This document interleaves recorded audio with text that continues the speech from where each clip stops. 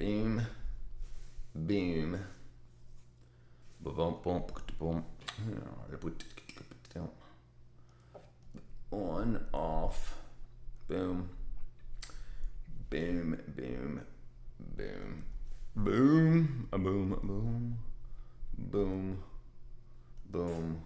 Boom. Boom. Okay, let's see if that works. That works.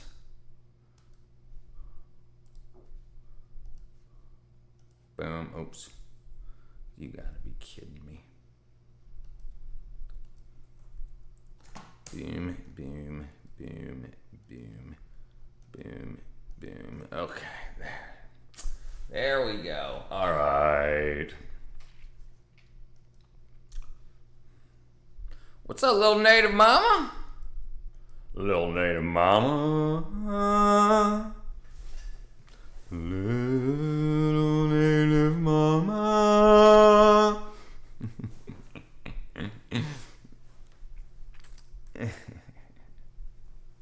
Yeah, boy. There we go. Okay, there we go. I got different shades on this and that. Do you like that color better or that color? Okay, let's see. What do I even have on there?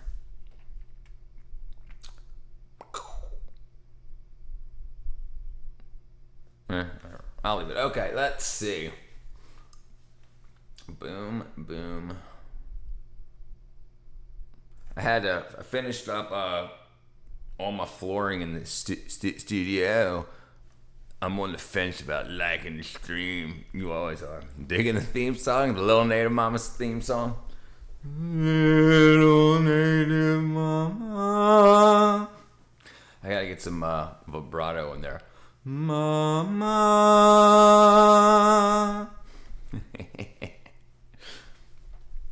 How you doing, Space Cow?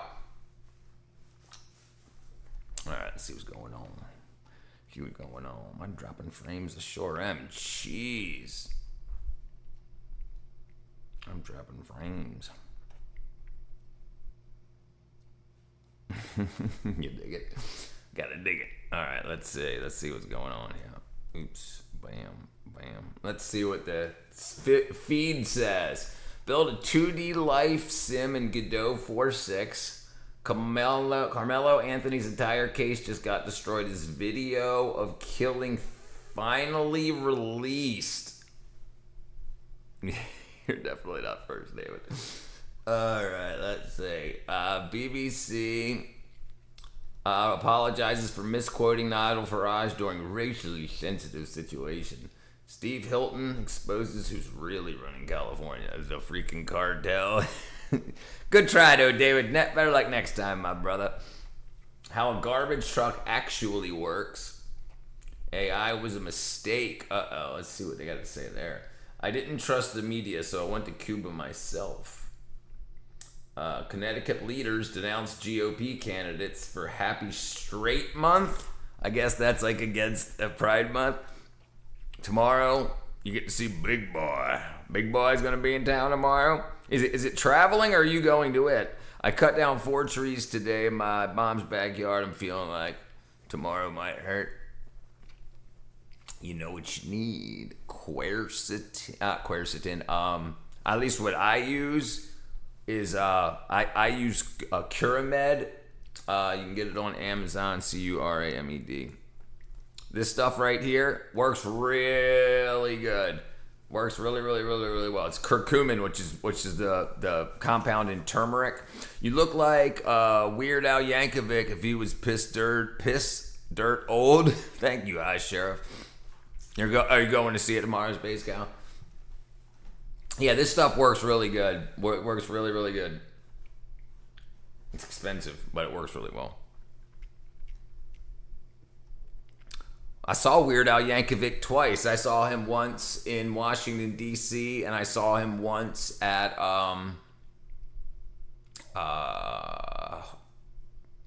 King's Dominion theme park.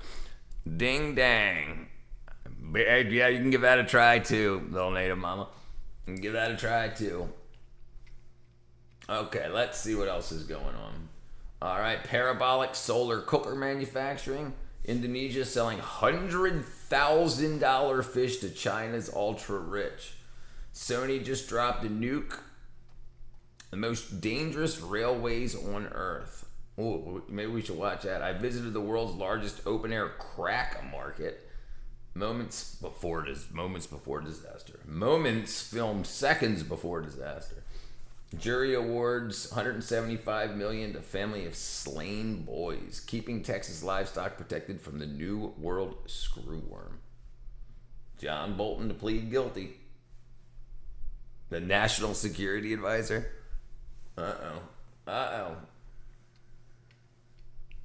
Go see what happens there. Overpowered home defense gadgets you'll wish you had.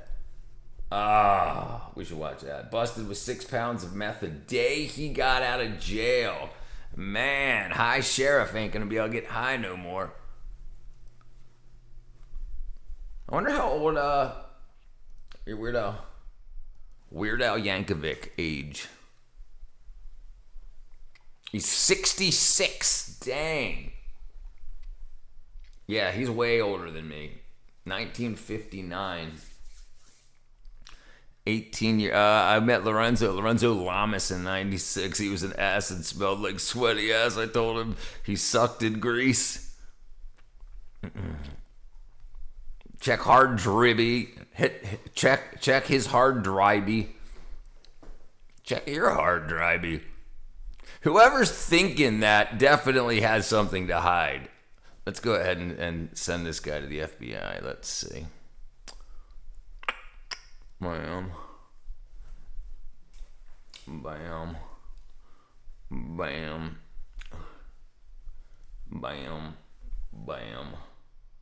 Yeah, we need to start getting these people out of society. These freaking pedos. They gotta go. Alright, we'll let them deal with them. Alright, boom. Okay, what's up, everybody? What's up, Monk, brother?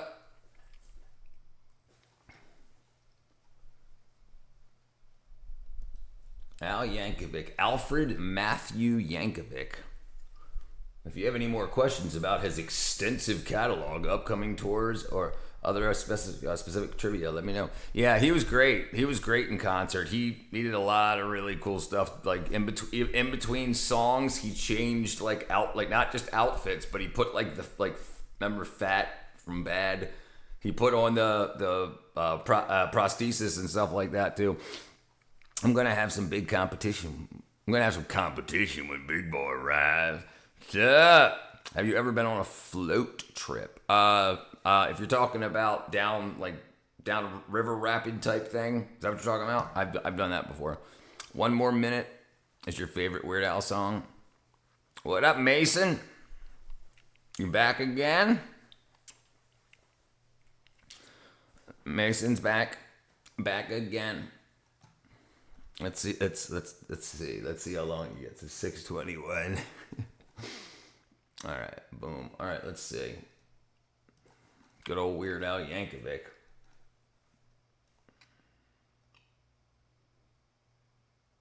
Yeah, remember UHF?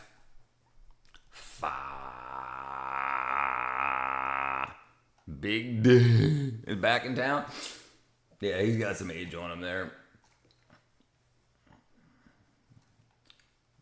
What was that movie? UHF. That was a good movie, too. That was a good movie.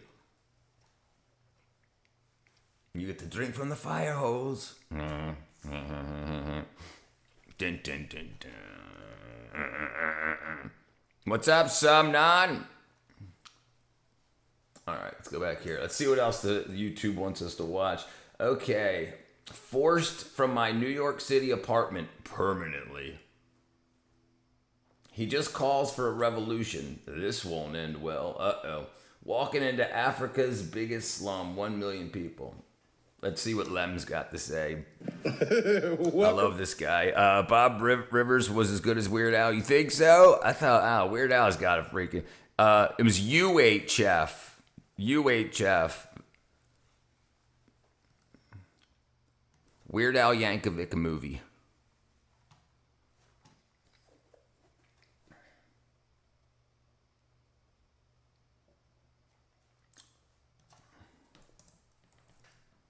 UHF. Ultra high. Here it is typed out in text right here so you can see. Yeah. VHF is very high frequency. UHF is ultra high frequency. What's up, William, brother? Let's see. All right, what are we watching? Let's see what's going on here. Back, and today we have Jolly Ginger.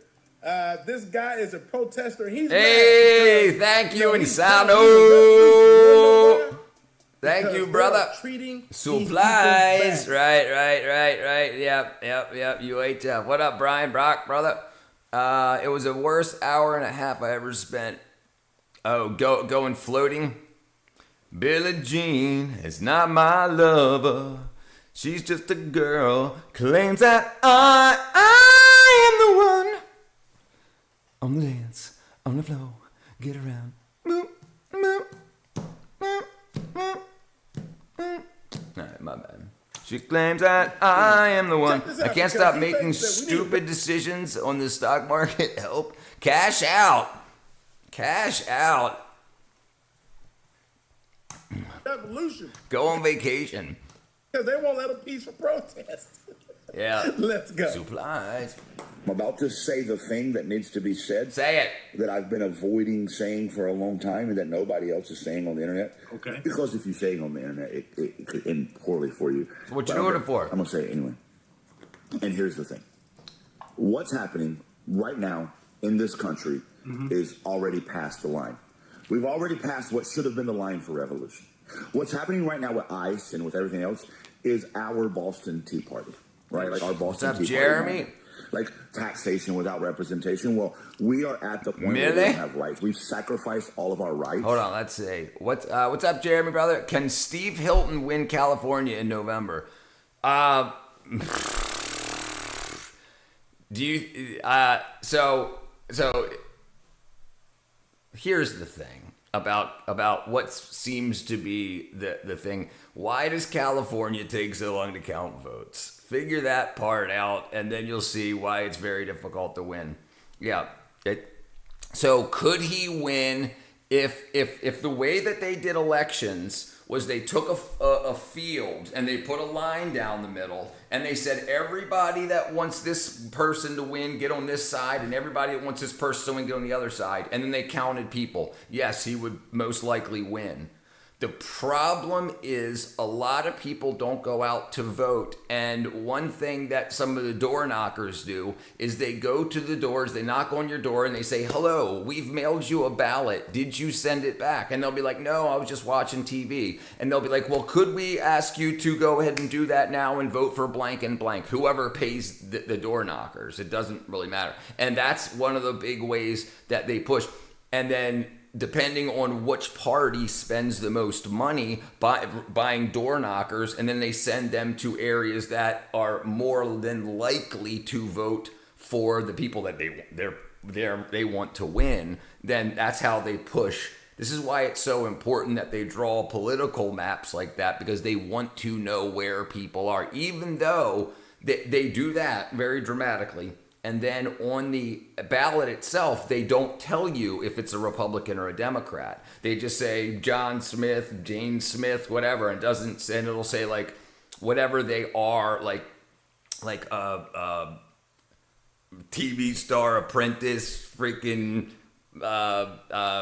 nurse, whatever they were, like up and running. It doesn't say Republican and Democrat on there. So that happens a lot. So a lot of people don't show up to vote. So we already saw in the part of the voting, the people that did show up, yes, he would be really close to winning. But after they go and do a month of door knocking and then convincing people to vote or do whatever, because most people don't know what they're talking about at all. They have no idea. They don't know. They know either in each area, it's either Democrat bad, Republican good, or Republican good, Democrat bad, or bad, good, bad. And then they push that. So some people are like, my vote doesn't matter. But when a door knocker knocks, say, can you check your mail real quick and see if you've got a vote? Yeah, could you do this and that? And they do that very, very, very hard in certain areas. Yeah, so but it can be wackadoodle. California is a dumpster fire along with the entire West Coast. I agree. Democrats are great at cheating elections. I agree. What up, dial up? You are the chosen one. It was said that you would destroy the Sith, not join them. Bring balance back to the Force, not leave it in darkness.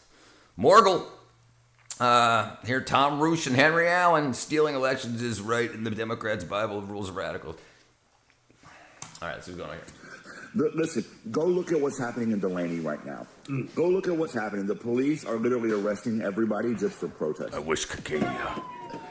You wish Cascadia could be a thing? This is protesting.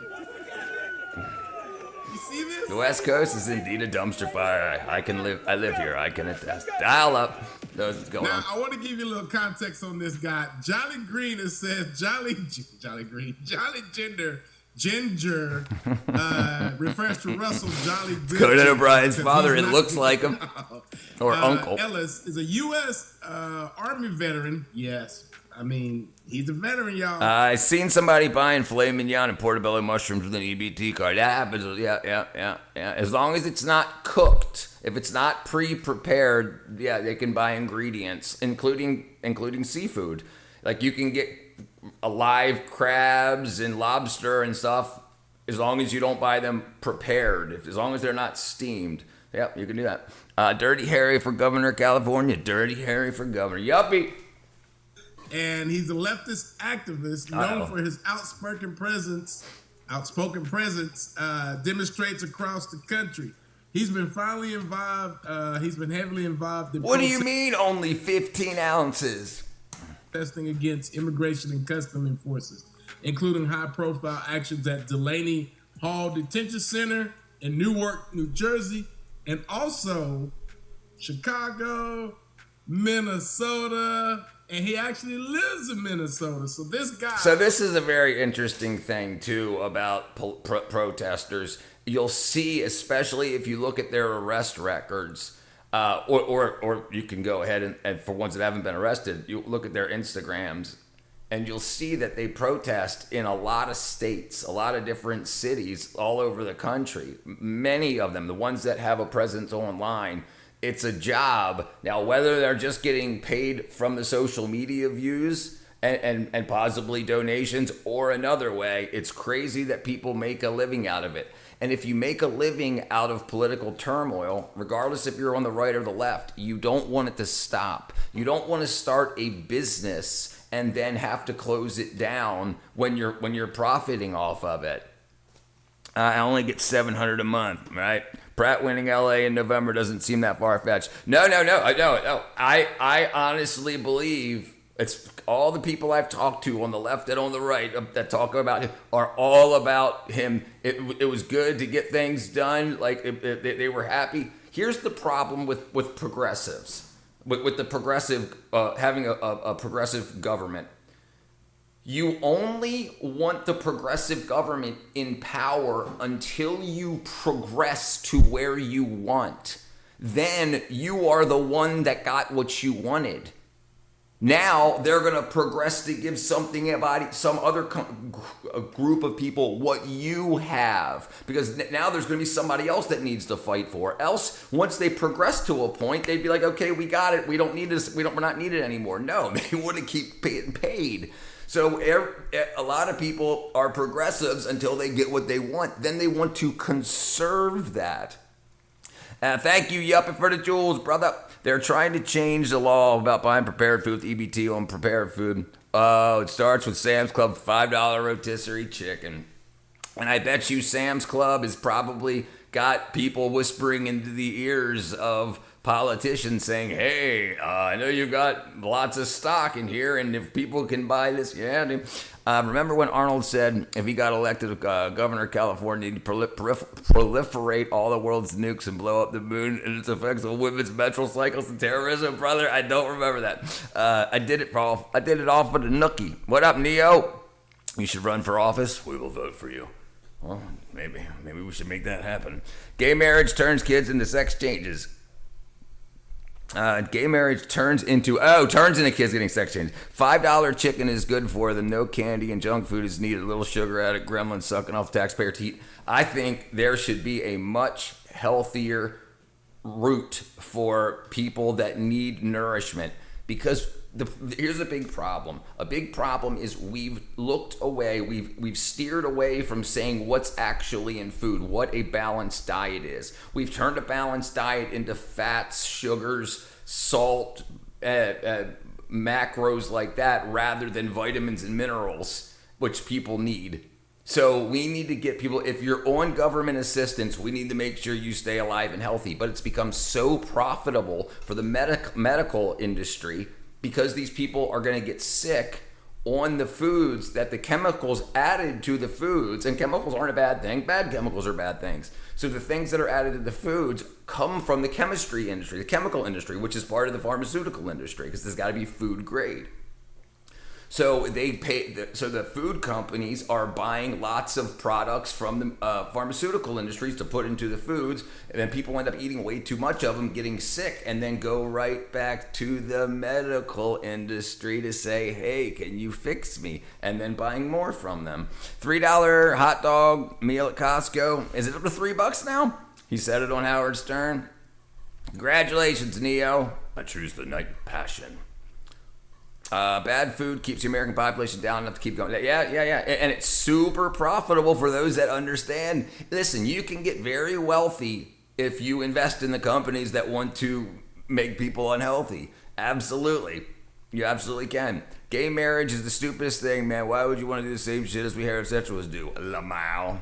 Marriage is whack. The people going around demanding to be treated like everybody else going around. Yeah. Male gay marriage has a 30% divorce rate. Meanwhile, divorce rate is 70%. It's hilarious. I think it's higher than 70%. Why is he in New Jersey where he lives in Minnesota and he should be protesting there? Anyway, but that's who he is. I just want to give you a little context on him. The First Amendment, there's a reason it's number one. The First Amendment is dead. It died. It died, It died this year. With everything that happened in Chicago and D.C. and Minneapolis and L.A. and now in New Jersey and every place in between, the First Amendment's dead. If you think our First Amendment rights still exist, you're a lunatic. I'm posting this. When I get done recording this, I'm going to post it on the internet. And there's a chance that I could face DOJ federal charges and indictments for me saying this out loud. And that thing is that we need a revolution. We need So a big problem with learning from people on the internet is that sometimes you're learning from people that do not know what they're talking about. They do not understand rights. A lot of people have slaveholder mentality where they think I have rights to speak, not you. I have the rights to believe what I want, not you. Or like religious rights, they believe that some religions should have rights while others shouldn't because they've had rights for most of America. So most of the time America's been around. So what, I should give mine up. So he doesn't seem to care who has a First Amendment right and even what that entails. He just wants to be able to say whatever he wants. But there's a problem when you're saying that in a public area, and then when you're also getting paid to do it, it becomes a different thing. When you have an opinion, that's one thing, but instigating is not that. Using your opinion to hurt other people that you do not agree with, that's where it cuts off. But people were so used to being able to say anything outrageous they want to for so long that when accountability starts to show up, they're like, oh my God, we don't have the right to say what we want anymore. Read the amendment. Swirly is here. Yeah. First Amendment died with the IHRA, anti-Semitism laws. Minneapolis versus Greater Minneapolis. Rules for me, but not for the Essex. Unpaid agent for the corporate agenda. Oh, he's probably paid. Listen, so an interesting way that they pay these people on the back end is they bot their views. So and then they'll super chat them and things along that line. They'll use the system that they publish on, the platforms they publish on, to benefit them. So you can't write a check from the Democrat Party, from the Republican Party to XYZ. You just make it, when you post a video about that, it gets 100,000 more views than it normally would have gotten because it gets botted. So they just buy it for a couple of grand. and then they'll get paid. And then you see, if I speak about this person, I get no views. If I speak about this person, I get unbelievable views. It's backed up. Richard knows this too well. What up, ProFact, brother? Would take to the streets and say, fuck it all. That's it. We're done, dude. If we don't have our 1776 moment right now, we're about to pass the point of no return. And people are going to say, oh, Johnny, you shouldn't do that. There's still hope. We can still win the midterms and take back the House, and we can still hold them all accountable. You're a delusional motherfucker. People. So this gentleman isn't getting what he wants, and the people that he thinks that should be hurt aren't getting hurt enough. So he wants to burn it all down. What if you lose it, dude? What if you lose the revolution? What if your side loses? Then what? Don't think that far ahead. It's dangerous. Love to the South Americans, good people with a great way to cook a steak, but sorry, it's a bigger game, a game which we all lose. What if you lose the war, dude? He wants to bring back 1776. He wants a revolution. What if you lose? He says there's no hope left. But he's hoping that if there's a revolution, his side will win. It's not the vote that counts. It's who counts the votes. Socialist communist Joseph Stalin said that. That's correct, sir. What is that? I don't know if cancel me. Cancel me. Remember Kyle? Y'all remember Kyle? I did several videos on Kyle because he was called himself the Antifa guy. Yeah, Kyle, he's still in jail, you know what I mean? And Kyle said the exact same thing. But Kyle said, we got to get your guns, we got to do this and that. And that's where he messed up. But Jolly Green, I don't know. Jolly Gender, so I keep calling him. If a revolution doesn't address 1913, he's it's mad. fraud. The dude is mad, and no one likes him because you know what? He says he's a peaceful protester. Yeah, he's a liar. It's uniparty. Both sides been campaigning on the exact same issues for over 50 years and keep dragging us into wars. Wars are profitable. But I'm about to show you an example of how he protests with people, and it's not good. Here we go. You want to talk about why you're out here? Don't touch me. Don't get my motherfucking face there, boy. Don't invade my privacy. Don't get in my face, I'm not going boy. anywhere. You're not intimidating me. Get out of my personal space. Out of my face. Absolutely not. You got in my face. Nope. I'm not going anywhere. You came up to me. I'm not going Now get the anywhere. out of Sir, my this face. is public property. Yep, I'm that's not why I'm going right here. anywhere. That's Yeah, why this I'm is right why here. he's Public property. pissed. Get out of my personal This used to work. This used to work all the time. It used to work. The intimidation. And the thing is, it used to pay also. If somebody acts this way and then gets arrested, what's the first thing they do when they get out in a few hours? What's the first thing they do? GoFundMe. Boom, boom, boom, boom, boom. ABC. Always, always, always, always. Because he'll say, I was fighting for us. And who do you think will fund the GoFundMe? You'll see a bunch of $1,000 and $5,000 donations from Anonymous. Get him a face. 13-year-old pretending to be a man, Chihuahua. You don't want me here, then 3 leave. feet You away. came to me. You came to me. Wow. You came over here. You came to me. Go back to the protests. Nobody's intimidated by you. Shut No intimidated by you. So once you lose the power to intimidate, it's embarrassing. And you want to just burn it all down. Burn the internet down so nobody sees this video. I embarrassed myself so bad. My ego is so smashed. Now I want to burn it all down. You ain't intimidating anybody. That's what the left does. They try and intimidate people, try and intimidate journalists. It's not working. It's what they do. I mean, he's a protester. This is one part of it because it keeps getting much uglier. Let's keep going. Everything that he to say. You just start talking. I can tell by the words. Yeah, see, it's not working anymore. You're literally flying a Blue Lives Matter flag. You own I will fly it till I die. And I hope that comes soon. Oh my gosh. Nice. Bigots died. Shit might get a little bit better around here. You fucking. Boy, he is upset. He is angry. There's nothing jolly about this dude. Yeah. And what happens next is he goes up to another Iraq soldier, past Veteran. soldier, and he thinks he's going to side with him, but he This gets guy, Lem's crazy random facts. He always he reads like I do, but he always throws up hashtag Hooked on Phonics. He's funny. He's a great guy. He does not like it. I know we are.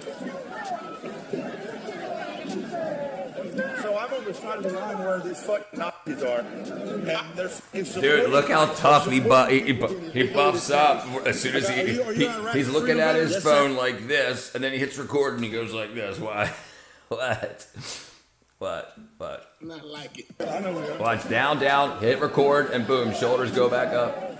So I'm on the side of the line Boom. where these fucking Nazis are. And What happened?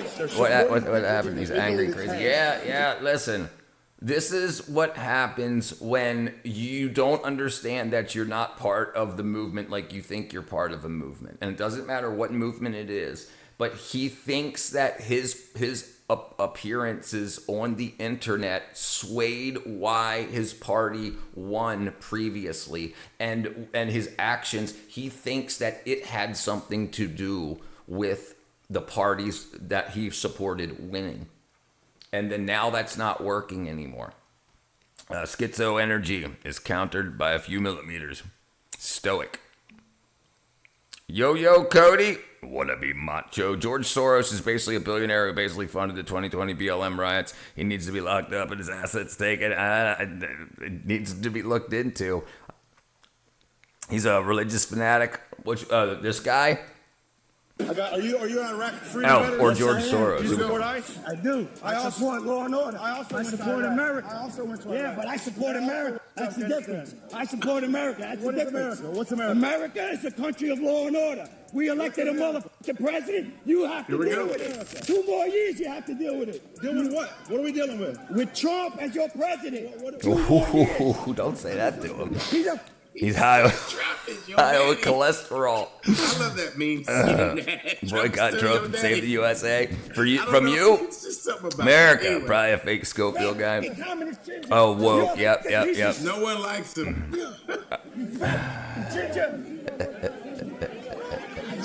Schofield Bible is pure evil. Go to your side, you fat. And it surprises me because this dude, he's supposed to be jolly, he's all about rights and peaceful. But there's nothing peaceful about this guy ever. If you look him up and you see everything online about him, it's all he's a facade. Never been happy at all. What's illegal?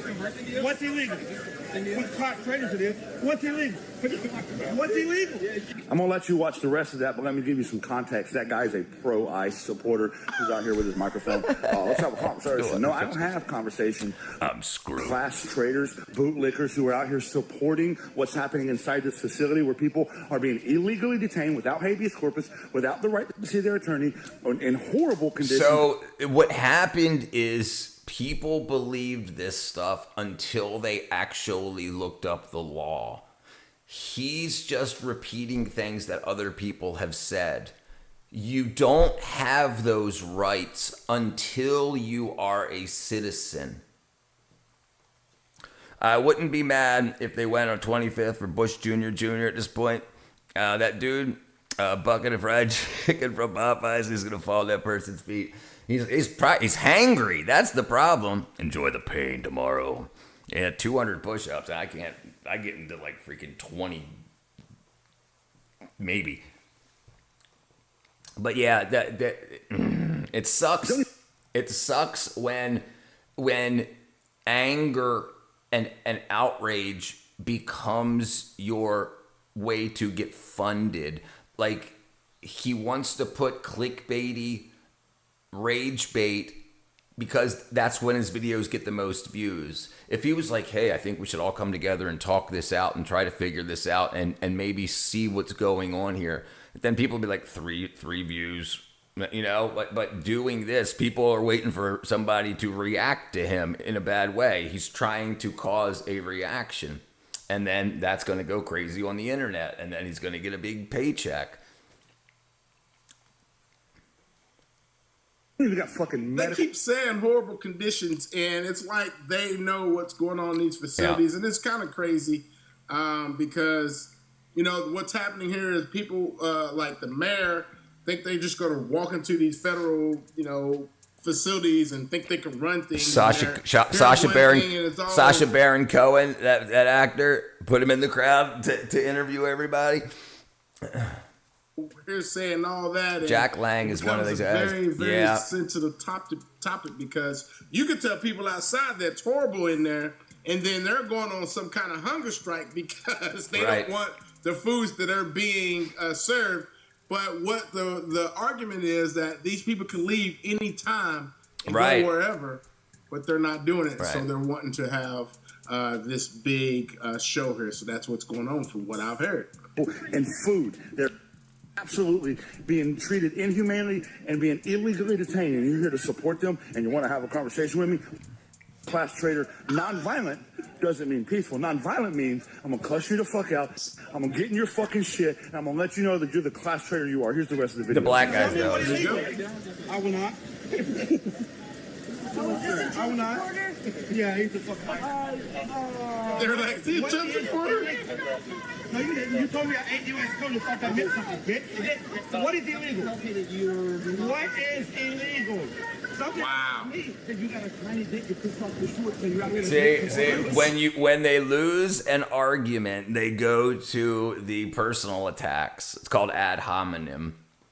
And so he said, "What is illegal?" And then the guy here in the navy green or whatever, not navy green, army green shirt, told him. And then he said, "No, you got a small ding-a-ling." So it's like, okay, and this is a problem. The problem is when you believe lies for so long and you've repeated them for so long that those lies are now attached to you publicly on the internet, and then you hear the truth. What are you gonna do? You're gonna be like, well, then I just okay, well, but that's not the case. Well, you just got a small ding-a-ling and freaking your mom and it's like, okay, cool. Yeah, way too close. He wants to get hit. Listen, he wants to get hit. He wants a reaction. If he gets hit, he's going to be like, hey, guys, I was illegally assaulted at the blah, blah, blah, blah, blah.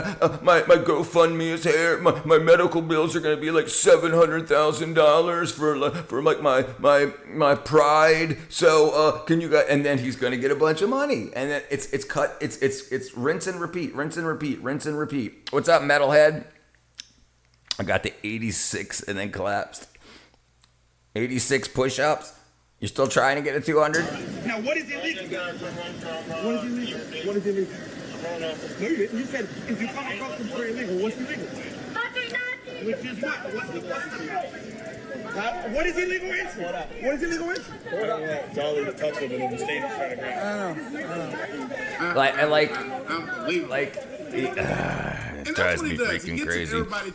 You think you're the kind of presence that makes the system reluctant to reduce resolution because averaging you out would destroy the interesting part. You're the kind of presence that makes a system reluctant to reduce resolution because averaging you out would destroy the interesting part. Thank you, brother. You did 300 push-ups once? Not I. I can't do it. What's up, ND, brother?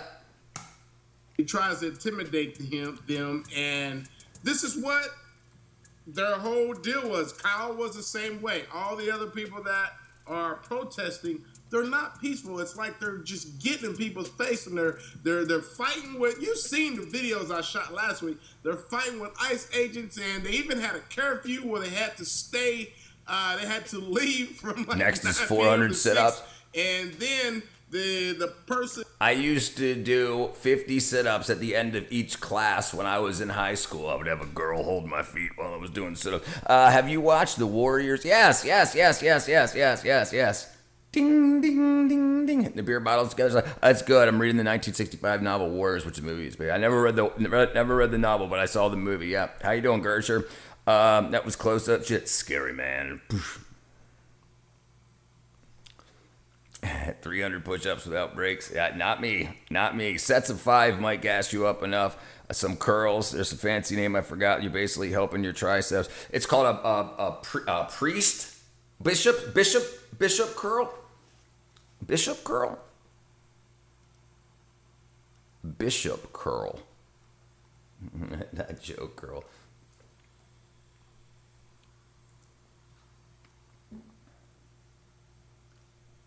Okay, yeah, so a bishop curl is a common nickname for a hammer curl. An inclined bicep curls high. Okay, let me see if I can find a picture of it. So I think it's this right here where you have that board right there against the back. Right, yeah, here you go, right here, right there, right here. I think that's what you're. Preacher's curl. Preacher's curl. That's what it's called. Tricep purge. That's something different.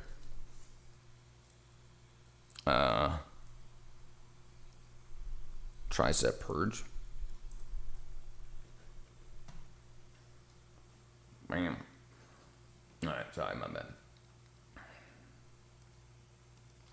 And the governor decided that she was like, okay, we did that. We're going to lift the curfew. And they came back and did even worse. It's the same stuff. Like, it never stops. Just do 100 no hand I'm push-ups. The bishop position. Not enough people are fucking angry. Not enough people are in the streets. Oh, revolution is not happening yet. It needs to. It's still not too late, but god damn it, it's almost too late. And if motherfuckers don't get involved, right, go look at what's happening in Delaney Hall right now. Go look at what's happening in Delaney Hall tonight. Go look. Go look. Tell me about your constitutional rights. Tell me how much they really exist. They don't. We don't have rights anymore. Cancel me. I don't give a run this across the internet to everybody. I'm a delusional fucking I've gone too far and I've said too much and I'm being whatever the you want. I don't give. He wants the GoFundMe money. I'm saying is the truth. Whether you see it now, 10 years from now, 20 years from now, I don't give a fuck. You see it. But I said the truth. I remember. What up, Peter? I remember back in my prime, I was doing push-ups. Ding-a-ling. Burpees is the military used to get into shape quick. Yeah, a burpee is a pull up and then push up off of the bar, right?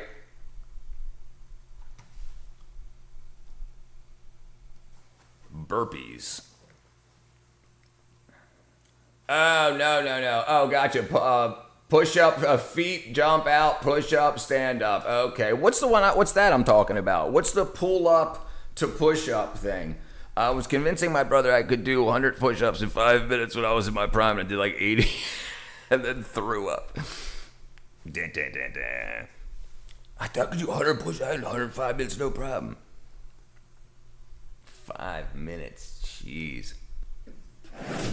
Do y'all have any idea how hard it was to bleep all those cuss words out? Look here, the guy's angry. All of those people are angry. Yeah. I don't know why they're so angry, but there's a other way. I mean, and here's the thing that pushed me away is then when you get what you want, when they get what they want, the attention goes away. So they always find something else to fight for.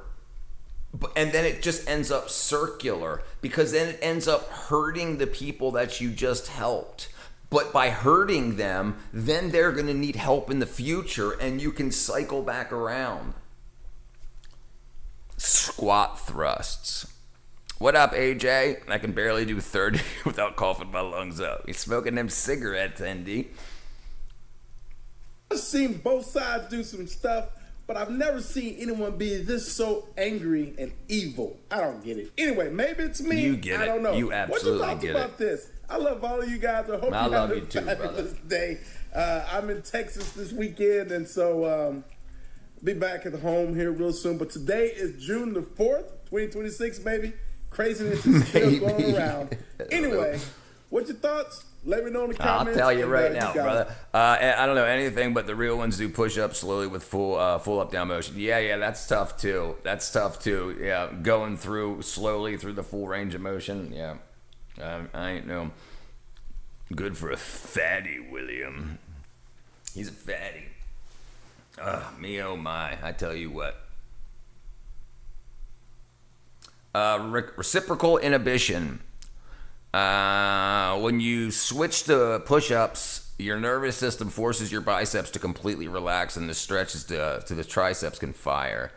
This forced relaxation acts like a release valve. Allowing freshly oxygenated blood to sweep through the previously compressed bicep tissue. Everyone's angry. Nobody takes a good comedy anymore. Well, here's what lights off a lot of things for a lot of protesters. They went to high school and barely learned anything. So they figured that they would learn everything that they were missing in college. They went into a lot of debt to learn about one discipline a lot. They get out with all this debt, and what they were taught in college, not a lot of these people, what they were taught outside of their discipline was that everything sucks for you because of X, Y, or Z.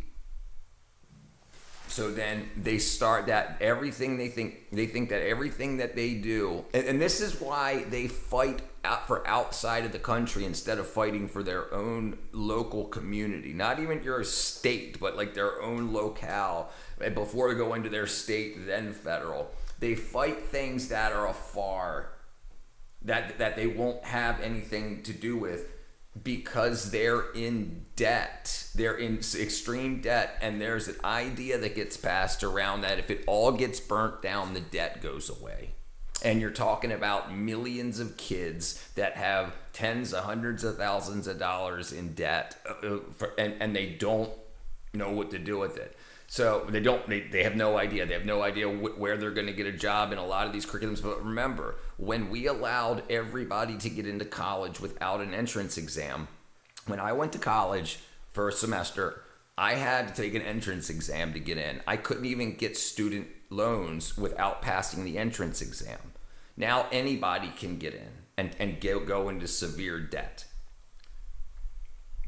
That became a huge problem, because then the college and universities needed to be able to have enough courses and seats in the college to be able to, for these people to be able to buy something, to be able to buy a curriculum to follow, to spend their money on that they could get.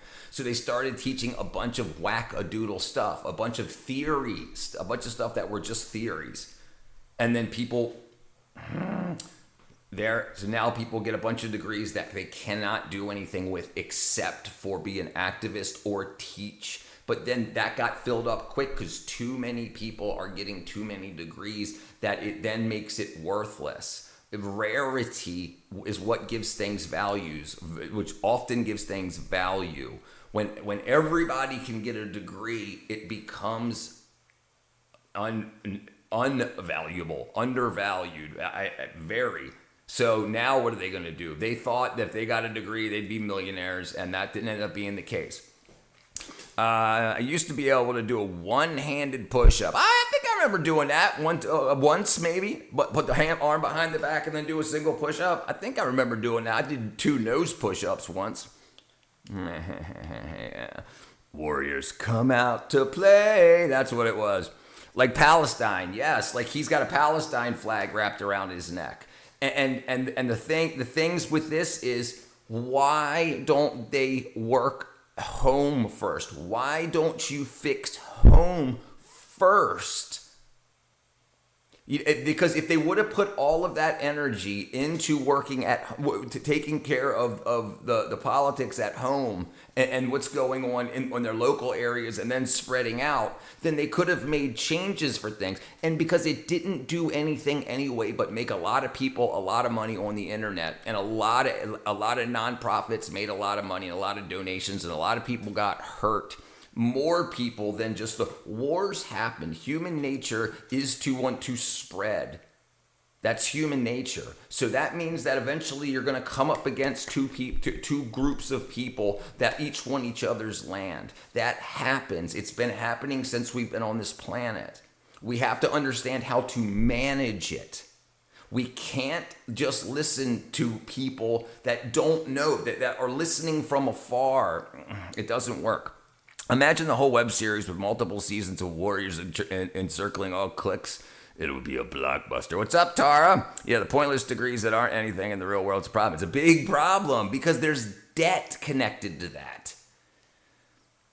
Global warming, illegal migration is good. These people are all brainwashed. Yes, it's all yes. And they understand that at a point. This is why they're so angry, because it doesn't make sense. How can they believe? Here's the problem with the way the news is allowed to use opinion pieces rather than fact, truth.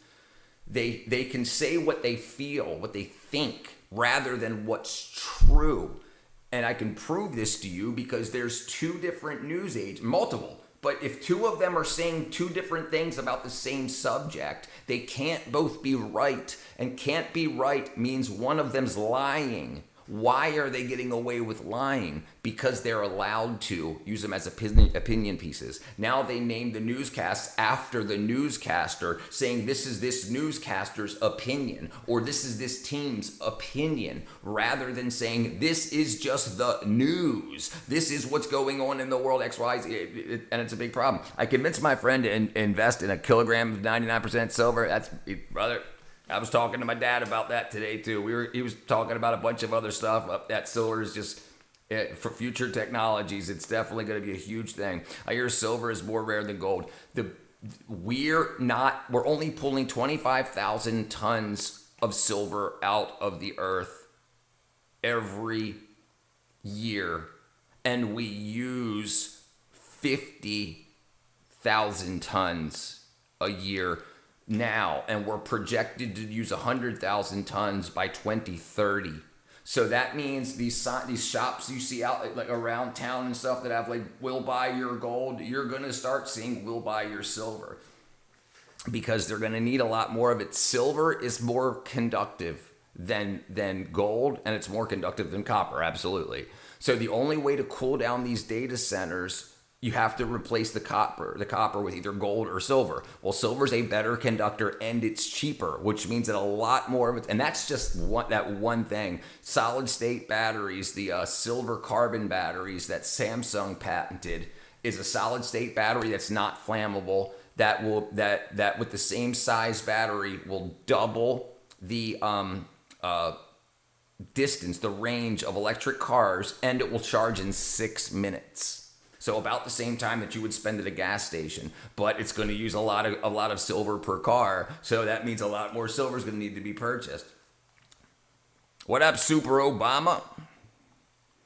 Stuart, you don't believe in global warming, but if we allow a carbon tax on people exhaling, we'll save the planet, right? For entertainment purposes only. Greg Gutfeld on Fox is a nonsense comic. I think he's funny too. What up? What we do? The aliens are building the AI data centers. Dun, dun, dun, dun. Now what do we do? All right, let's see what's going on here. Let's see. That was a very interesting run right there. That was fun. Silver number 1 and copper second and gold third for the most conductive metal. Copper's more conductive than gold? Silver number 1, copper is second. Metal conductivity chart. Yeah, silver, copper, annealed copper, gold.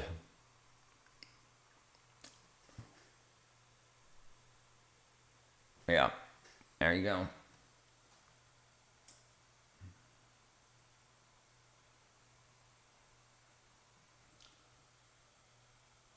This says silver, copper, aluminum, lithium, platinum.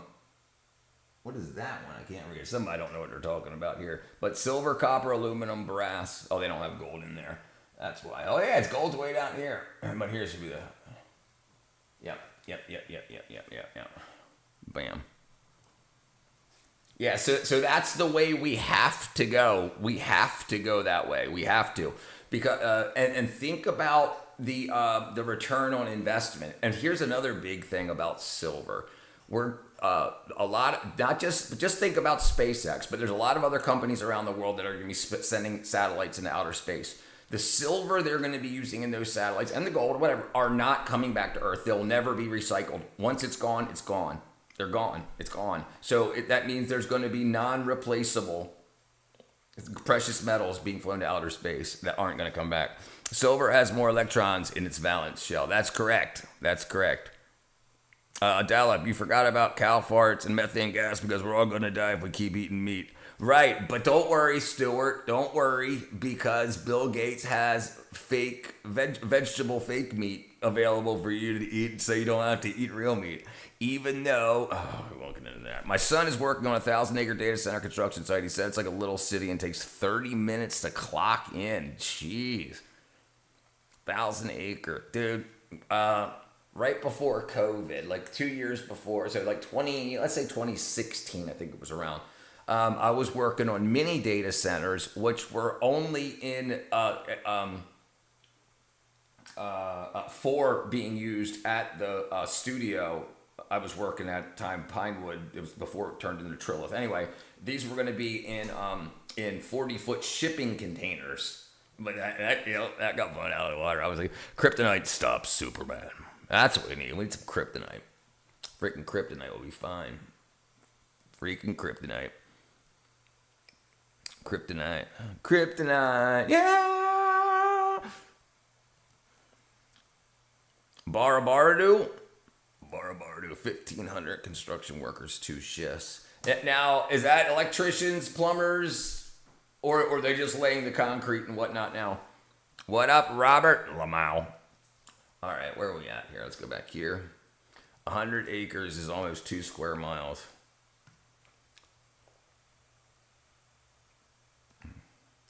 How many square miles is 1,000 acres?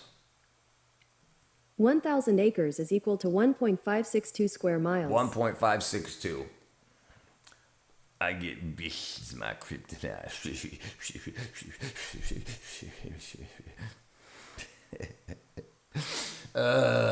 Sorry. Okay, let's see what else is going on here. Let's see what else is going on the internet today. Why Jared Taylor says race matters. Bricks and minifan. We already went in that yesterday. We looked at that yesterday. The truth about ancient bathrooms will make you sick. All right. Right now, somewhere in the world, a man is sitting on a toilet, scrolling through his phone. That's in how total everybody climate who's control working on a peace. roofing crew. Oh, He has clean water. So there's, I wonder if he's doing a flat roof or if they're putting a lot of HVAC on top. I saw that they were putting cooling towers on the sides of most of them, but 1.5 miles, they're going to have to break it up somehow. I guarantee he's making decent money. He's probably making over $120,000, probably twice that. Depending what he's doing on the roofing. If he's tarring and whatnot, he might be making less than that. A door that locks, and a roll of soft paper engineered by people with actual degrees. In this exact moment, he is more comfortable than nearly every king, emperor, and pharaoh who ever lived. He does not appreciate this. None of us do. Nope. We treat the bathroom as the most boring room in the house, when it is, by any honest measure, the most miraculous. Because here is the quiet, unpleasant truth. For roughly 99% of human history, going was not a private moment. It was a logistical event. Sometimes a social one, occasionally a fatal one. You know, what's interesting is if you ever look at how the Romans, like in the Roman baths, they had like 10 toilets to a big plank. And people would sit down, and they had their butt wipe was it was a natural sponge on a stick, and they put it in salt water to clean it, and then you passed it from man to man or woman to woman. I think Trump should expand Guantanamo Bay and deport the criminals ASAP. Cuba needs help too. We can help them at the same time. Something crazy is going to happen. I guarantee it. They're going hard and fast. These data centers built. I guess before everyone gets wise to where they are. Yep. Remember, this has always been this way for like the past 100 years. When Disney did the same thing in the states that it built its parks in, it used separate shell companies named like family type names and whatnot that just wanted to buy this family's farm or a couple acres here, and then they ended up piecing it together to get a huge chunk, because if they knew they were selling it to Disney, they'd be like, I want $1 million rather than 1,000. You know? Yeah, so if you don't know who you're selling to, they do wackadoodle stuff like that. I can't even chat in public now without going to jail, right? How dare they? How dare they? I'm sure roofers are making good money. That's hard work. Yeah. And they're getting paid really good. That stuff's got to be, I mean, most roofs have to be watertight, but that stuff's got to be really well done. And they're probably using much more than just tar and tar paper. Flush today and forget about it forever. They're using. Let me tell you what it costs to get here. They need to worry about the static electricity charge build up. They need to worry about, especially that big of an area. They need to worry about lightning strike. I mean, I know somebody else will be doing that layout, but regardless, you're going to have a very, very, very heavy roof. And think about the spans. Like if that's one building, that's freaking crazy huge. You need people that know what they're doing. And then, strangely, a little grateful. We begin, as so many bad ideas do, this sounds kind of AI-y. Like there's really bad, let's see, the truth about bathrooms. Let's look at this. Let's look this up instead. Let's do this. Roman,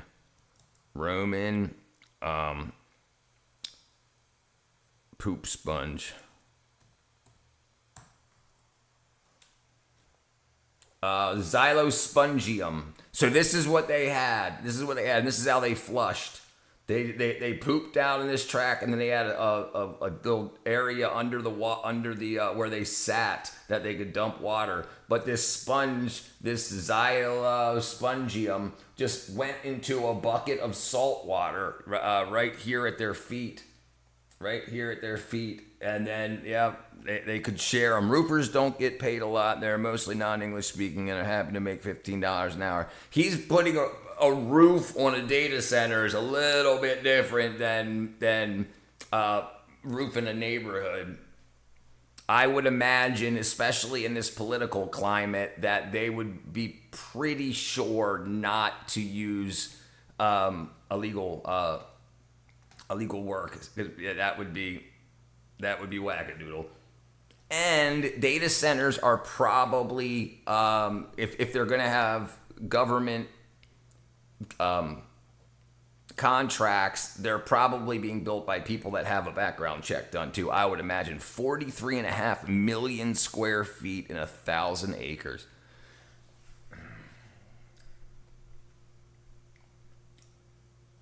All right, let's see this.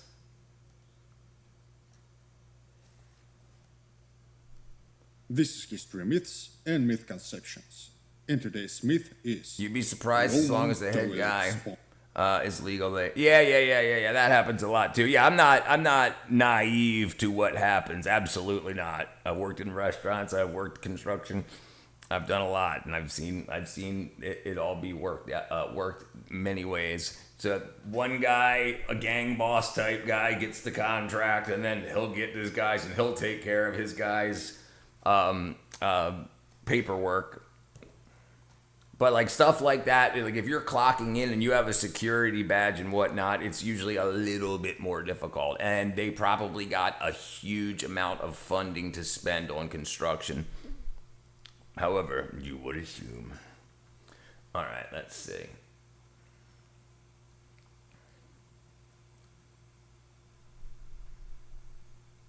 Wiped with what?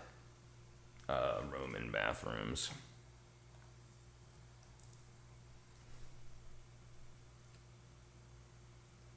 Here we go.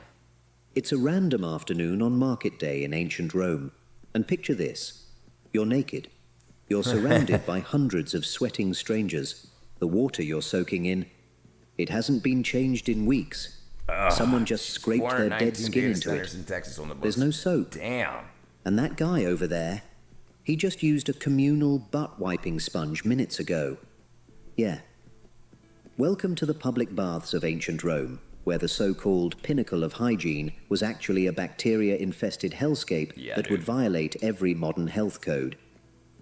I'm about to ruin your fantasy of ancient civilization forever. Ruin it. If you've got a weak stomach, maybe watch something else. Isn't it Georgia a lot of... But if you want the real truth, buckle up. But first, hit that like button if you're ready for the ride. That's a good question. I don't even know. He's making decent money. I told him don't get into big debt because they work themselves out. I'm like, yes. Good advice. Good advice.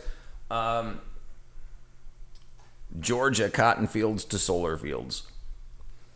Let's see. Thousands of acres of traditional row crops, cotton and peanuts, are being converted into utility scale solar farms. Land shifts owners, highly lucrative lease rates has sparked debate. As long as it's not freaking windmills. What's up, Cheryl? The great state of Maine. Subscribe so you're notified when we release our videos about life experience.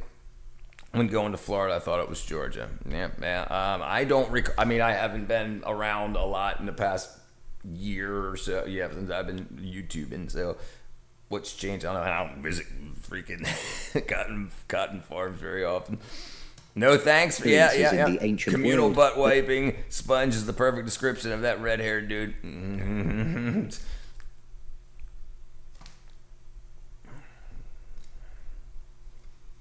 No history professor will teach you. Okay, let's set the scene. Why not? Public baths, Thermae in Latin, were the place to be in ancient Rome. We're not talking about your local YMCA. Dude, can you hand me that real quick? Yeah, when you're done with it's fine.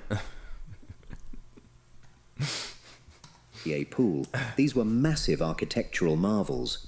The baths of Caracalla? They could accommodate over 1,600 people simultaneously. The baths of Diocletian? Over 3,000 people. These complexes had everything. Exercise rooms, libraries, gardens, massage parlors, and food vendors. Some even had brothels. You'd have some fun with a beautiful Roman provider and hit the bath after. How convenient. Now, Romans went to the baths daily. A lot of our farm fields have become cookie-cutter homes. Slaves, yeah. We had a lot up here, too, like that, yeah. It was your gym, your social club, your Starbucks, and your networking event all rolled into one steamy package. For instance, the Emperor Hadrian supposedly bathed with common soldiers. Sounds amazing, right? Sounds a democratic paradise of relaxation and culture. But here's the problem with these public baths. They were absolutely disgusting. See, Romans thought they were clean. They prided themselves on their bathing culture. They looked down on Germanic tribes as barbarians, what's up, Christian? Partly because they didn't have public baths. The Romans wrote extensively about the importance of bathing for health and civilization. But there's one thing they didn't yet fully understand. I guarantee germs. I guarantee naughty would be a very good descriptor of what went on there. Germ theory wouldn't be discovered for another 1,500 years. They had no concept of bacteria, viruses, or microscopic parasites. Yeah, parasites. They couldn't see what was actually living and breeding in those waters. And trust me, there was a lot living in there. So while Romans thought they were the cleanest people on earth, they were actually marinating in a biological hazard that would make a modern health inspector weep. Now let's walk into a typical Roman public bath. First, you'd pay your entrance fee, usually pretty cheap, sometimes even free on holidays. You'd strip down in the Apoditerium, which was the changing room, and leave your clothes in a cubby. No locks, by the way. Theft was rampant. Then you'd oil yourself up. And I mean really slather on the olive oil. Why? Because Romans didn't use soap. Well, they knew about soap. The Gauls and Germans used it. But Romans thought it was barbaric. Instead, they believed oil was the way to clean yourself. Here's how it went down. It'd work. You'd cover yourself in oil, then exercise or sit in the steam to work a lot up of sweat. apartments. All that sweat, dirt, and dead skin would mix with the oil into a gross paste on your body. Then, and here's the disgusting part, you'd scrape it all off with a metal tool called a strigil. Imagine a curved metal spatula dragging across your oily, sweaty skin, collecting all your filth into little rolls of human debris. Where did that debris go? Into the bath water. Into the same water everyone else was sitting in. Yeah, that's pretty freaking disgusting. Probably good for, good as a exfoliant. Some wealthy people had slaves scrape them. Imagine that job description. Wanted, person to scrape oily skin gunk off naked aristocrats. But wait, it gets worse. Make sure you get the butt water cheeks itself. It came from aqueducts. That part was actually impressive Roman engineering. The water was heated by hippocausts. These were underground furnaces that circulated hot air beneath the floors. You'd move through different temperature rooms, the tepidarium for warm water, the caldarium for hot water, and the frigidarium for cold water. It was like a sauna circuit. Here's the problem. That water was rarely fully drained and replaced. Some baths went weeks, even months, without a complete water change. They'd top it off with fresh water, sure, but the base water just sat there, accumulating everything. Imagine what was on the... no, actually the oil would float on the water. So there should be this big old fat layer of oil on top of everything and human waste. Hundreds of people per day, all that scraped off oil and skin, no filtration system, minimal water replacement.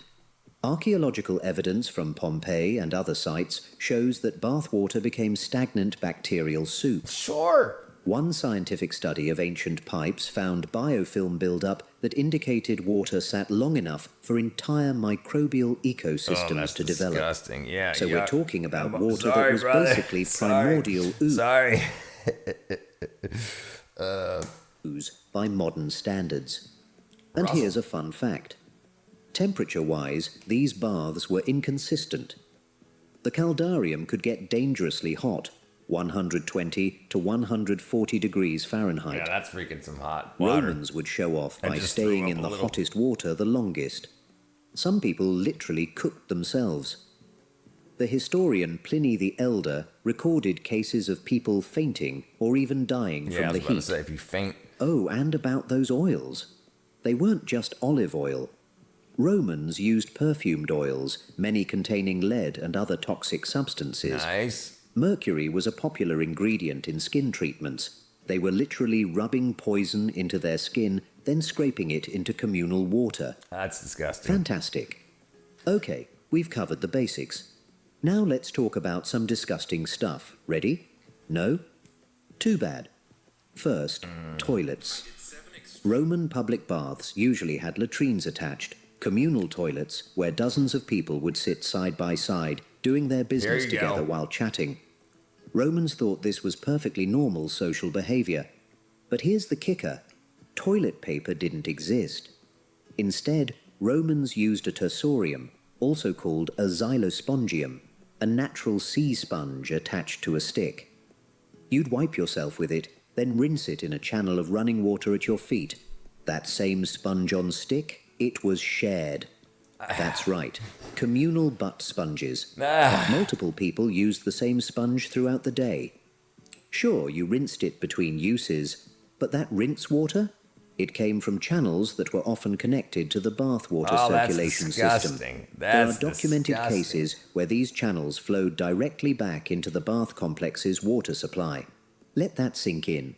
You could be soaking in the frigidarium while toilet rinse water from dozens of people's shared butt sponges was flowing somewhere in your general direction. The Romans called this efficient water use. We'd call it a biohazard. That's the government. That's the government telling you they're doing the best for you while pumping crap at you. If I'm at roaches. Speaking of waste, let's talk about pee. Okay. Romans collected urine. Systematically. There were public urinals where fullers... I wonder if they took the phosphorus out of it. You can't imagine, brother. I can't imagine, dude. Pinching off a loaf and asking the guy next to you to hand you the sponge. Ancient dry cleaners would collect pee to clean clothes. Why? Because urine contains ammonia, which acts as a detergent and bleaching agent. This was such big business that Emperor Vespasian put a tax on urine collection. When his son complained that it was disgusting to tax pee, Vespasian held up a gold coin and said, "Pecunia non olet," which translates to "money doesn't stink," meaning money is money, no matter where it comes from. That phrase is still used today. Yeah, that's probably why one of the reasons the Roman Empire fell. phosphorus in urine. Phosphorus urine test measures the amount of mineral phosphorus. Phosphorus in urine, not in the urine. There we go. Phosphorus. Okay. I don't want to know about a test.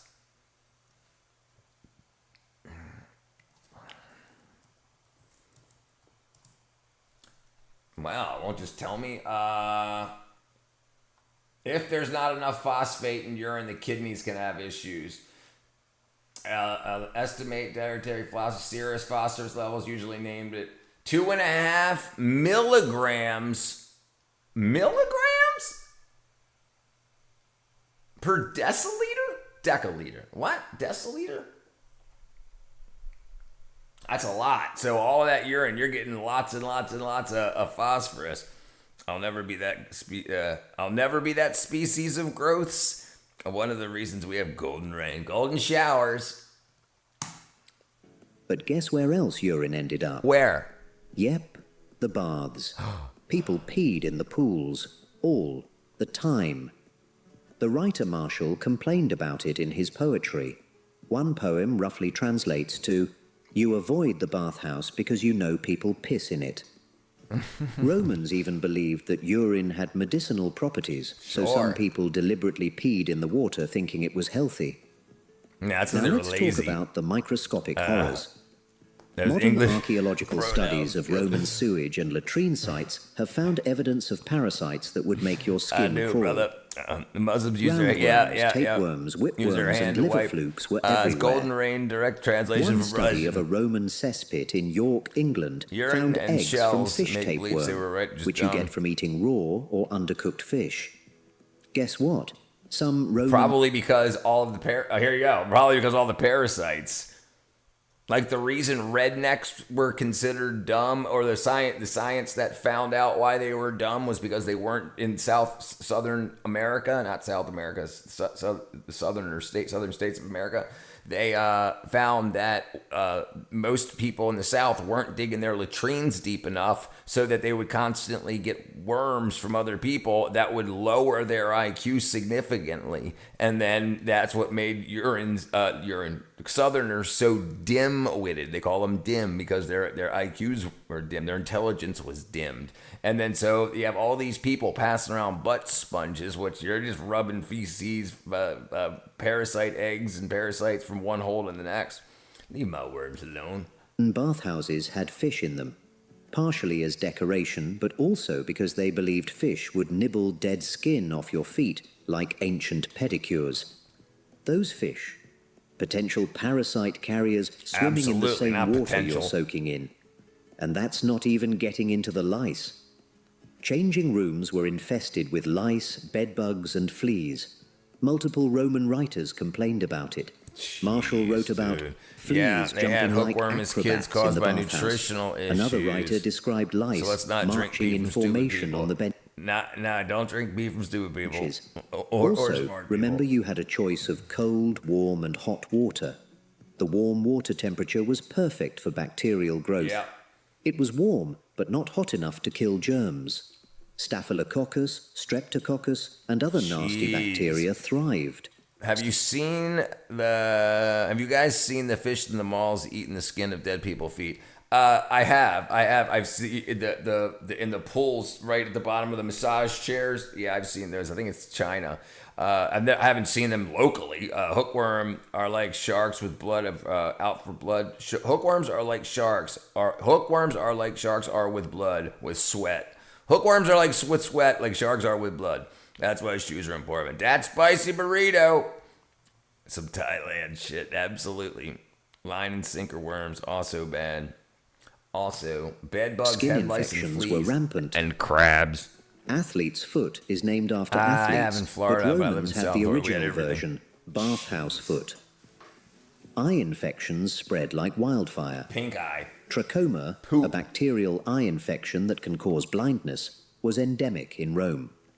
The historian Cassius Dio recorded that multiple emperors suffered from chronic eye problems likely contracted at public baths. Jeez, and sexually transmitted infections. I worked it out for you. They spread rapidly in bathhouses.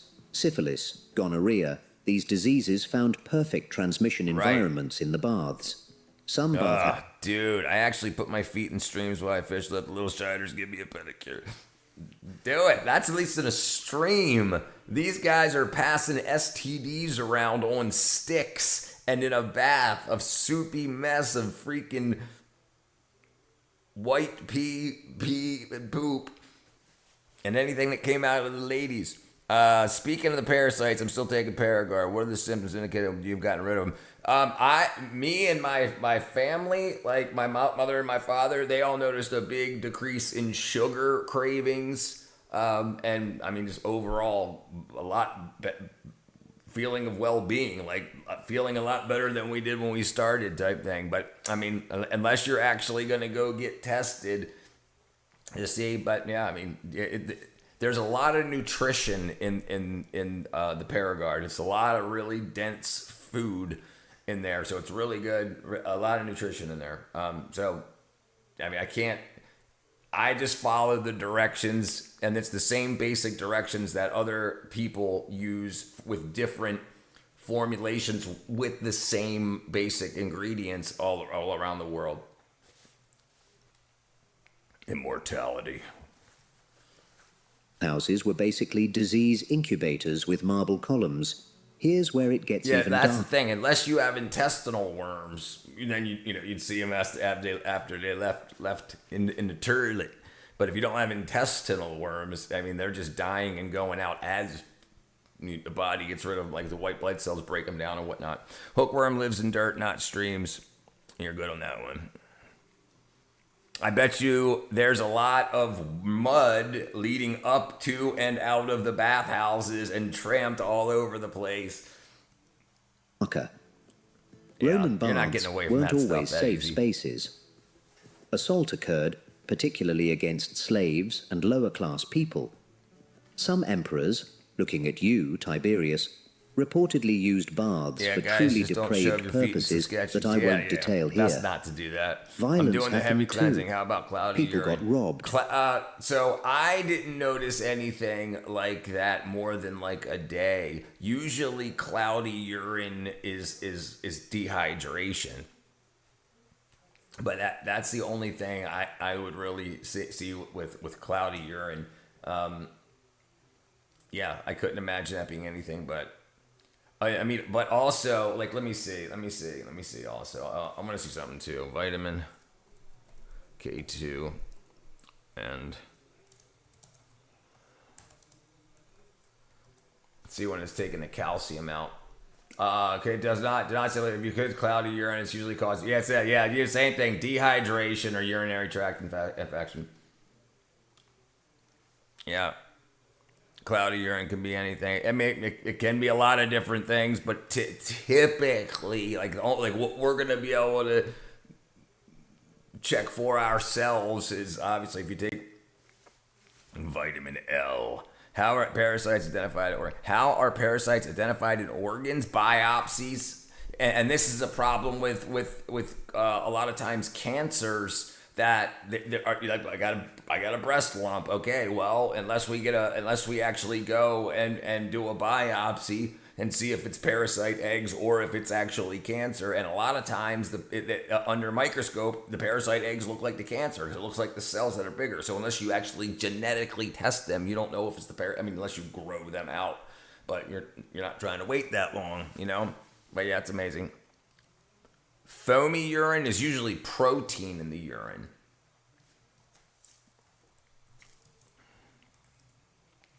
Rapid urination, pushing too hard, dehydration or toilet cleaning products. How can it be a warning sign of protein in the urine, which may indicate underlying kidney disease or diabetes. Understanding the cases of frothy urine. Protein in the urine, yeah. But yeah, dehydration is the typical. Or peeing on a soap block. Foam in the urine is cancer. Can you touch your?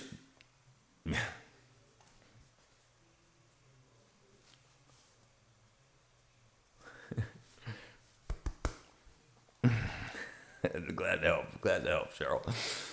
This is my only. Assaulted, even murdered in bathhouses. The changing rooms were crime theft locations. Actually, I'm drinking more water and peeing less, but it's lighter and cloudy. His appearances only happened like 4 times. No foamy urine. Foamy urine in the liver can be, yeah, it can be, yeah. But yeah, if it's cloudy, I mean, if you're talking about like you can't see through it, right? I mean, yeah. I mean, and this is the thing. Like, I mean, are you taking creatine? Are you taking a creatine?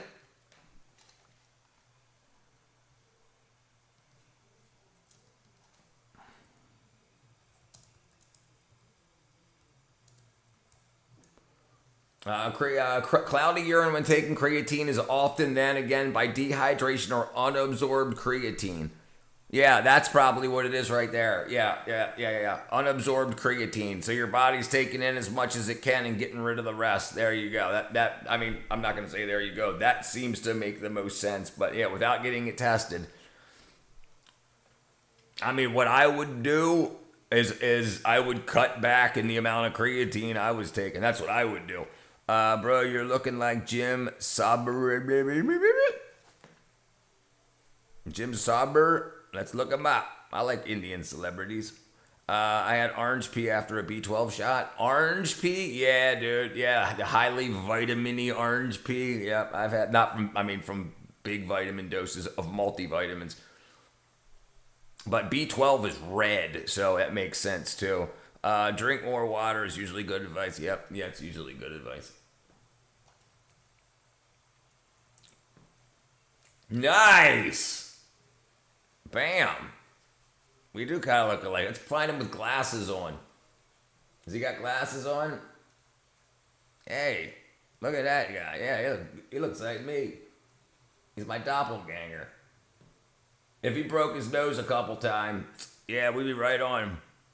Aren't you happy you peed? Dun-dun-dun.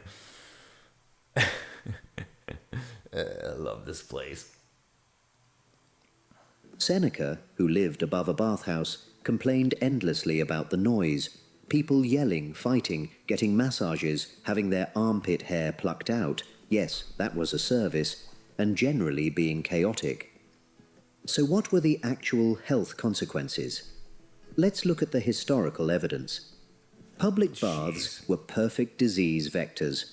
Typhoid, dysentery, cholera, all waterborne diseases that spread rapidly in these conditions. The Antonine Plague, which killed millions across the Roman Empire in the 2nd century CE, likely spread faster because of bathhouse culture. People would go to the baths even when sick, because it was so ingrained in daily routine. The physician Galen, who was the most famous doctor of ancient Rome, actually warned about bathhouse risks. He noted that people who bathed too frequently your new insult. Yeah, that's a good one. I think I'm going to start using it too, Fred. Good idea. His advice was largely ignored because freaking pit plucker. Baths were too central to Roman identity. Here's the ironic part. Romans thought barbarian tribes were filthy because they didn't have public baths. But those barbarians who bathed in cold rivers and streams, they were probably actually cleaner. Yep. They weren't marinating in other people's filth. Right. Some Germanic tribes practiced daily cold water bathing, which, while uncomfortable, is far more hygienic than sharing a warm bacterial soup with hundreds of people. That's crazy. Some historians have theorized that alone, you think, I mean, I understand we've got thousands of years, hundreds of years of education and knowledge, but just the smell, like scraping that stuff off, like humans, we have like we will retch at the smell of really bad poop and puke and see it, and like really like disfigurement and stuff. Like our bodies naturally, and it's like you would just think like oh man, marinating, right? Yeah. Roman bathhouse culture contributed to the empire's decline, not as a primary cause, that's way too simplistic, but as a factor. Chronic disease burden, especially waterborne illnesses and parasitic infections, weakened the population over generations. Lead poisoning from water pipes and lead-based cosmetics used in baths didn't help either. and mercury. Lead makes you stupid, violent, and infertile. Not great. I remember we learned some type of propaganda off the teacher in history back about the day about some bath type stuff. I have a phobia of worms, so I think I would have been unpopular but healthy. Yeah. I got a phobia of worms too, brother. I'm not a big fan. Characteristics for maintaining an empire.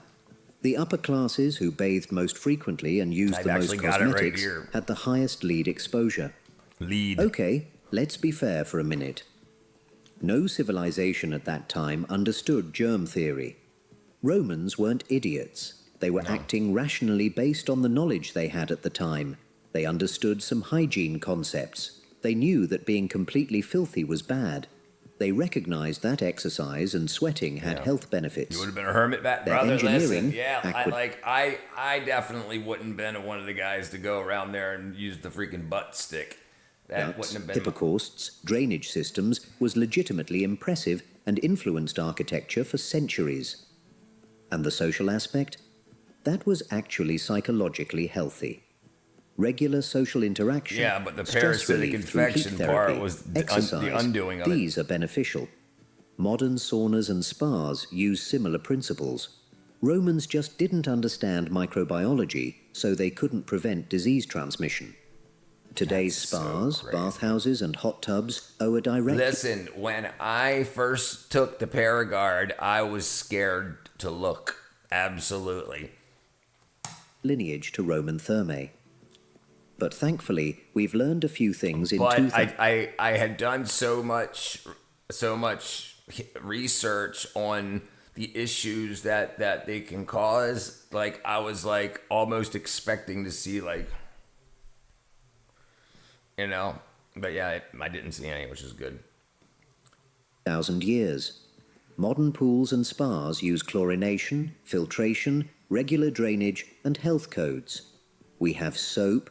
We have individual towels, and we don't share butt sponges. Thank God. But here's a sobering thought. Hot tubs and public pools can still harbor bacteria if not properly maintained. Hot tub rash is a real thing, caused by Pseudomonas bacteria. I mean, you're getting rid of it anyway, right? Disease from poorly maintained spas. So we haven't completely solved the problems Romans faced. We've just minimized them. Next time you're at a hotel hot tub at 11 p.m. and you see that guy who definitely looks like he hasn't showered, remember, it could be worse. It could be ancient Rome. Yeah, I thought so. At least there's chlorine. Yeah. And no communal butt sponges. So there you have it. The disgusting, fascinating, absolutely revolting truth about ancient Roman public baths. These weren't just places to get clean. They were massive social experiments in how not to manage public health. But here's the thing. Well, we should be fair in our assessment, because Romans didn't know any better. They were doing the best they could with the knowledge they had. In my assessment, the real lesson is that we probably have our own blind spots today. Things future generations will look back on and say, they did what? Please tell me in the comments section what you think these potential blind spots are. Also, if you go to my website, 110thgrade.com, and then if you're on a cell phone, then it's going to be in the upper left-hand corner. You click on the dots, and then if you're on a computer, just go to vitamins right here, and it'll be right here at the top. It'll take you to Amazon. It's just a link to Amazon, but just the term butt sponge. We had some good shredded ice cream with marmalade worms back in Russia like 10 years ago. Marmalade worms. Shrek ice cream. Shrek ice cream. Gotcha. The water looks a little murky. Yeah, but that's what I use. Yeah, right there. That's right. Yeah, same thing. Yeah. I mean, can't really see it. I can probably do this. Let's see. Ready? Paragard. Get you some. Okay.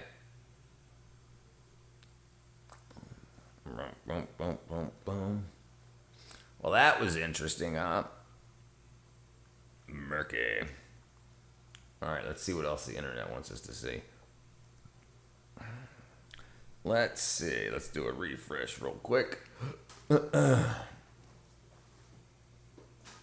wow. It keeps popping up the same ones. Okay, all right. All right. Black fatigue. Mentioned video. Pastor brags about 2 abortions and fatigue. Trump exposes CNN White House reporters humiliating past on live TV. California governor's race update. Punitive damages hearing for Rebecca Grossman. Hope you can get some social media clips. AI psychosis, what researchers found. Egypt's greatest mystery, massive granite boxes. We should watch something like that. Urban hell, but it gets worse. Georgia prisons, impossible places. I might try and see if it helps my energy levels. I get super tired. Have you tried B12 yet? Have you tried B12? If you methylated B12, methylated B12. If you haven't tried that yet, that's what worked for me unbelievably, and it's right down here at the bottom. Methylated B12, methylcobalamin. Richard, your shirt made me smile. I'm wearing a Wonder Woman shirt. Hey, Cheryl. Bam. What up, OG? OG kicks. No, just multivitamins. Yeah, so we'll look over this real quick for you, brother. Vitamin deficiencies and fatigue. So the top 2 are going to be B12 and folate, which is B12 and B9. But then what you should be taking anyway every day, D3, K2. Every day, B12, D3, K2 is what I take. I also take every other day, I'll take 9, which is folate, B1, also 7, a lot of vitamin D, a lot of K2. But yeah, so B12, like look into this real quick. B12 deficiency and fatigue. I can't spell fatigue right. There you go. Vitamin B12 deficiency causes fatigue because your body needs the vitamin to produce healthy red blood cells. Without enough B12, cells become abnormally large, impairing oxygen delivery to your muscles and organs. Oxygen deprivation leads to constant exhaustion and weakness, even after adequate sleep. And like I take a large amount. The government says take 2.4 micrograms. I take 5,000 micrograms, which is 5 milligrams. Under the tongue, dissolves into the mouth, doesn't have to go through the liver and whatnot first. It can go, it can absorb and start working in. It doesn't have to go through the rest of the rest of the digestive tract. Sublingual is a huge difference than pill, absolutely.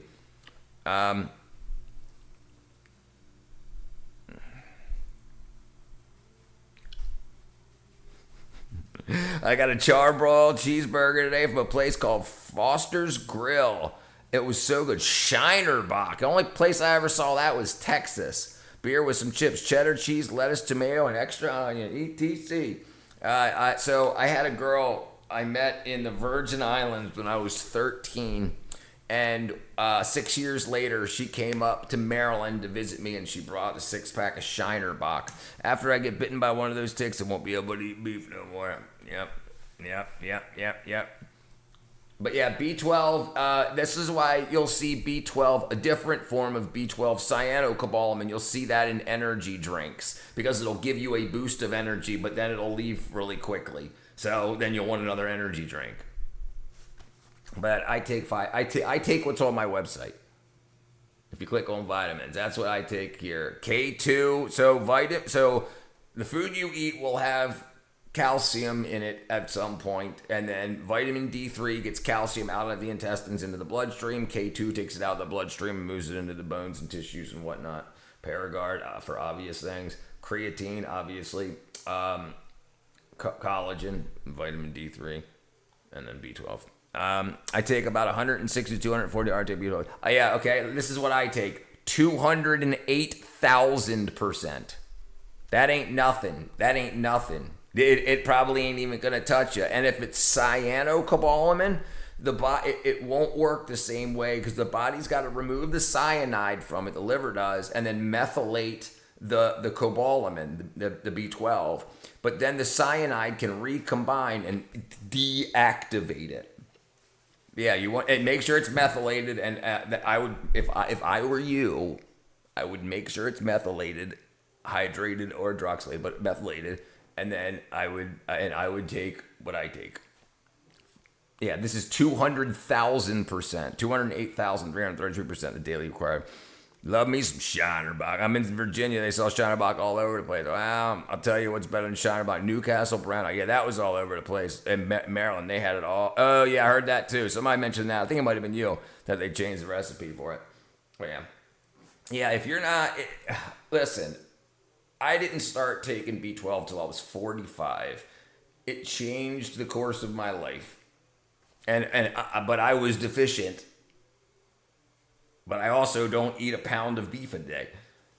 That's about the only place you're going to get that kind of B12. Yeah, brother. Give it a look-see. Dang it. I got bitten by a tick, too, yesterday. I got a picture of it. You must see it. Little bastard, too. It was like a Lyme tick.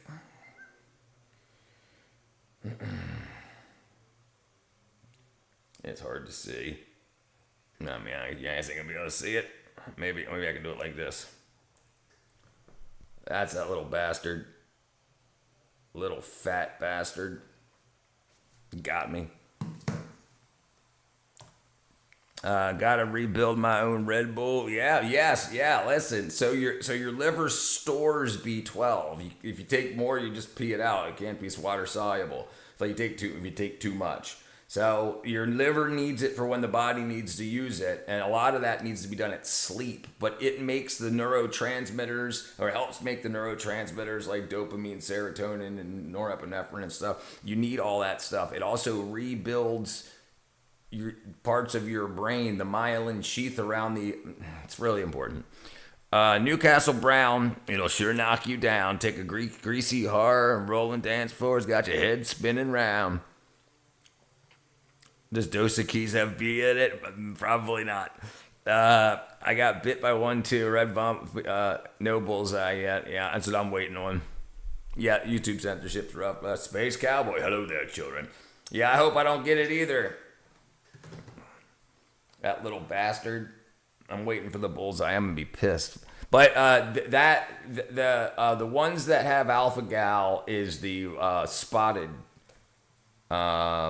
One, what's it called? One's Lone Star tick. Lone Star tick. All right, what am I looking at?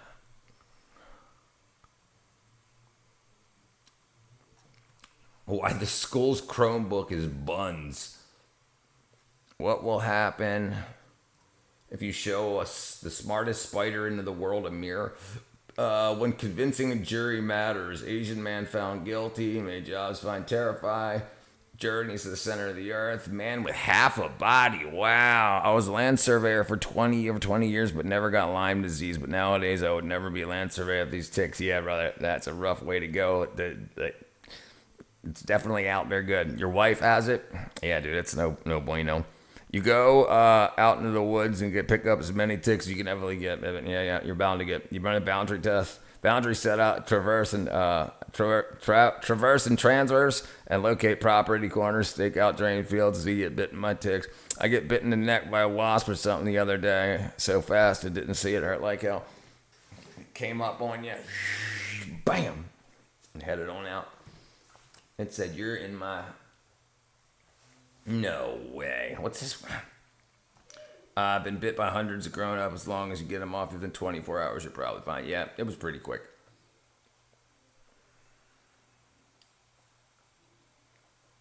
Uh-oh. Let's see what he's had.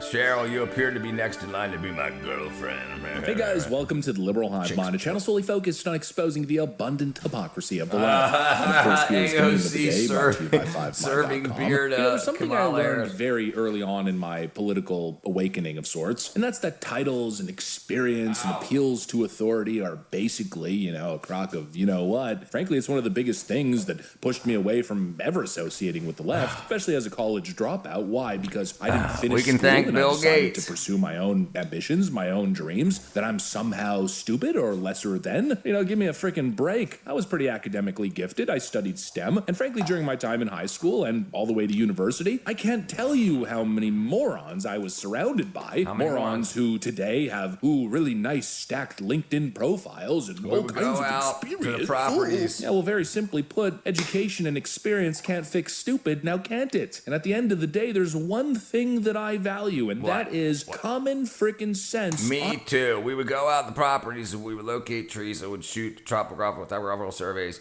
locate wetlands, and it would be in swamps in Virginia, mosquitoes and chiggers. Yeah, I can imagine that'd be pretty rough. Okay, cowboy, I'll clean up.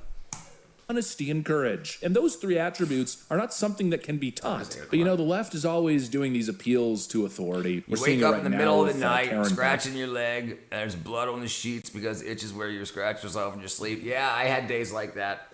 I wasn't a surveyor, but I definitely spent a lot of time in the woods. And I remember, I would freaking scratch mosquito bites, and I would get bit by more of those horse flies. I'd have, bloody. Ass attacking Spencer Pratt. Greeting voters at a diner today and using her signature attack against opponent Spencer Pratt. It's not just that he has no experience in city government. I don't know that he's ever held a job in his life other than to be a reality TV star. He's never been in government. Yeah, if anything, that's a freaking ringing endorsement. But you hear stuff like that and you say, well, what does it matter? He's saying the right things, understands the issues, and is providing actual logical solutions. What the hell have you done other than fail at a spectacular level? Karen Bass went to Cuba to get trained. Did you know that? Karen Bass went to Cuba to get trained to be she had to walk back her obituary to Chavez. Stop living on a prayer. Get State Farm. All this to say that the left and their condescension seems to see no bounds. And it's something that just irks me beyond belief. It really grinds my gears. These elitist dismissals. And where I think it's probably the most egregious? It's within the coastal elitist view of what they deem flyover states. Ooh, those backwards rednecks. We constantly hear these left-wing attacks and all of these supposedly... apparently spreading communism, but I'm not 100% sure. Horrible states. Alabama, Mississippi, the list goes on. They've got it all backwards. But the reality is, these supposed flyover states where everybody's trailer trash and supposedly inbred, they're running frickin' laps around these elitist, fancy frickin' left-wing states. And they're doing it without coastal ports and big tech industry, which for the most part doesn't come downstream from left-wing policy, but is more so geographical and kind of just baked in history and obviously going to be in the biggest population centers. In other words, they're doing much more with a whole lot less. And this, my friends, has been obvious forever, but what's interesting is that it appears Bill Maher finally found out. Ivy League educated political genius savant Bill Maher, who's been on top of everything political for decades, well, he just came to a very basic conclusion. That tells you all that you need to know about him. Anyways, let me show you guys exactly what he said and why I think it's so important. We got some stuff to get into, so let's roll the tape. All right, folks, so excuse the long-winded intro. It just happens sometimes when I'm passionate about a topic. But anyways, take a look at this Bill Maher segment. It really feels like a massive victory lap for me. The potholes don't get filled. The homeless don't get housed. The kids don't learn. Did you know that a black fourth grader in Mississippi is 2.5 times as likely to be proficient in math and reading as one in California? Mississippi is kicking our ass in education. And for way less money. We're 37th in fourth grade reading. They're 9th. Texas is kicking our ass in green energy. The average time to get solar panels connected there is 3 to 4 months. About 1,000 days faster than it took me. Remember when I was trying to get my solar hooked up? So Texas has passed California in solar and blows away California when it comes to wind and energy storage. How does a state with no pro-climate policies produce better climate results than a state where here, even though we have so much better stickers on our bumper Prius, I'll tell you why, because you're allowed to build there. Because every third person in Texas isn't someone whose job it is to make sure nothing gets done. Democrats, These are your issues. Education, race, the environment. And I say this with love. You're losing to the Waffle House car on the lawn state. He's 100% right, and I'm not going to give him credit. You know, Bill Maher doesn't deserve credit. But, you know, a broken clock can be right twice a day. And this is Bill. Let me see if I can find this. Let me see if I can find this real quick. I gotta find something about. See if I can find it.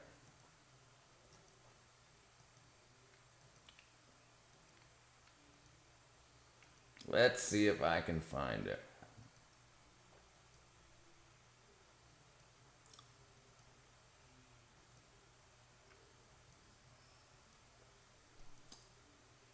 Dang it. I'm not going to be able to find it. It was one of the million shorts I swiped through today. Maybe I'll find it.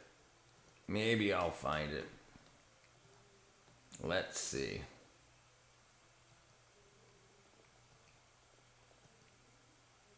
Oh, come on.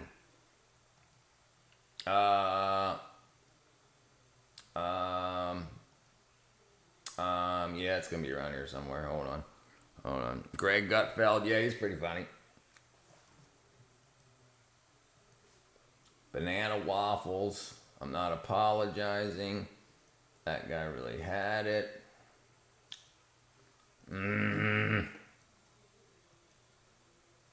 Come on. This is gonna perturb me. I really should. No, I can't find a dang thing. Greg Gutfeld, yeah. I love drinking a beer and smoking some cannabis with it. Yeah, like candy. 1, 2, buckle my shoe. He's open the game. Oh, damn it, why can't I find this?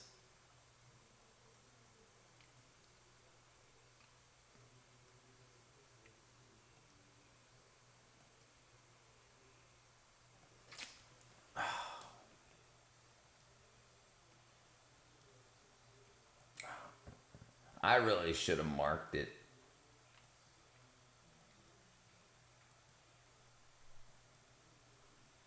I could probably just search it up. And it's not hidden.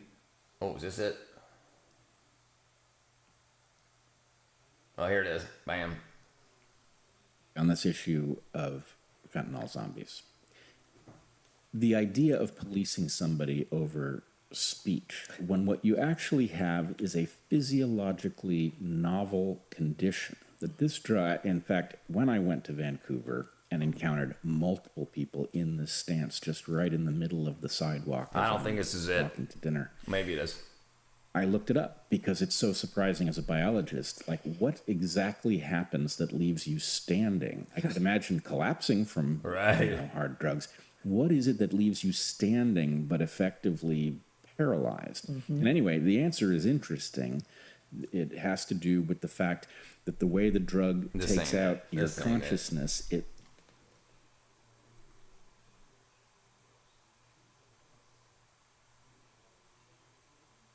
Here it is. You know about the glass. You know about her history in Cuba?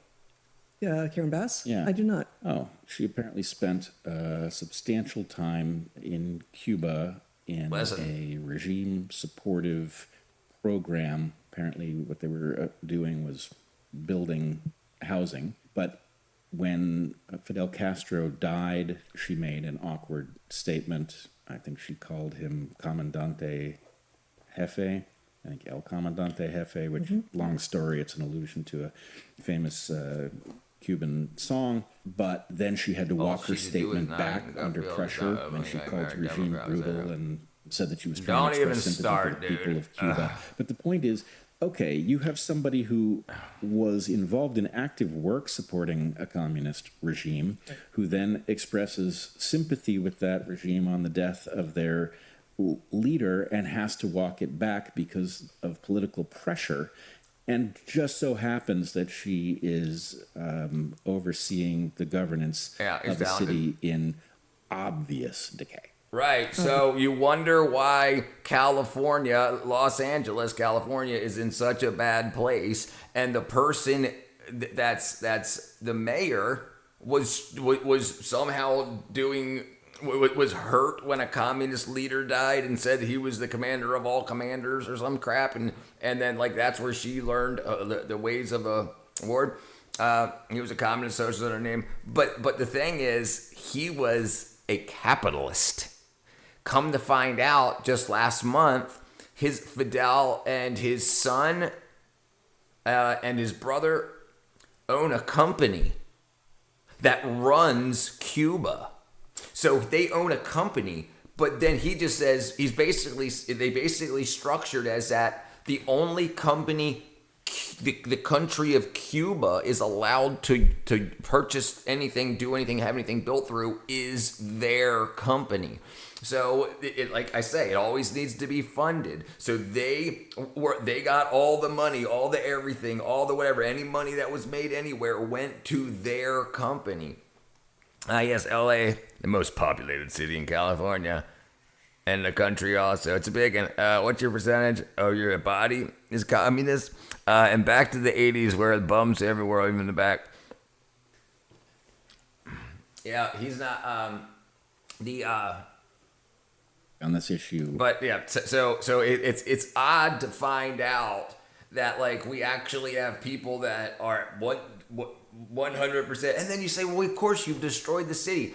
But how much of the drug issue, how much of the cartel hookup, like it ultimately, when you look at these cities in California, who is profiting from the drug use? The cartels, the mobs, the mafias that are the ones selling these drugs. And then the people that are there distributing the drugs, if they get arrested, they're released in a day and they're just given a $25 ticket or whatever that makes the government more money that they'll spend on more stuff that'll make it easier for more people to come to do more drugs, which will make the cartels more money. My heart is communist, but my mind is capitalist. My upper half is socialist. I prefer to approach things from the orientation of logic, reason. Yep, then feelings. I'm communist below the belt. Anyways, that's me. Okay, let's go back home, yeah. Okay, hey, there's me. The whole internet called him out. Let's see what he's got to say. Let's see what Asm's the stupidest headline of all. Why can we rage against George Floyd's death but not Henry Novak's? Mm-hmm. Well, I suppose because Henry Novak wasn't killed by the police. Well, he died because of a lack of police care, right? I think what we're seeing here is an outpouring of rage that the police didn't turn up at the scene of this crime and automatically presume that the brown people were the criminals and the liars and the white person was the innocent victim. I think it's that simple. I think they just hate the fact that the police force no longer turn up at the scene of the crime and treat the ethnic minority as the wrong one. These people here, in my opinion, are just as much of an enemy as any of the invaders are. They are enabling this to happen, purposefully misunderstanding, because, yeah, they automatically default assumed that the guy that was laying on the ground and could barely talk was the one who did something wrong. They told him that he wasn't stabbed, and then they went with the murderer to go get him food. Look, I think this is a tragic case, Henry Novak. You don't care. Really He doesn't need to care listen at to all. Henry's family He because they're asking us as politicians, as leaders, not to use his case to whip up divisions. Right. If you're stupid enough to not even understand how communism works or socialism works, and some capitalist talks you into letting him take control of all of your assets and all of your finances, you're a moron. You're a moron. Just because your wacky ass wrong professors in college told you that it would be infinitely better, that's because they're hoping to be part of the haves when the capitalist communist setup happens. There's always somebody getting the money and doing the funding. Always. It's always. Everybody gets the crud. The children have been taught to hate capitalism. No, right.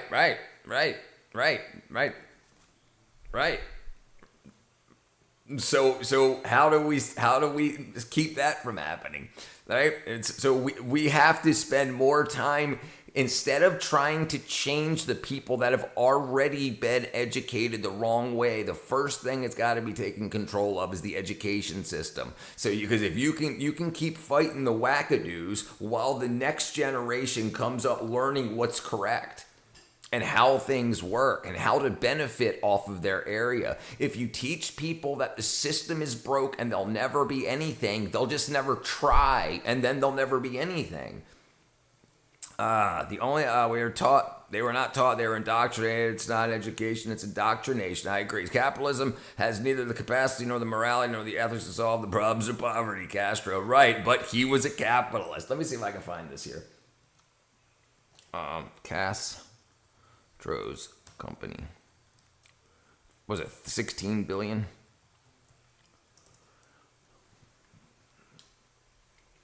Okay, United States officials have identified Geisha, a massive commercial and financial conglomerate operated by the Cuban military and controlled by the Castro regime, holding assets valued at roughly $16 to $18 billion. The military-run business empire operates the shadow government controlling Cuba. So Cuba is a capitalist country that was convinced that they were communist, convinced that they were socialist by a bunch of capitalists. And then they just never had the power or anything to actually look into it. Well, who's building these buildings? Because the buildings and stuff, they were already there, and they just took it and said, "I want this is mine now." Yeah, it's absolutely wackadoodle. Commies have always been rich, privileged brats from Marx on. What up, Loretta? Socialism is communism with lipstick. Socialism is on the road to communism. If they can convince you to do socialism, it will then become communism. Absolutely. If you're stupid enough to think, and the thing is, while somebody's in college learning theater, they somehow pick up, while being a theater major, that the best thing in the world is socialism. They're not a political science major or anything along those lines, so they don't know. Most of these people don't go to college to learn politics. They just pick it up along the way, and they have no idea, but they have a degree, and so they think whatever they heard in their ears in college and at the time they were at college was just college education, even though it was people that were just lying to them, telling them, man, it would be so great if we didn't have to pay these bills back. Communism would be great. Everybody would get to live and hang out in a freaking Roman butt sponge. There's no civil rights in communism. Socialism only states that has rights. Right, but it's on the way. It's on the way. If they can convince you to be socialist, they're just going to take you into communism. If you can, absolutely. That's why they don't want men and women living together. They don't want. They want to throw all that up. They want the women to all be prostitutes. Because remember, even a lot of these socialist women are going to use the capitalist system to benefit off of OnlyFans and whatnot. And it's huge. The amount. How many girls are signed up for OnlyFans? Okay, total creators. Male versus female, U.S. creators, 2 to 14% of 18 to 45 female demographic. So 14% of women 18 to 45 have an OnlyFans account. Subscribers.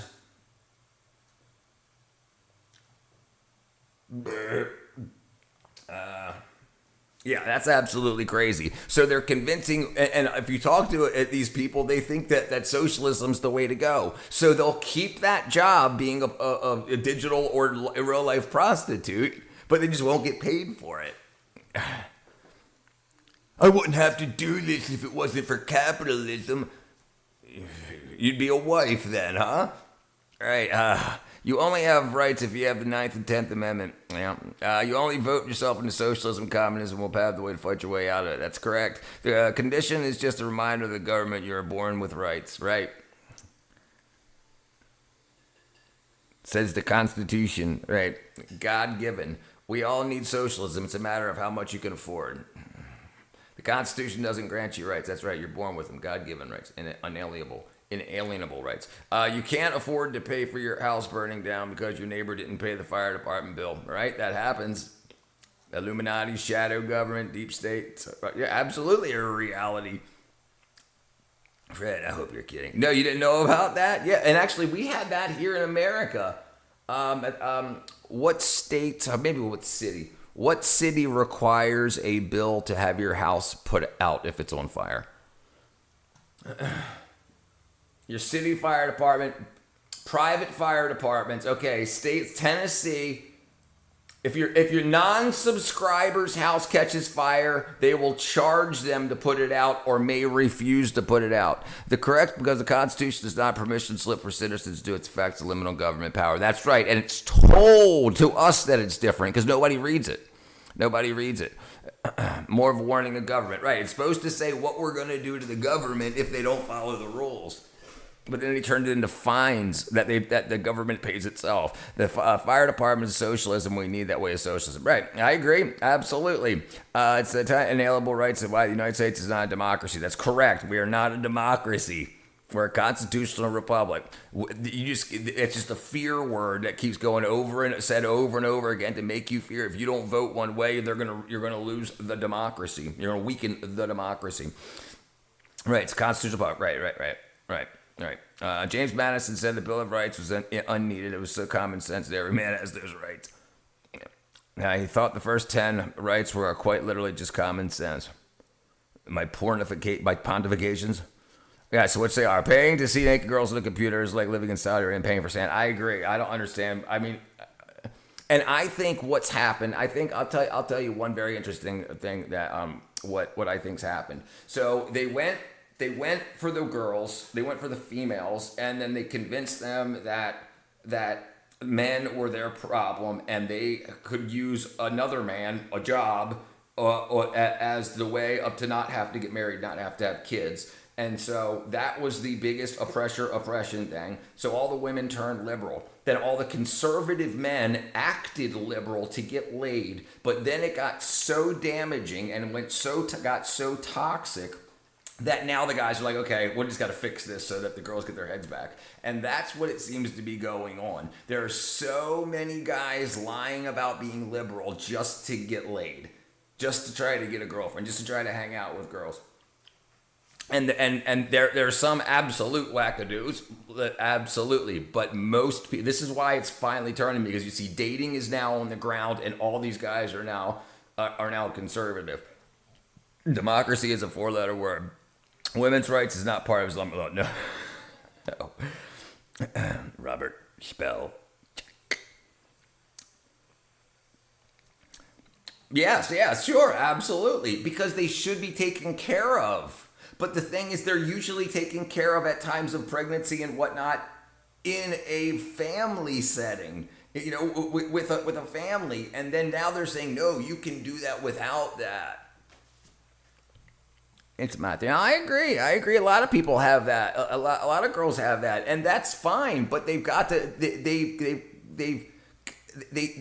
A lot of girls do not see that they're still having to use men to get what they say is they're deserving of, what they're told that they deserve.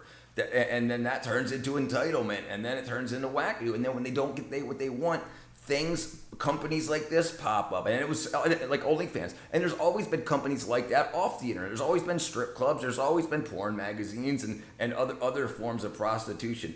Always. For a long time. So when we went to the digital age, it was just a matter of time before a digital version of that popped up. And then the same thing just cycled through.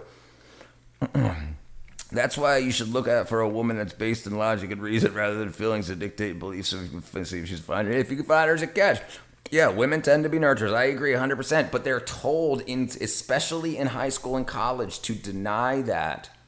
Because the patriarchy forces that on you. They're told to fight this. Woke and liberal are two different things. I agree. Yeah, the woke thing has gone absolutely satanic. It's gone absolutely anti-life, anti-reproduction. It's pro-death everything. That's how you know politics is just partially the division of the brain chemistry. I agree, both are destructive. All right, space count, let's see.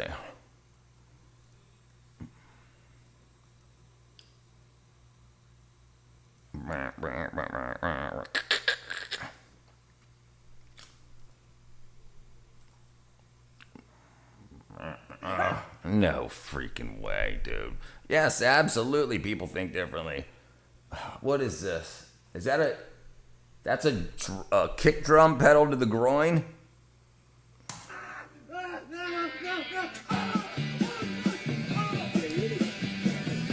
I can't play the music. The mute it. Hold on. This is so dumb. Sledgehammer to the bowl.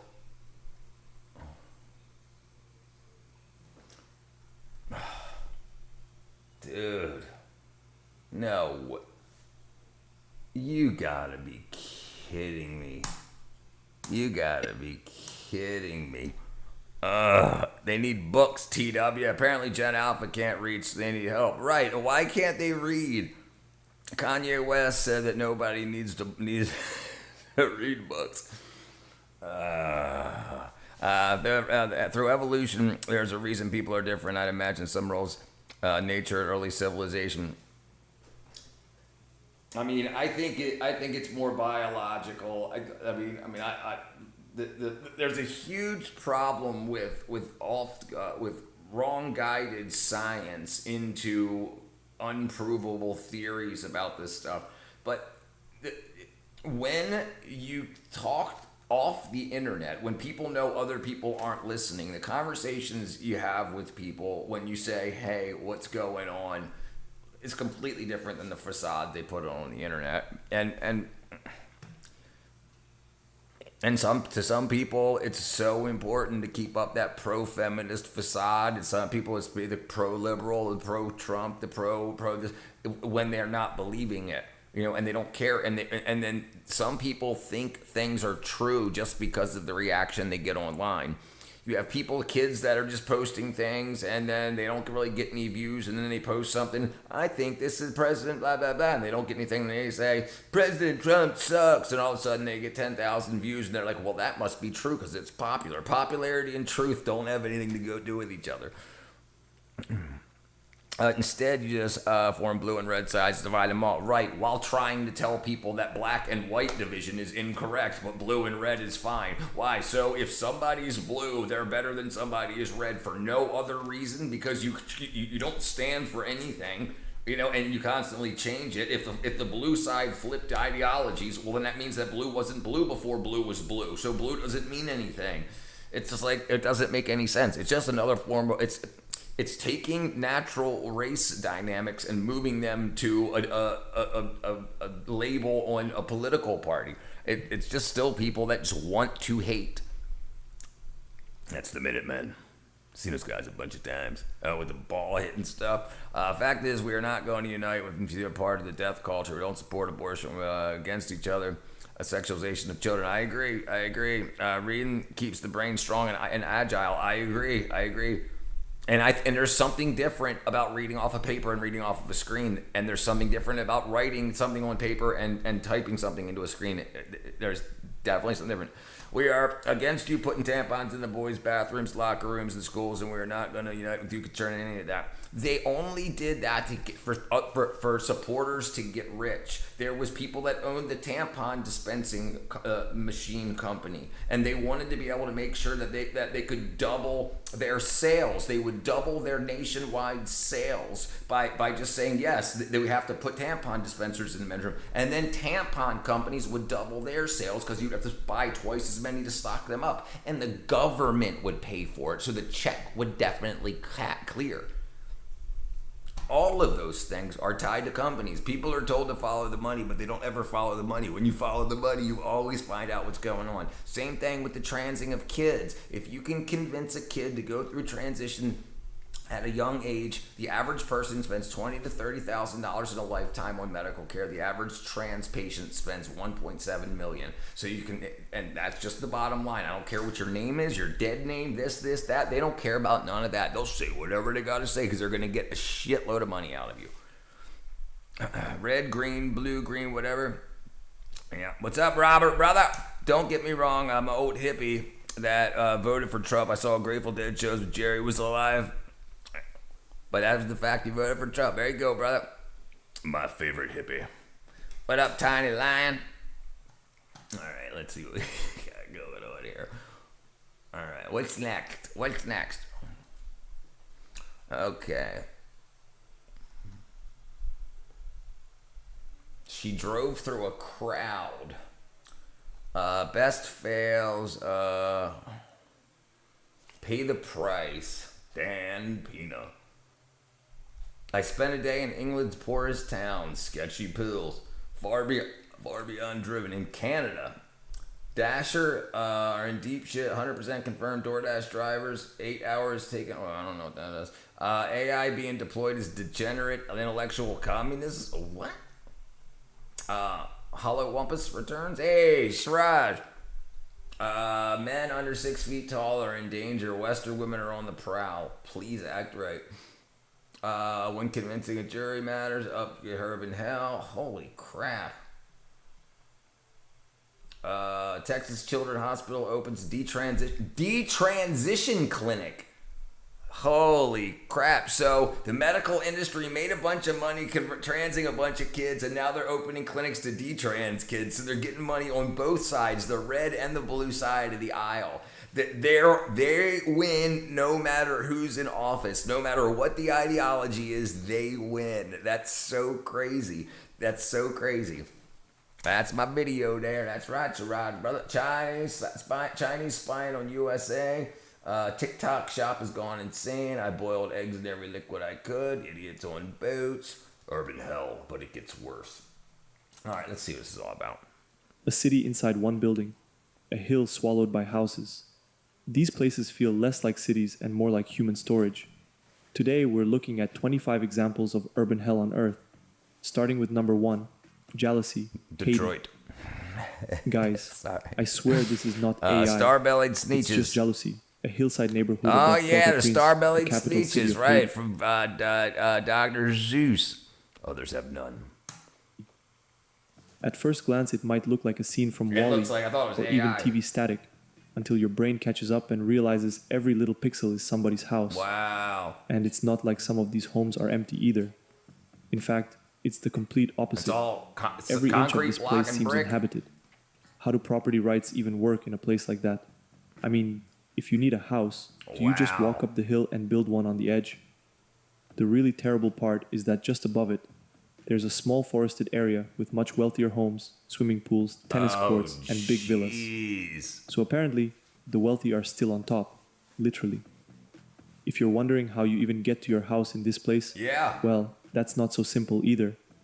There are streets, but not between every shack. So in many areas, there's a black guy known as the Doctor of Common Sense. Narrow gaps, E.T. Williams, tiny you passages check him between out. homes, turning the whole neighborhood into a real-life maze. E.T. Williams, Doctor of Common Sense. YouTube? I'm guessing you meant YouTube. All right, let me close some of this stuff down real quick.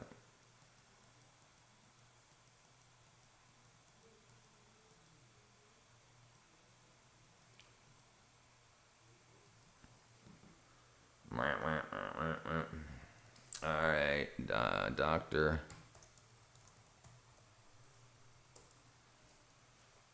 This guy here asked the Doctor of Common Sense. Doctor of Common Sense 2. He's got a bunch of channels. Ask the Doctor of Common Sense. One of the most prevalent things getting spread around is genital herpes. Not just that, dude. There's a new parasitic sexually transmitted infection, STD, STI. I can't remember the name of it.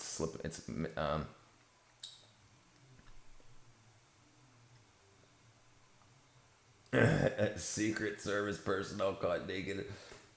Fake hospice in California. Let's see what this is. Houses 100. The minor is at the hospital, but it's not life-threatening. I did see where houses 197 different hospice and healthcare companies. Kids were transition, detransitioners, so in the doctors that mutilated them. Good. But see, I think people outside of the country that benefited off of this, they don't care about any of that. They already made their money. And these kids will never reproduce. So they're slowly, over the next 100 years, there'll be a lot less children in America because all the abortion, all the transitioning, all that. So there's a big chunk of people that will not be reproducing in America, and that's their ultimate goal. So that's happening right now. They'll stop genital mutilation, which is falsely being called, yes, right, gender reassignment surgery. I did not see a single. There's more hospice just in LA, not California, just in LA than all the country. So who's the governor down there again? How do they get away with this kind of fraud? Single person coming in or out of the building. Neither did we in January. Lots of offices, but no people. 3 floors, no employees or patients. Yet look at the dozens of providers licensed at this one address. 5 years ago, state auditors flagged this location for potential fraud. They say they found non-working phones. Who's cashing the damn checks? Right, follow the money. Who's cashing the checks? Go get the ones who cash the damn check and lock them up. Right, good. And there are no proper public sewer or water hookups in many parts. Just imagine carrying your day's water all the way up that hill. Back in 2013, the Haitian government launched a project called Beauty versus Poverty and painted about 1,000 houses in bright pinks, blues, greens, You gotta and yellows. be kidding me. It cost around $1.4 million, which is why a lot of people looked at it and thought maybe water and sanitation would have been a better place to start. Estimates Everyone knows suggest the about these population human may storage exceed cities. If you 80,000 look at the people, way they're laid many out, of it whom resembles a arrived circuit after board. the 2010 earthquake, when large numbers of displaced people had to find somewhere to Yeah, live. that's why they call them traces on circuit boards, because it's the paths to get to the places. Instead of living on a tropical The people island are just electrons. that should feel like paradise, this is their home. And in a place with little proper drainage or sewer infrastructure, when it rains, everything goes one way, downhill. A serious mudslide could probably destroy huge parts of the neighborhood in almost an instant. If a natural disaster were to hit Haiti, I hope it stops and says, wait, no, they've seen enough. Number 2, 30,000 people in one building. How you been? This building's gotta be a nightmare for the pizza Question: delivery what if guy. a guy goes to the ladies' washroom and says he identifies as seeing her? What about him? If it's a guy, then don't let him in, or go away. Go vote differently. 15 men cities. When it rains, it pours. Yeah, listen, stay away from all people. People that are that confused can be dangerous, Republican or Democrat. If they want to get into the other person's bathroom, and there is another bathroom for them to use, they only want to intrude on people, especially if they got beards and stuff like that, and they're not even if they're not actually trying to socially transition. It's the same thing as people that don't belong somewhere else trying to go somewhere else. They just want to be where people that they want to see are. Pink unicorn. The app would say the estimated time to arrival is 20 minutes. But I feel like you would still need 20 minutes just to find and get to the apartment. And think about the mailman. Can you imagine being excited having only one more building to deliver mail to, then you realize it's this building? If everyone has a letter, the mailman would need like 2 days to deliver them all. On a serious note, they probably have pretty advanced delivery systems inside, like lockers downstairs with QR codes, maybe even delivery robots, and odds are even the pizza business is inside the building. And that's because nearly 30,000 people live inside this single structure. That's the population of a small town, just compressed into one building. At this point, I think it should classify itself as its own city. From the outside, it looks like a beehive or an ant colony for humans. This is Regent International in Hangzhou, originally designed as a luxury hotel before being turned into housing. It looks like one continuous wall of balconies, repeated floor after floor until your eyes just give up trying to count them. And you can kind of see the scale in the little details, like hanging laundry and tiny signs of thousands of separate lives packed together. It almost feels like a modern-day version of Kowloon Walled City, except this one is actually legal. The building curves in a huge S shape, like it's trying to wrap around itself just to fit even more people inside. It rises around 200 meters with nearly 40 floors, but the real scale here is not the height. Where is this at? Inside, it's built to function like its own ecosystem. There are shops, food courts, salons, and even small supermarkets. So people don't really need to leave that often. You could wake up, eat, work, shop, and go back to sleep without ever touching the outside world. Some people like that convenience. I just want to know what the water pressure is like at shower time. Right. Number 3, world's largest fishing festival. This is what happens when 50,000 people all decide to fish in the same place at the same time. Every year in Argungu, Nigeria, this stretch of the Matafadan River turns into one of the most crowded fishing events on earth. At the starting signal, thousands of fishermen jump in simultaneously, packing the water shoulder. This?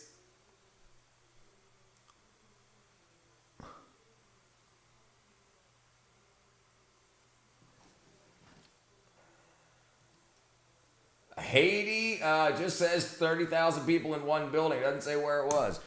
To shoulder. Everyone uses simple tools like look at all these nets. How many fish could there possibly be in the stream? What, is everybody catching something? Or is it just a festival? Wooden traps, or just their arms. But space is the real limitation, because the river itself is only about 50 meters wide. You are not just competing with fish, you are competing with the person literally touching your shoulder. There is constant splashing, bumping, and repositioning, like a crowd trying to exit a stadium but underwater. Their goal is to catch the biggest fish, sometimes weighing up to 75 kilograms.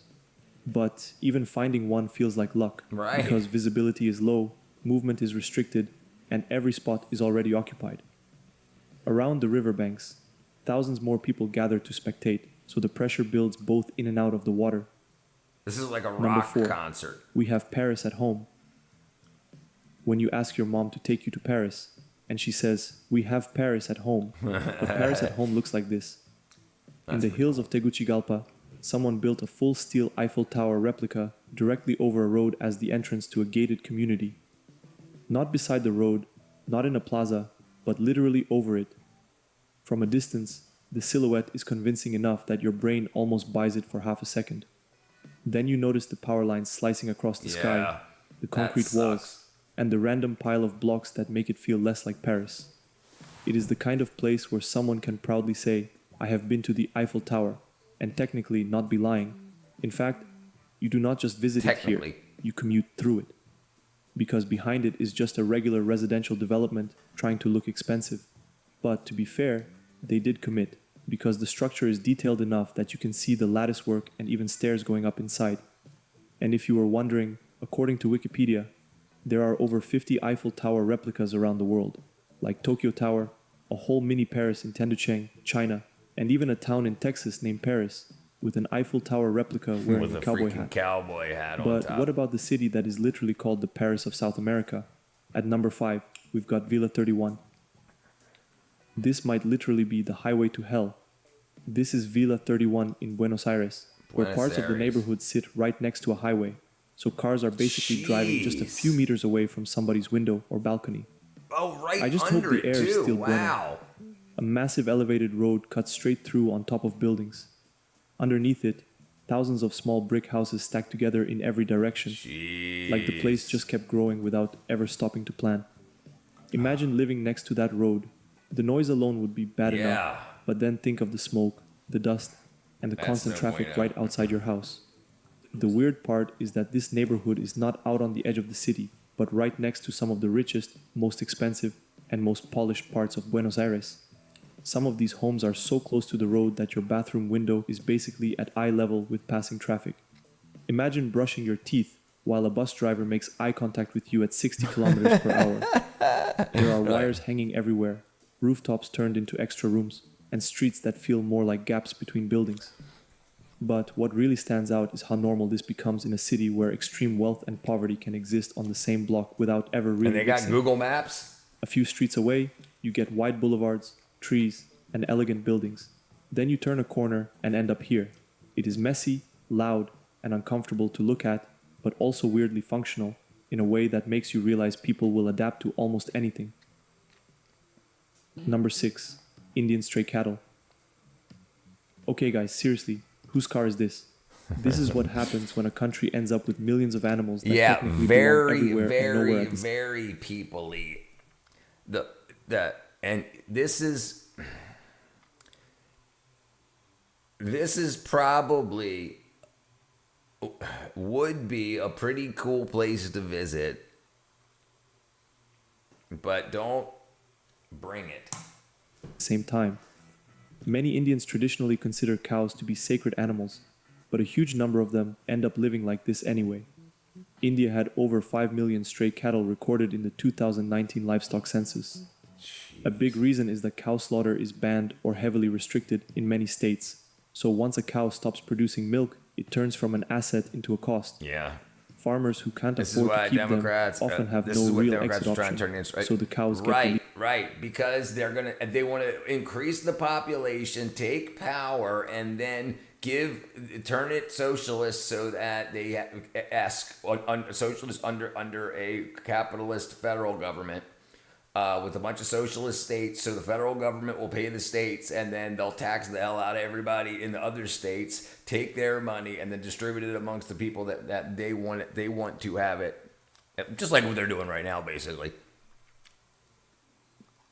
Least, they wander into streets, railway lines, construction sites, and eventually into cities, where they adapt in the worst possible way. Instead of grass, their diet becomes garbage, plastic bags, or any food scraps they can find in open dumps. New Delhi faces a significant issue with over 40,000 stray cattle causing traffic accidents and public safety concerns. Cows standing in the middle of roads, sleeping beside shops, or digging through piles of trash while traffic squeezes around them. What do they eat? It looks chaotic, but it's also normalized, like the city just decided this is fine now. Yeah, what are they eating? How are they all alive?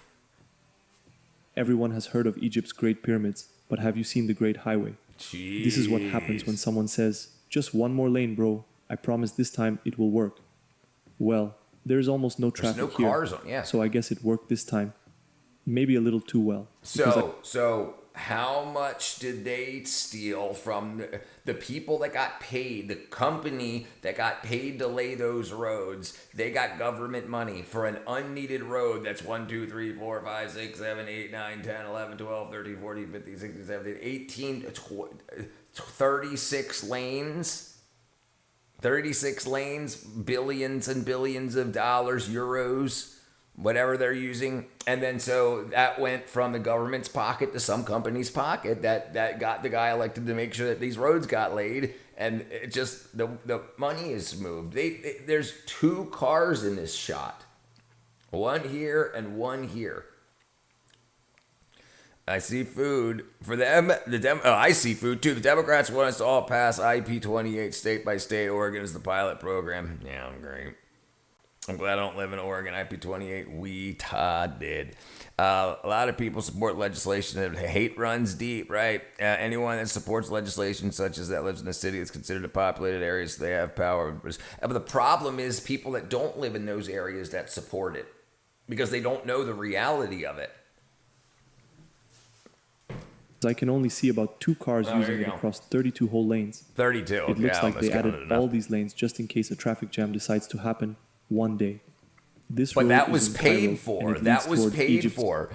Right? The government paid company for that. A company or multiple companies for that. So people got super wealthy off of that. Had that road built, and then they could retire with hundreds of millions of government dollars. It's now in their pockets.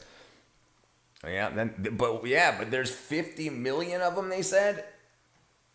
I mean, you figure they would migrate around to where the food is, and then, but I mean, they're just walking in the middle of the city. Lots of them. Its biggest ghost city, the new administrative capital, and the Red Sea coast, built to bypass the city's infamous traffic. At its widest point, the highway stretches to around 32 lanes, split into 2 massive rivers of asphalt with a thin strip of sand in the middle. This probably makes it the world's widest highway, which is ridiculous when you consider that Egypt only has 1 vehicle for every 11 people. Jeez. But it becomes even more ridiculous when you remember that lane lines in Egypt are... Antifa, that thinks fried chicken comes from the store. All mad that you're exploiting your chickens for eggs, yeah. Somalia or Sub-Saharan are killing eating ducks, geese, local pond. Democrats are fine with it. If they fish without a license, Democrats are fine with the wacko left-wing vegan types refer to cows mating in the field as rape. Yeah, they're crazy. Often treated more like suggestions than rules. Anyone who has been to Egypt knows that if you wanted to know where the insane asylum or the people in the insane asylums went? It's Congress. They said that's about horses too. All right, Bear, brother. Hopefully it was a good call. 2 lanes probably means at least 50 cars side by side. But this super wide section only runs for a few kilometers, and then it narrows down to 4 lanes. Yeah, it was again. a money grab. It was a at some cash point, grab. all So that traffic if 50 still has kilometers, to probably squeeze one back together, company laid it causing all. congestion. This beast used 1 million cubic meters of concrete and 290,000 tons of steel, and was built in a record 4 years. Yeah. From above, One the lane person's markings repeat political endlessly, cycle. like a giant barcode stamped across the desert. And somehow, there are barely any cars on it. And this is in the middle of a desert, so the heat coming off all that they just asphalt stole must it. be absolutely brutal. That's globalist shit. They were like, hey, I have a company. This is a sub company of mine. Here, I'll start one. This, and then I'll get you into office. Good call, Bracado. Support your local butcher. I do. I absolutely do. It's like Baltimore. 1 minute you're in a really nice area, turn the corner, all of a sudden you're in the ghetto. Yep, that's where I'm from. Baltimore. Left-wing vegans defend illegals because the vegans want cheap produce. Selfish vegans. Right, because they don't care about the people that get killed and that are raped. They say that like the number, I think it's 0.7. So women are usually raped more than once. Like there's like 11 rapes out of every 10 women. For the women of like age 10 to 40 that are coming across the border. Democrats are mad because they're losing their slaves again. Who's gonna mow my yard, pick my fruit? Right, exactly. They got it back. Good trick. And did you hear what happened? What came out today about the SPLC, the Southern Poverty Law Center? They had people that wanted to leave white supremacist organizations showed up and said, I am tired of being hateful and racist. I want to leave. And they said, how about we give you a lot of money and you stay in? So that just came out today. It just came out today. Let me see if I can find it.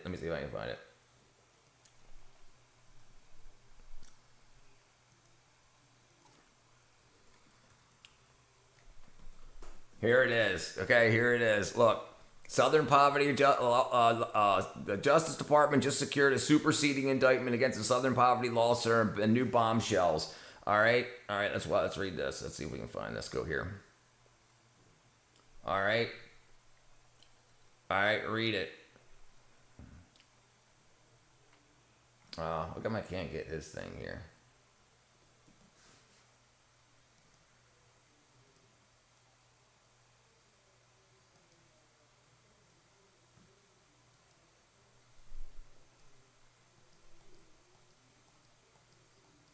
See if I can find it. Dang it. Where was it at? Okay, here it is. Attend extremist rallies, the field sources. Okay, the SPLPC raised money to dismantle white supremacy, but the DOJ says they actually propped up hate it sold to donors it aimed to destroy. They paid field sources and said they were merely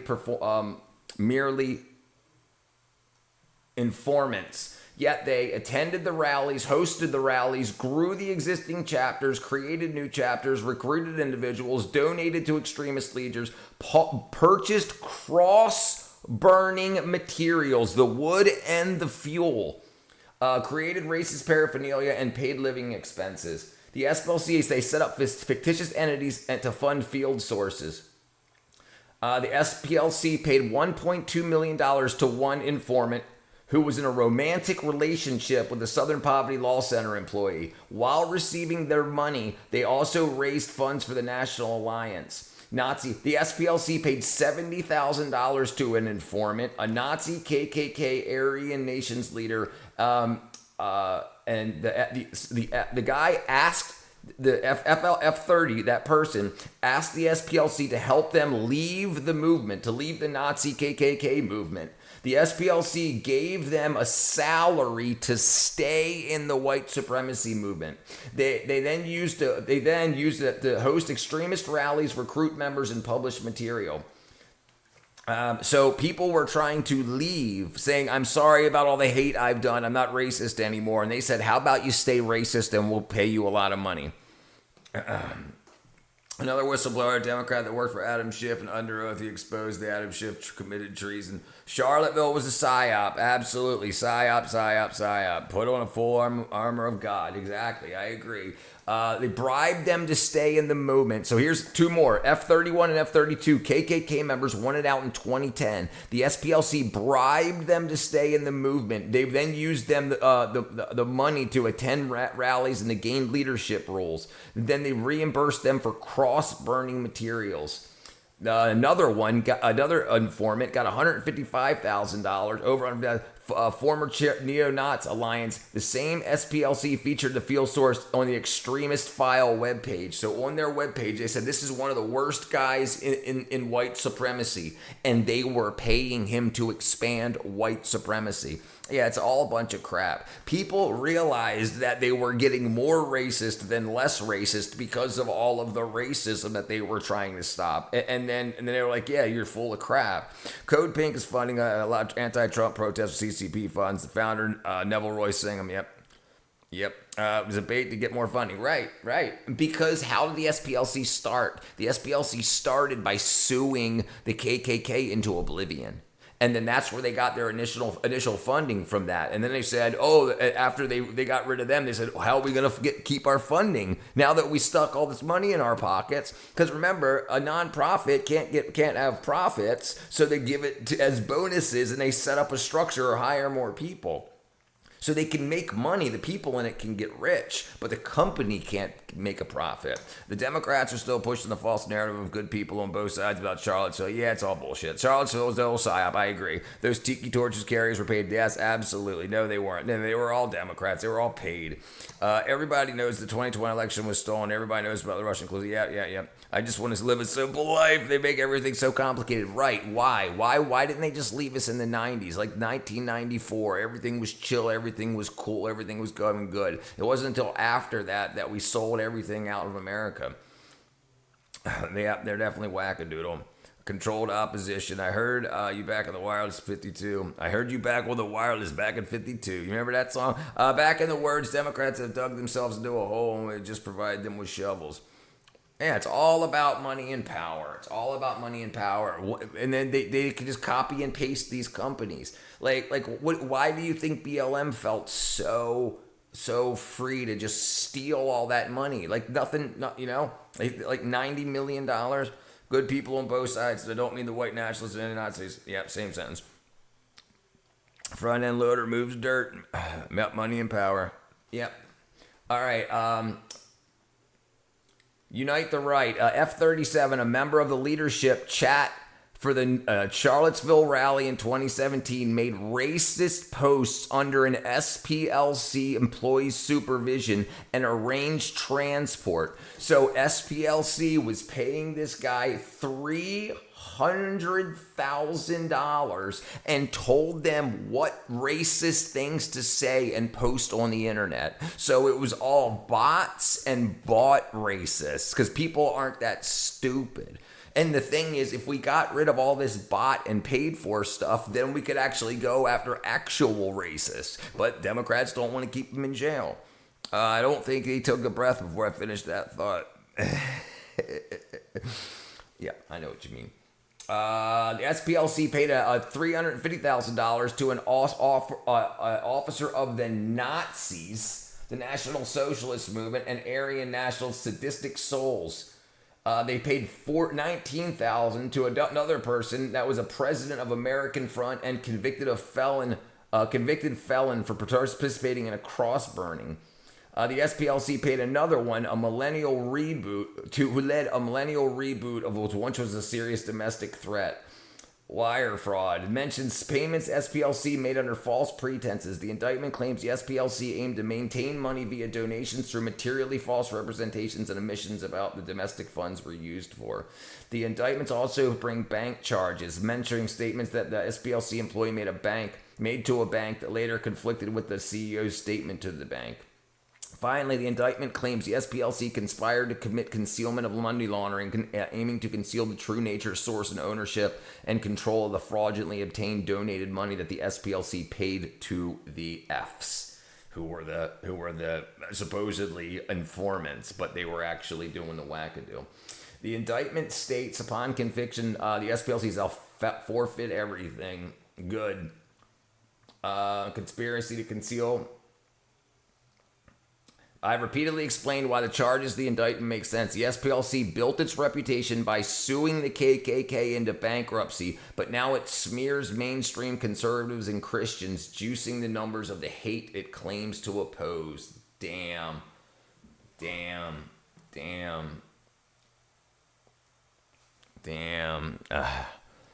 Right. And the thing is, they keep people stupid. They give people degrees, but the people don't know anything. And this is why I want to try to help people learn.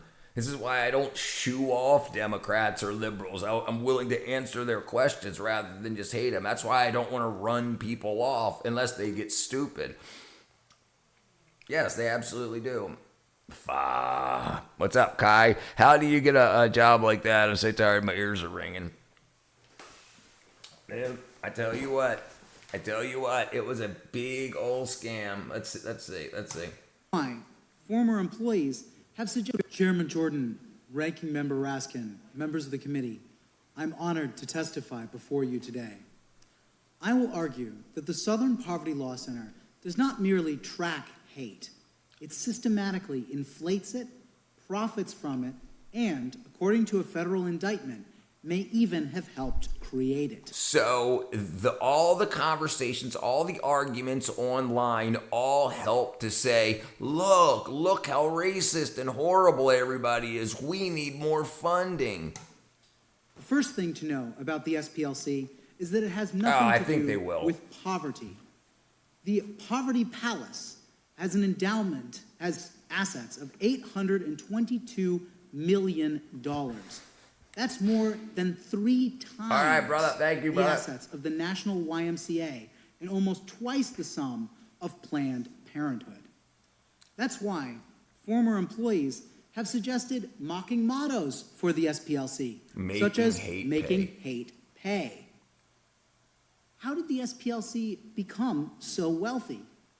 Co-founder Morris Dees set up a lucrative fundraising engine by suing the Ku Klux Klan into bankruptcy. When the SPLC ran out of grand dragons to slay, the center needed to find more hate to justify the fundraising. It has a financial incentive. I try to stay away from the news, but I keep up. So it's too much. SPLC, I agree. Stuff like this is super important because it's showing you that you're not a racist just because they say you are. They're calling people racists to get the numbers up so that they have a reason to fundraise for it. Began to publish a hate map that plots mainstream conservative and Christian groups alongside Klan chapters. The map includes Moms for Liberty, PragerU, Turning Point USA, and even Focus on the Family. The SPLC says the map reveals the infrastructure upholding white supremacy. This hate map kills 2 birds with 1 stone. It silences conservative dissent from the left's and the SPLC's agenda, and it exaggerates hate to keep the money flowing. The map also includes groups that barely exist, like a Confederate memorabilia shop and a convent. In 2023, I analyzed the map and found that it exaggerated hate by at least 267%. Here's a big thing here. By including mainstream conservatives, double counting. Well, the thing is, you need to understand when you're being come after, and you need to understand how to move in those ways, and how to know when you're being goaded into something. The biggest thing that they had control over was being able to silence anybody and destroy their lives using the racism keyword. Once that got so profitable, they needed more keywords. So they went from racism to Islamophobia to transphobia and homophobia, and they want funding. All of these different phobias need funding to fight it. But then they're following the same playbook. They're going to put out the worst trans people on the internet, so that you'll be like, I hate trans people, and they'll be like, see, you're transphobic, we need to stop transphobia, and then they'll put out the worst people, like doing the worst thing, so you hate that group of people, and they just put it in front of you all the time to inflate that feeling, to get more, so then they can go to their funding, and go to their donators, and they can say, hey, look, 700 million people posted about racism or hating, and so we need to help quash this. We need to change laws to make it so these people can't say this stuff. And it's all just fake. It's all fake. How many people in the chat took the vaccine? I did not. I didn't. If you didn't take the vaccine, typed it over what? I would never tell a stranger to go to a gas station. I did not. President Biden engaged in scapegoating that refused to take the experimental vaccine. President Trump said it was a matter of choice. Yeah, I agree. Right. For obvious to switch to more benevolent leader. I agree. He said Biden was pissed. He was like, you're making me mad. I don't even care what they think of me. The IgG4 issues, smoking gun, weaken the immune system. Influencers honestly ruin the news. And I think that goes for both sides in my opinion. Yeah, influencers are horrible people. Influencers aren't good people. Educators. Influencers turned into the new educator, but they're not telling you why you should look into the things that will help you. They're telling you what's going to benefit them and hurt you, typically. Evil's the problem. A lot of people get butthurt. Groups and mentioning defunct organizations. Given this track record, is it really so far-fetched to think the SPLC might be propping up some of the very white supremacist groups it claims it exists to oppose?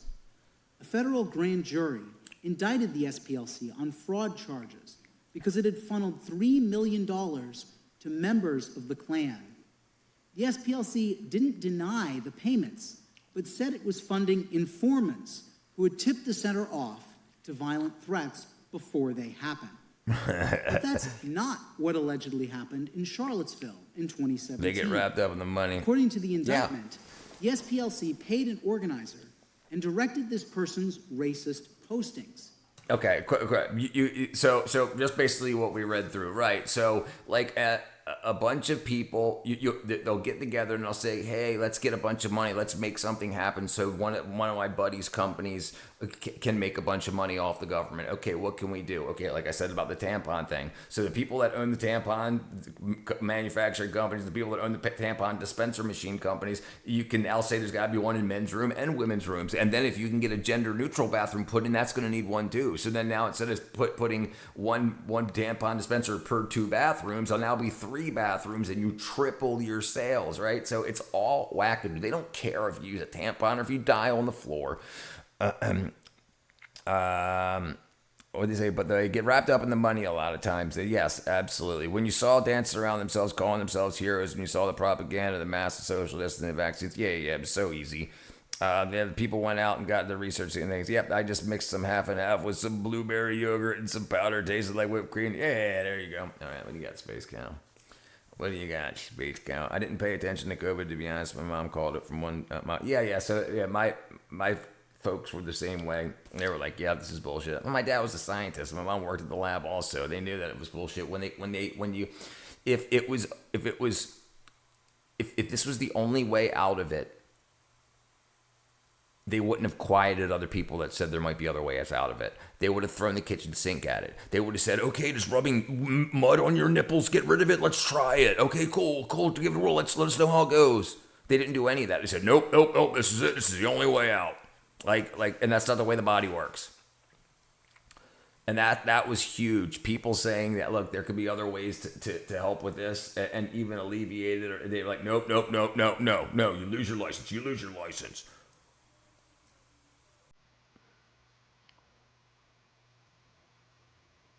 Well, add a straw, and that's a triple threat cookies and cream milkshake. Happy Milkshake Monday. We'll add marshmallow fluff to the rim of the glass. I'm going to have some cookies and cream minis, and we'll apply them to the glass. And we'll put our glass in the freezer to chill. 3 scoops of cookies and cream ice cream. half a cup of milk. Right. Half a cup of cookies. Right. Was there a decade of testing? No. And they lied about it being 98.2 or whatever it is % effective. It was such bullshit. Tampons are good for bullet wounds. That's what I heard too. Yep. Those people that are conservative do not hate trans people. Right. They don't hate anybody, especially the Christians. They don't hate everybody. But the thing is, don't do what you want when you're an adult. Don't hurt anybody. You want to start doing this, and it became obvious when they wanted to push it. And the thing is, even the people that weren't on board at first saw how they could profit from it and went for it. Because we don't get supported in things that does not make us hateful, right? And they changed the language to mean that. Now kids are dying in their sleep of heart attacks. Yep. Tampons are good for bullet wounds, and we should definitely have them in schools, right? Funny how the flu just vanished. Gone.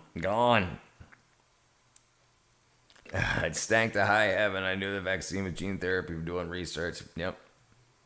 Violation of Nuremberg. Frosted Flakes. Frosted syrup. Flake. Well, let's fire up the old blender. That's an old We'll add blender. some chocolate syrup to our glass. Damn, that freaking looks. And our milkshake. That looks good. Oh man. A little more of our syrup. Look at this liquor buy. He's got a bunch. Yeah, I got the Well, that's close straw. up. It's a triple threat cookies and cream milkshake. Happy Milkshake Monday. Bam. Nice. Space Cow actually shows us a good video. Close. The scale feels ridiculous, especially where it widens into huge cloverleaf. The fact that Krispy Kreme is giving out a free donut for approved vaccinations in Washington, D.C. with somebody giving you out free joints to show. Yep. Free burgers and fries, all kinds of free stuff, right? Like you save the world and teaching. This is what they do. You teach the kids will convince the parents. This is why you market and advertise to kids. Kids will convince the parents. I want McNuggets. I want a vaccine. I want a trans surgery. I want to get on hormones. I want to be a cat. Tim Waltz paid parents $200 to poison their kids. Yep. The propaganda commercials promoting the vaccine are nauseating and social scapegoating. Right, you're going to kill your grandparents. You're going to kill your great-grandchildren. Yeah, all that emotional manipulation, when they try to emotionally manipulate you, it's no good. And the thing that started to push me away from the Democrats were that's all they would use. And I know I'm not a racist, and they kept calling me one. So I'm like, okay, you're just an idiot. You're just stupid as freaking dog shit. You're dumb.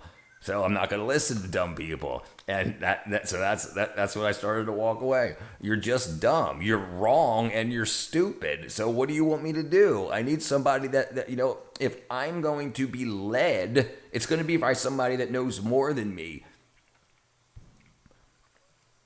My husband was just that man who kept walking when people told him to put on a mask and never did. Good man. Tara's husband.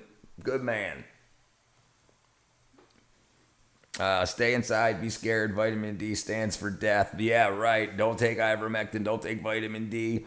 Right, absolutely. Everything. Zinc and zinc ionophores. Quercetin. Quercetin is very powerful. Quercetin and bromelain is one of the things that you should have, your family should have access to. Quercetin and bromelain, the blend, and zinc. Zinc is the bullet.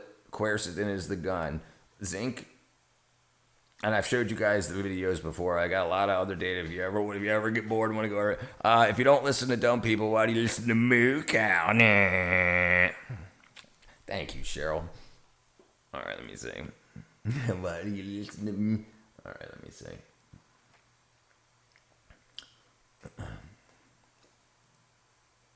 Hacked my parents' Alexa. The two of you get off your fat asses and enjoy the day. You program? Why would you say that? I mean, we've been working all day. What the fuck? You must have asked for a song called Fat Asses or something. Is there a song called Fat Asses? Possibly. You didn't do shit all day, Lisa, you lazy fuck. What are you doing? I don't need to say that, because that's true, though. Fuck you! I don't sit down. I never fucking sit down. You haven't done shit today. Oh, fuck you. It's the first time I sat down today. Why is she just talking to us? Okay, I think you should unplug it, honey. You got 2 feet and 2 hands. So do you. God, you bug the fuck out of me. Gordy, you're also a fucktord. She's called you a fucktord. No, I'm turning it off. Yeah, I'm gonna turn it off. I'm not. Thank you, brother. He's fucking with us. Don't unplug me, you pussy. All right. So obviously. Obviously, Don's at it again. This is an on, something so- fucking weird. Like, we didn't even call her and she's saying shit I'm to still us. here, you queefleeners. Freaking wackadoos. Loops that look more like racetracks than exits. Yeah, they It got would probably paid take for you a that. solid minute or two just to walk from one side to the other. That is, if you are And insane it's enough to amazing try. when you see how much money was made, and knowing that the masks don't do anything, and like they tried so hard to have like science YouTubers tell you about how it worked. They started to trick me too at talking about how it could work, and then I was like, well, that makes sense. That makes sense. Van der Haal's forces, and then I was like, no, that doesn't make any sense. You know, but because I heard it over and over and over again, and I was just like, nothing makes sense. None of this makes sense. And then like, none of it made sense. Then I talked to somebody, and then it made sense. I knew the masks were bullshit. It worked at a viral lab. The masks were there, like gas masks to have 3 filters to be effective. Right, and one of the most interesting things I saw was somebody take a hit off of a vape and then do a, what do they call it when you take a hit off a joint and then you kiss somebody who blow, not a shotgun, what's it called? Can't remember what it's called, but he did one with a vape. He had a mask on and his girlfriend had a mask on, and he went, blew it through his mask, through her mask, and then she blew it out. Like, so 2 masks didn't do it, and he hit the vape through the mask. So it got filtered once going this way through the mask, then that way through his mask, that way through her mask, and then back out of her mask. Right, and that was vape.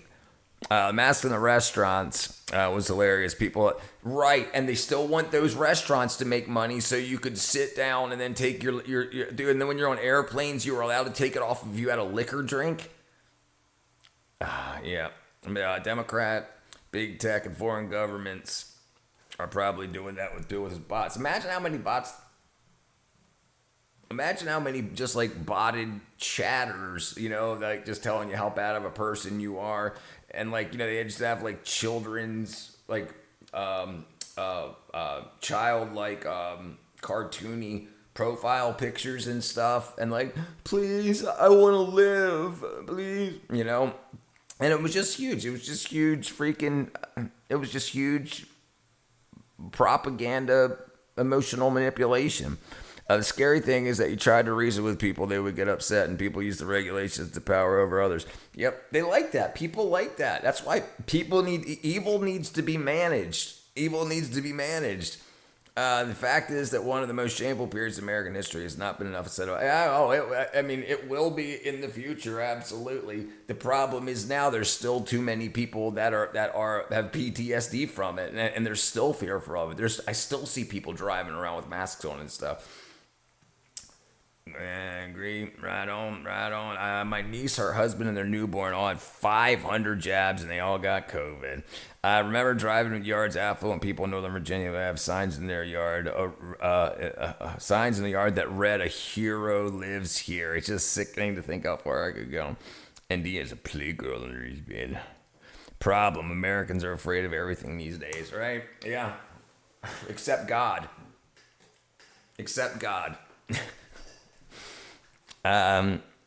They were testing the waters to see how much control they can do, and I'm sure they'll do it again. I'm sure they'll try. They'll absolutely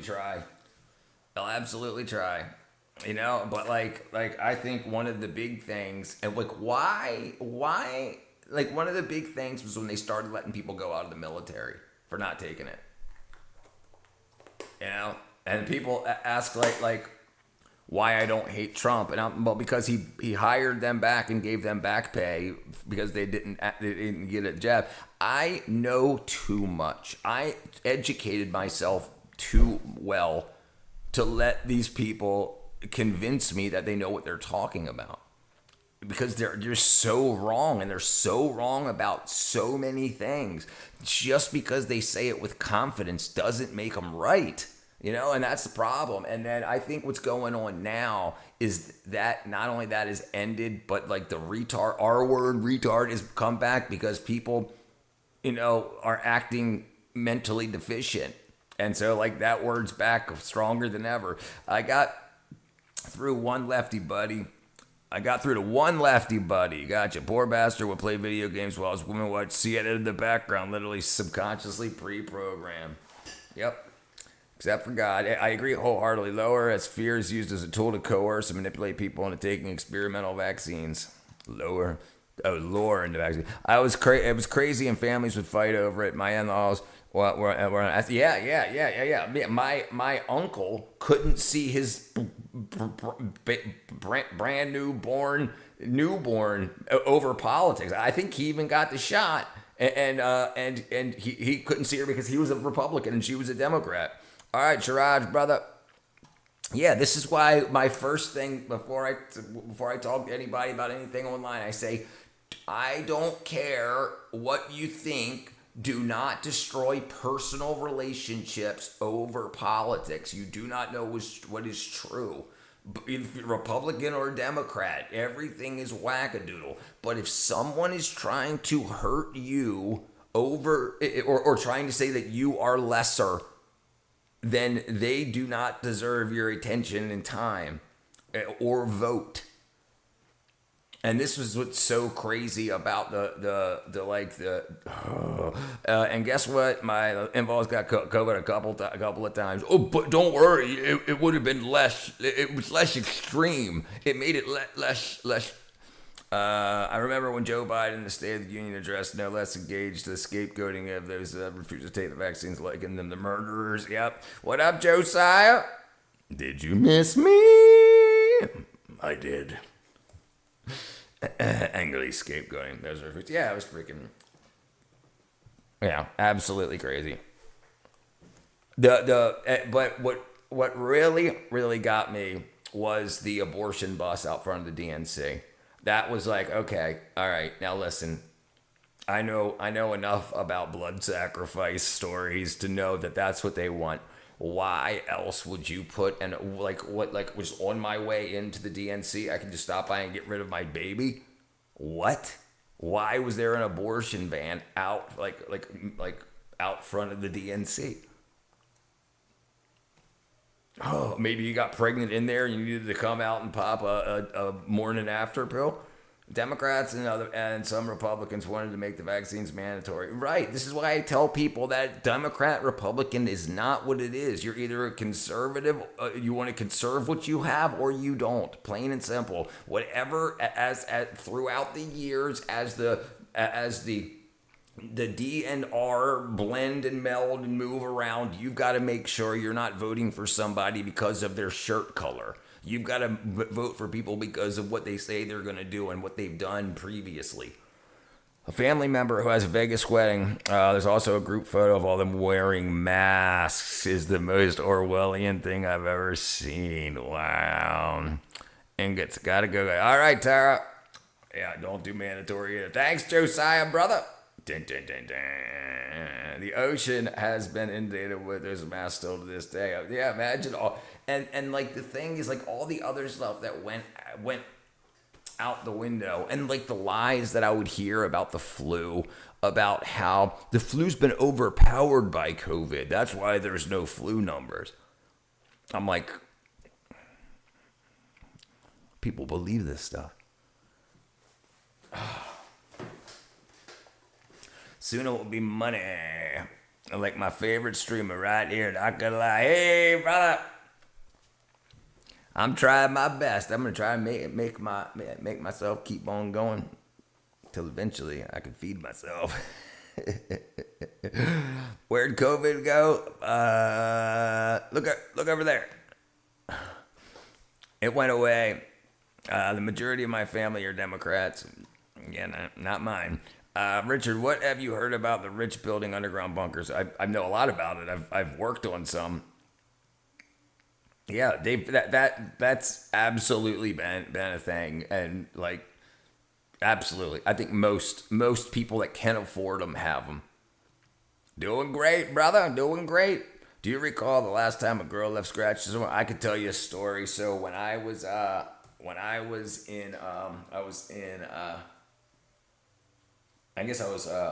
didn't have a senior year because I left high school after 11th grade.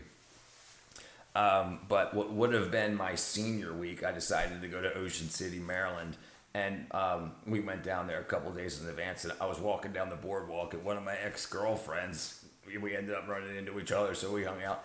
Anyway, that next morning, we get up, and a buddy of mine that I drove down there with, John, his mom, dad, and younger brother came down also because they wanted to go to the beach anyway during senior week. Anyway, so I'm walking there, and then like I'm walking in front of her, and she's like, "Richard, what is that?"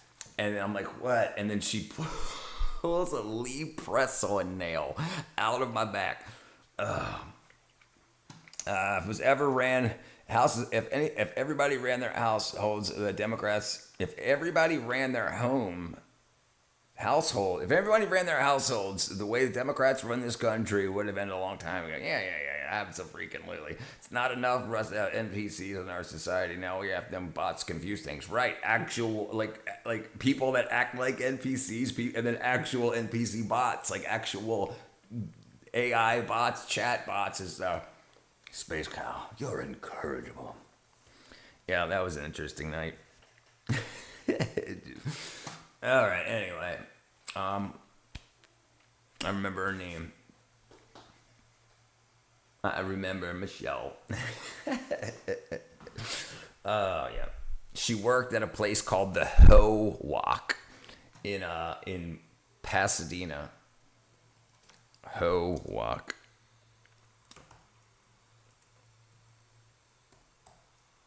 There it is. Look, right. Pasadena, Maryland. Yeah, that's where she worked. I mean, for like a month or whatever. But yeah, the Ho Walk. That's not a word. Yes, it is. What are the bunkers for? What's coming up? I think I might have missed a little bit. I think they know more than we do because they can see, like, anything you think is private isn't private. And the same with the government and politicians and wackadoos. So they know more than what's going on, more what's going on. The people in big tech know more what's going on than we do. And they see how close, like other countries, they can see what's going on, a lot of that stuff. And I think they see how dangerous, especially, like I know a lot of people get pissed off over the Iran thing, but Iran wanted to kill us. And people aren't willing to accept it. But I've known that for 40 years. And some people that are now, they didn't learn that. They learned their enemies are from America. The American kids learned that their enemies are from America instead of learning about people around the world that don't like us. And luckily I was still in school when they would teach us stuff like that. And so, knowing that was most likely going to happen, that's one of the big reasons I think a lot of the ultra wealthy built bunkers. The bunkers are for the continuity of government. There are bunkers for the continuity of government. Thadiel, brother, what up? Thadiel, damn wacky bee. For real, damn. Ho Walk, Pasadena, Maryland.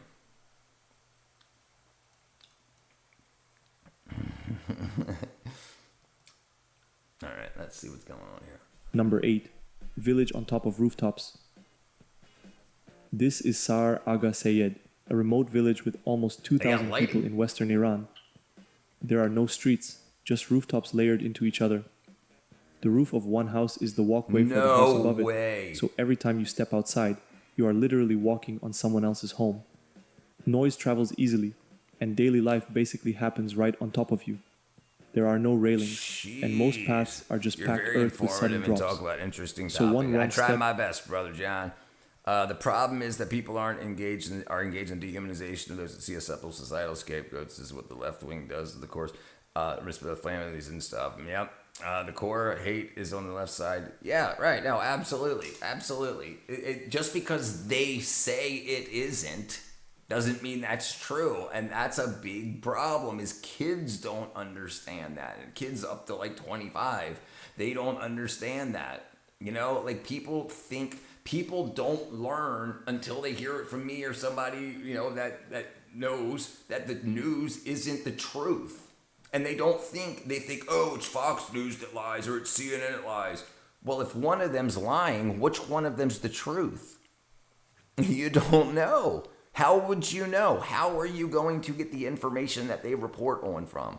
How are you going to get the insider knowledge? You don't. The news is our access to insider knowledge. And you can't reason with them. It's like trying to reason with a rabid dog. Right. Don't, brother. Don't. Hang out with people that are reasonable. You don't need to fight them. You don't need to tell them how horrible they are. You don't need to do to them what they're trying to do to you. You don't need to. Don't do that. When they're willing to talk, you talk. But you gotta be open to when they repent. When they seek, they will see. They're unknowledge. They think because they have a degree that they know everything, and then they'll learn that they don't, and then they'll need someone to teach them. We need to be those people. We don't need to just break everybody down and bust everybody's balls. You're dumb is enough. Yeah, that's what I say to anybody. Let's just have Enviro Pro. What up, John? They would love to see the America like that. They would. I go by what I see. The left is definitely insane. Definitely. The best way to get the knowledge on the vaccines back when it happened was to go to the NIH, the FDA, etc. And you can see that was the experimental vaccine. The best way was to go ask for the literature from the box that the vaccine comes in, and you see it's a huge poster that's blank. Yeah, don't engage, because that's what they want to use for fundraising. You could see that the FDA gave emergency authorization and could approve you, could give you an emergency authorization approval. That could not give you approval. You could see that the FDA gave an emergency authorization, not an approval, that could discover pharmaceutical countries were shielded from litigation. Right, and then they allowed children 2 years old to start getting that stuff. Robert, you driving to Georgia tomorrow? Brother, if you're coming by Peachtree City, give me a call. Mixing it up and revealing your stance politically can only hurt you nowadays. Nobody listens anymore either. Right, you've got knowledge. Reason is often delivered to people in different stages of their lives. You've got to wait till they get there, because you don't want to just be like, you're the horrible, most shitty person, but just get out, whatever. Be like, okay, you're dumb. You don't know yet. When you start to figure it out, if you have any questions, I'll be here. And that's enough. That's enough. Right, so you don't need to blast them down, though, is what I'm saying. Interesting on the internet, you should be surprised what you can find. People can find out about you. Yeah. It's because they have nothing. Right. They have nothing. They're lost. They're looking for something, and the people that gave them that, what they thought was the truth. This is why they call themselves woke. So you it's a great title for a religion, because you're telling people, I'm giving you the information that most people don't have. Now you know more than them. So when you tell dumb people that, they think that they know. No. I learned this in college. I paid for this. Okay, cool. If that's KS rifle, yep, they are crazy and they're prone to violence. Right, that's why I'm saying don't engage. They wanted to take Trump out and celebrate Charlie Kirk. Said, I agree. They push all the false narratives about Charlie Kirk. I agree. They are messed up people. Where does the mindset come from? Some of the vaccines didn't even come with inserts. Yeah. Then they had to start coming with blank ones. It's like we're in a truth versus lies war. What do you call that, brother? What do you call that? Truth versus lies. It's good versus evil. Deception. The devil is the master of deception. These people, you can say they're possessed. They have false knowledge that they're willing to die and kill for. But it's lies beget lies, and they'll eventually figure out that they're being lied to. Have you ever seen hashtag walk away? No, Richard, you must act like a child and throw salt in their wounds because being correct is more important than resolving issues. And I think that's a huge issue, is that we didn't have an adult at the helm for so long that like this childishness went away, and then yeah, it got bad. It got really bad. But the thing is, who solved the problem? It was the quiet ones, the ones that didn't engage, planned, instead of just fighting, screaming at the void. You can't scream at insanity. You cannot. You need to wait for a breakthrough. There's other people you can be helping at the time you're engaging with a brick wall. There's other people you can be helping. What up, Chosen?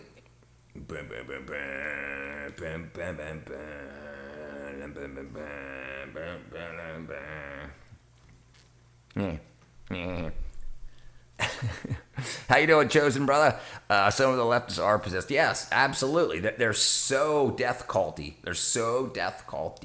They're just all about anything that leads, that progresses towards death. Anything does. Stopping births, converting people into things that can't give birth, like the sterilizations, and then lifestyles that don't lead to birth. Yeah, it's absolutely wackadoodle. On a positive note, people of all walks of life get along real good as long as they don't talk about politics. The second politics is involved, all-out war. Right. Why is it one of the main points that you're taught about salesmanship and business is do not talk about religion and do not talk about politics? And it's been that way since the 1950s. Like, it's been well known that you don't talk about that in order to get business done, because in business is more important than anything else. It's succeeding in the business, making the money, sealing the deal. And then we walk in with everything doing politics first. Yep, that was a big problem. Everybody getting the trophy. They want to persecute the truth tellers. That's exactly right, brother. Josiah likes it. That's the thing. I can answer the question directly. It's not about the mindset. It's about approaching things from an orientation of feelings that dictate beliefs rather than logic and reason. I agree, too. Cheryl, that started the crap. No, Cheryl, that's what started the crap. Dan Cummins, trash can preacher. All right, I'll check him out. It's not the truth versus lies or good versus evil. It's logic versus reason. No.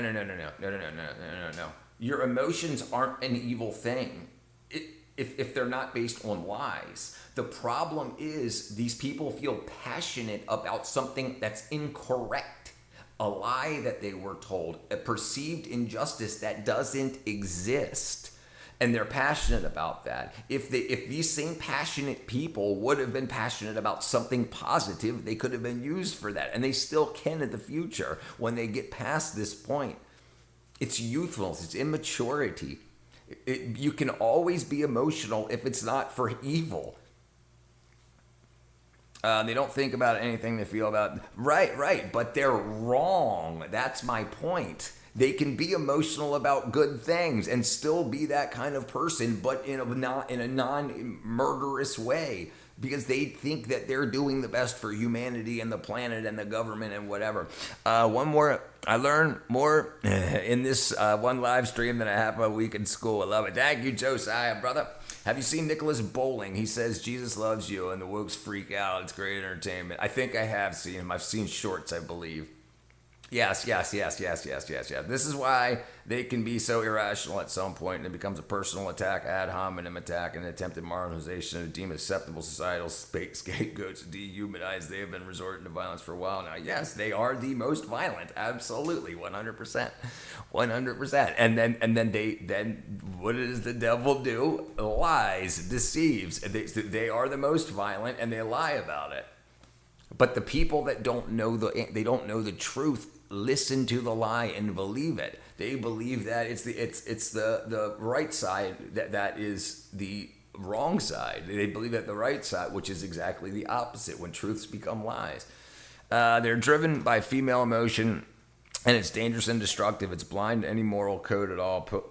It points out people speaking differently and acting differently and attack them. Yeah, I think you're going to see a lot less of that. Reason and logic can be soothed by emotion. I agree. smooth. I agree, William, but the fact is that some of them take it seriously to become violent. Right. So stay alive long enough to not be affected by it. Do not engage. Do not engage. In the book 1984, the protagonist talks about how it was always the woman who were the most staunch enforcers of the advocate of the party and its rhetoric. And that's been well known for years. The mafia used to send women over to rival mobs in order to get in, to infiltrate, and then to convert one of the guys over to bring them out. They've always used the women. Men have there's a soft spot. You know, when we see women hurt, we see women crying. But it's been used to the ends. This is why so many people that were Captain Save-A-Hos now aren't. They're not even dating at all. And so guys aren't acting liberal. And now they're looking more into it. They're in more circles of conservatives. So now the men are much more conservative than the women now. But then it's slowly filtering back. The problem is that's happening too quick for the left. So now they need to replace us. So that's what came into 2020. Yes, with crazy comes violence. And when you convince people that a baby, a fetus, is just a clump of cells, in their mind, a human is just something that forgot to be aborted. Man, honestly, we've grown so far from nature. So everyone is trapped by stupid politicians. Let's just go back to monk mode. Hey, brother, I'm down. I'm glad to see that. I'm glad you see this as a lot of this actual spiritual and not natural. Absolutely, brother. Absolutely. It's hard not to see. It was always the women, especially the young ones, who were the strictest adherents to the party and its slogans that readily swallowed. When you tell women over and over again that they're being oppressed by the men, they're not allowed to go to college, then when they go to college, they're going to believe everything. They think they've made it to God, and they're hearing the absolute truth. This is the thing women have been fighting for generations, being able to get educated, but they're being lied to. But the problem isn't that they're being lied to per se. It's that they believe that there is no better way in life except for college and then employment under someone else. And that's all been taught because they're going to be under someone else, meaning they're going to be making money for some other guy rather than their husband, and them becoming a competing entity in the market. Now they're just helping some other guy's family make a bunch of money. And it's very, very, very easy to dissect. It's just that because if they're told that men are horrible and have been hurting women for millions of years, and now you can go to school, so that everything that they hear in school is gospel. The amateur spies and nosers out of the unorthodoxy. That's a quote from 1984, George Orwell. They convince themselves of anything as long as the opposite to Trump, because Trump symbolizes men to them, and that's how they attack men, by attacking Trump. Yes, absolutely. What is the absolute truth based on? The Word of God. Facts. Yes, and to illustrate that point, John, they will call MAGA a cult, and when people like Marjorie Taylor Greene and Tucker Carlson, etc., turn over Trump, then they all of a sudden celebrate them. Yep, I can make pizza. Here's the thing. Society can be set up with a framework. We've got a framework that works, that was written 2,000 years ago. All right? It works today. It works, tells you how to treat people and what to do. The left want to create their own. They want to be the Jesus. They want to say what's good now, what's moral and what's not. We can all say, you know what, that gets people hurt. What doesn't? Well, hey, we've got this stuff, scripture. Now, maybe it's make-believe, but whatever. So is Harry Potter, but you dress up like him. So you can say this is a framework that we follow, and that's what the framers of the Constitution did.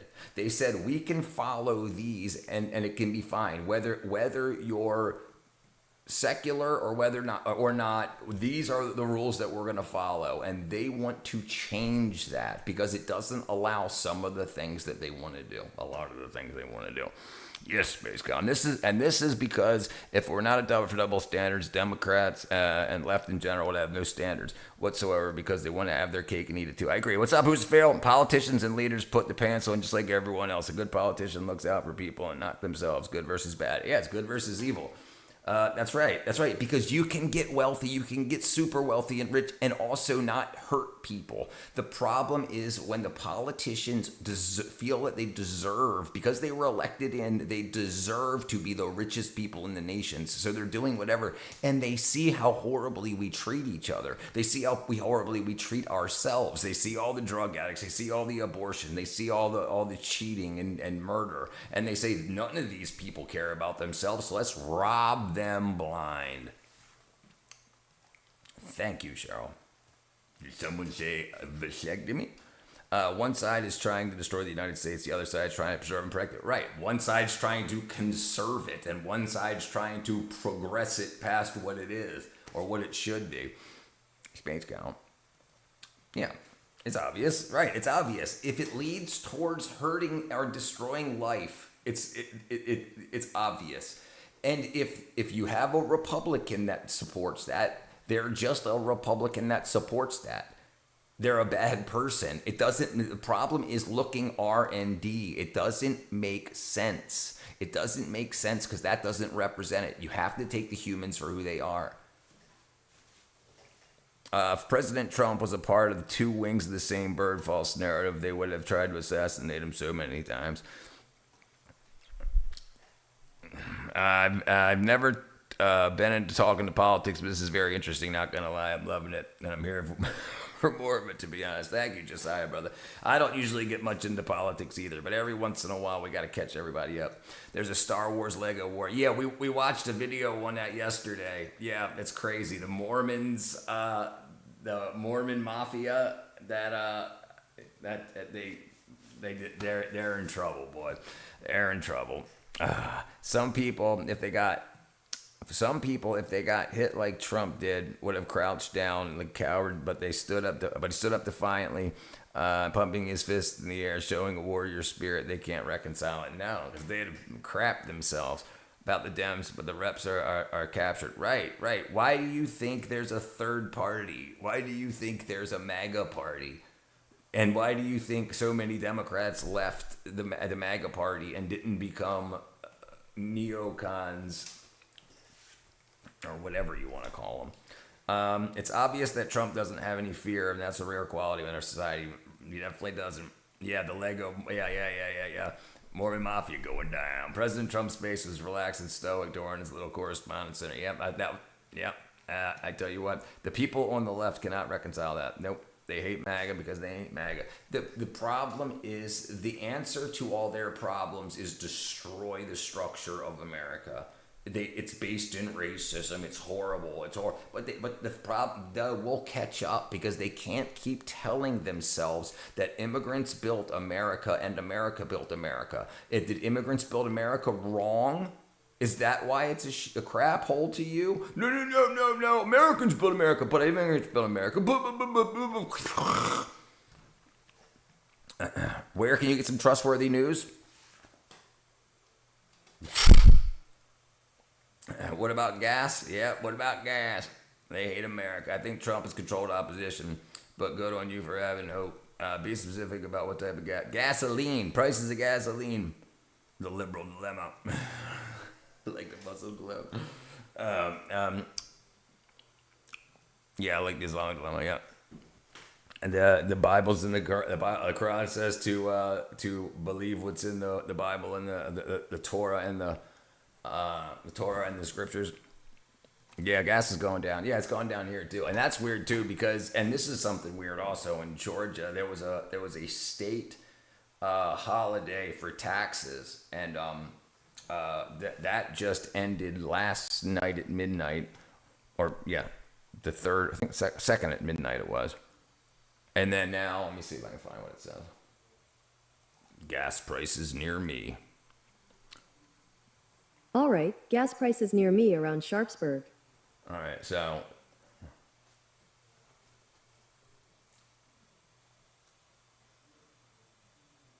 $3.83, $4, $3.84, $4.10. But I mean, I don't go to these places. I go to which is probably around $3.60. I could criticize Trump and valid criticism. It turns out farmers in the South are able to plant seeds because they won't turn a profit because of the price of fertilizer. Yeah, I heard something interesting. Iran is a betrayal. We can pretend Trump was a good guy about vaccines. He's still proud of Operation Death Speed. 349 lucky. No, 384. All right, Cheryl. Why didn't Trump do something about it and give them crops for population? Listen. It doesn't matter. It doesn't matter.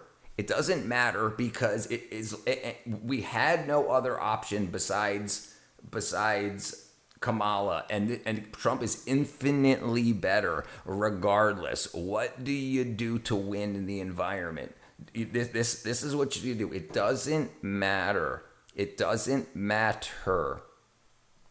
He's definitely better than Kamala Biden, period. It doesn't matter. It wasn't between him and Kamala and somebody else kick ass. I tell you what would have been interesting to see. I would have liked to have seen Kamala go against RFK Jr. in the if they would have primaried her. I want to pet it, but I know it's a trap. Yeah, no, it's a trap. Good night, Cheryl. Bye. But he's the lesser of two evils, but sure, man, he has a turncoat. Listen, I got no idea what's going on. I got no idea what the truth is. I got no idea what was about to happen with Iran. I got no idea. And if you know more than me, tell me, because I hear 75 different things from reputable sources. He knows more than I know about what was going on there. Is he just tickling the doolally of Iran? Of Israel? I got no idea. People say a lot of stuff, and I got no idea what the truth is. It's like, I'm not gonna sit here and belittle the guy. He went through some shit, awesome, and he did some things. Now, it's gonna be sometime in the future whether we find out if it was actually deserved. You know, like most of us were for the weapons of mass destruction bullshit back during Bush too, right? But we found out later that it was bullshit. Maybe we'll find out we were 2 minutes to midnight. We got no idea, and it's like it's just disrupting to progressing past things when we don't know. It's so sculpted what we hear from the media and in different ways from each unit. It's Kamala would have destroyed the country. Literally would have been. Yeah, we'd have been screwed. I try to explain this to people. No other choices. Literally, nobody else was there to vote for. Right. And look what. Here's the more important thing. They didn't primary Kamala. That should be the most important thing to Democrats to understand. They didn't they didn't say, hey, what Democrats want to run against her. They didn't do that. They didn't do that for a reason. And they blow freaking horn about democracy. Yeah. We would have our right. We probably, we don't know. Like if what Trump is saying is true, then yeah, we'd have Iran without Kamala too. With Kamala too, right? Agreed. Corporate America chooses to run. Can you imagine how weak we would look with Kamala as a president? I think we'd be a parking lot, brother. It's about a chess piece rather than moves being made. It's really about chess piece rather than moves being made. People that refuse to talk politics are the ones who wanted to shallow an alcoholic dummy to win. Brother, listen, no, that's not true. A lot of people do not know what's going on. A lot of people have no idea. They're living their lives. They got no idea what the truth is. If you hear 7 different truths, what you're just going to choose one and then fight everybody else? No. Some people do not know. They don't know. They're like, oh, well, I thought we're supposed to have a primary, so apparently I was wrong about that, right? So no. There's a lot of confused people out there. Yeah, she definitely lost. What up, Mira? You can literally complain and then have absolutely zero alternatives. Yeah, Trump makes America look like a nut house. agree. But he makes it look a lot better now, dude. I mean, we had Biden before. We had Biden shaking hands with ghosts and mumbling and talking nonsense. Like his wife now says that she thought he was having a stroke. That was absolute nuthouse. I tell you what, if you don't listen to the Democrat side of things and just listen to what's going on, it seems much tighter knit now, and it seems like a plan is being executed rather than just a bunch of craziness. You have to shut the noise off, and it's a really difficult thing to do, especially on the internet. We would have been carved up by enemies if Kamala was president. I think we would have too. Or you can, but you should acknowledge that. Yes. Yes, only the alternative. They hate Trump and they're losing a lot of money, right? Absolutely. Put her incompetence aside. Kamala couldn't be voted on simply for principle. No primary, no democracy. Yeah, put it to the side. Right. Yeah, absolutely. No, yeah. So what would have been interesting to see would be RFK versus Trump. If RFK was allowed to primary and if he would have beat her, and then, but who knows? Who knows what had happened? Everybody knows about FEMA not giving help to people that needed it because they had a Trump sign in their yard. Right. No, I agree. That's crazy shit. If Kamala was president, I'm sure everybody would be trying to move to other countries rather than me in China.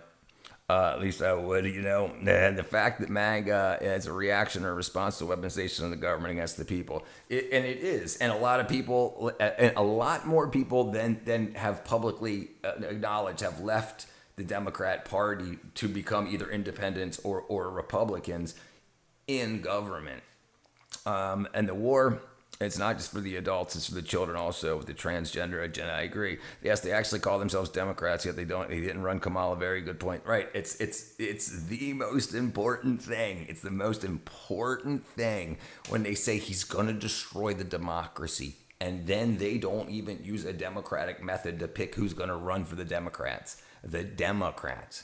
So everything's a lie. Hey, Lightning, you ready? I ran a university. I would start a word salad competition to try to bring a little lightheartedness into the environment. Yeah, that'd be a good thing to do. And one of the big things, too, is they shut off comedy. They turned comedy off for like 4 years. You weren't allowed to make jokes. Yes, the Democrats subverted the democratic process by not holding a primary for Kamala and just anointed her as a candidate, right? Yep, nope, they don't care. The Democrats also stole a nomination from Bernie at least 2 times. Yep. And here's a problem too. Here's a problem also too, is the Democrats are so fractured. You've got multiple D parties. You've got the Democratic Socialists. You've got the Democratic Communists. You've got the Democrats, whatever. And then you have what's the guy's name that wears the hoodie from Pennsylvania? Like they're so fractured. So. People say, am I a Democrat or am I a Republican? Which Democrat? I'm definitely not a socialist. I'm definitely not the hardcore leftist freaking Democrat. It's like because they don't know. They think there's just 2 things, like black and white, like a race, like a gender. It's not. Tripping up the stairs. Yeah, shaking hands with ghosts. Yeah. Oh man, hold on, I missed a whole bunch of stuff here. Jeez. And now Adam Schiff is under indictment, or be soon, because some Democrat worked with him was blowing the whistle. I think they said he's going to plead guilty. What's up, Mr. Palad? I only buy Joe Biden toilet paper. Yes, the Bernie thing. Yes, left is wide at your side, abandoned democracy twice in a decade. Mr. Palad, go watch George Carlin. I love George Carlin. I used to watch George Carlin a lot, dude. My buddy Chris. Oh man, I forgot his last name. Starts with a T. Dang it. He used to carry a backpack around with George Carlin VHS tapes. Like he would go to bars and whatnot, and then freaking we'd go somewhere afterwards. He put in he was big about that. I used to watch him all the time. I think we should be mandatory in schooling on high school to sit through George Carlin. Yep.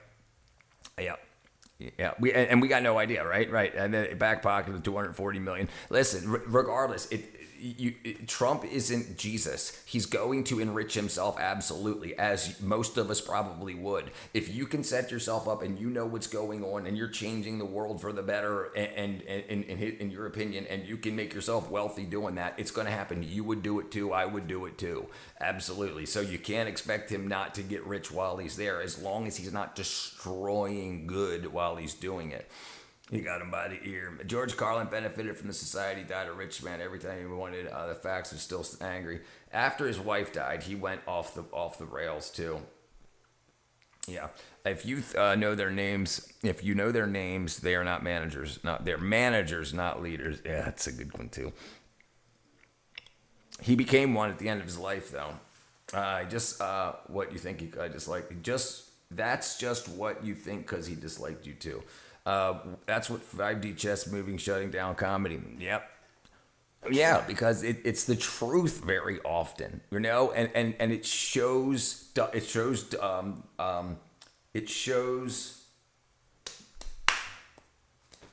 double standards and hypocrisy. Put him in your little box. Democrats from Planet X, Carlin and Hicks, wake a person up. They actually listen. Yep. ND's a meow.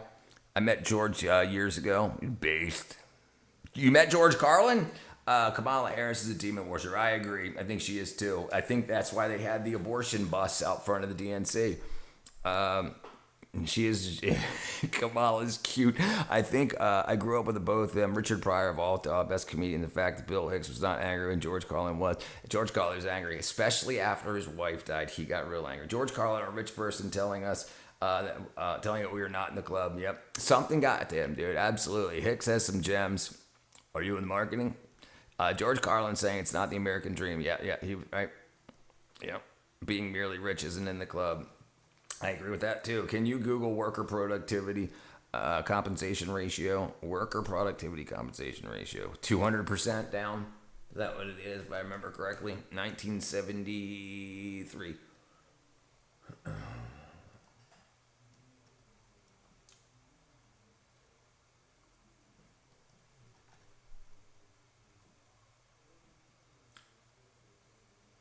Right there. What am I looking at? Did you know the average? Do you know the national average for the top 1% is only like 200? Yes. Dude, $35,000 a year is the top 1% for the world.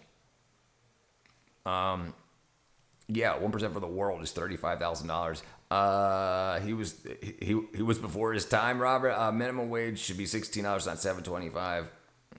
Oh no, I love this local boy. No, listen. I don't care. This is the thing. It is leftists say that all the time, but it doesn't need to not be a right-wing talking point. The problem is you can't marry that with abortion for all and then not have it tainted. That's the problem. They destroyed it. Because then what? Now if you want $16 an hour, I got to also have abortion for all and trans surgery for all. That's the problem. It can't work like that. You've got to work into that. But I agree. First of all, I don't agree with the false premise. Referring to people as workers. What they are is employees. Bill Hicks became Alex Jones. Bees are workers. Human beings are employees. Obedient workers. It's sad to say Bill Hicks passed away, and he does look a lot like Alex Jones. Yeah, right here. Looks like 1962 is when it started. Here's 73 when it got bad. 1979, productivity is 2.5, compensation 2.1. 1979 to 2025, productivity is 1.4, and compensation is 0.6. We don't have manufacturing in America. That's a huge, huge problem, especially after 94, right here. 94, we started losing all of our manufacturing. So we absolutely started skyrocketing after that because we stopped producing stuff.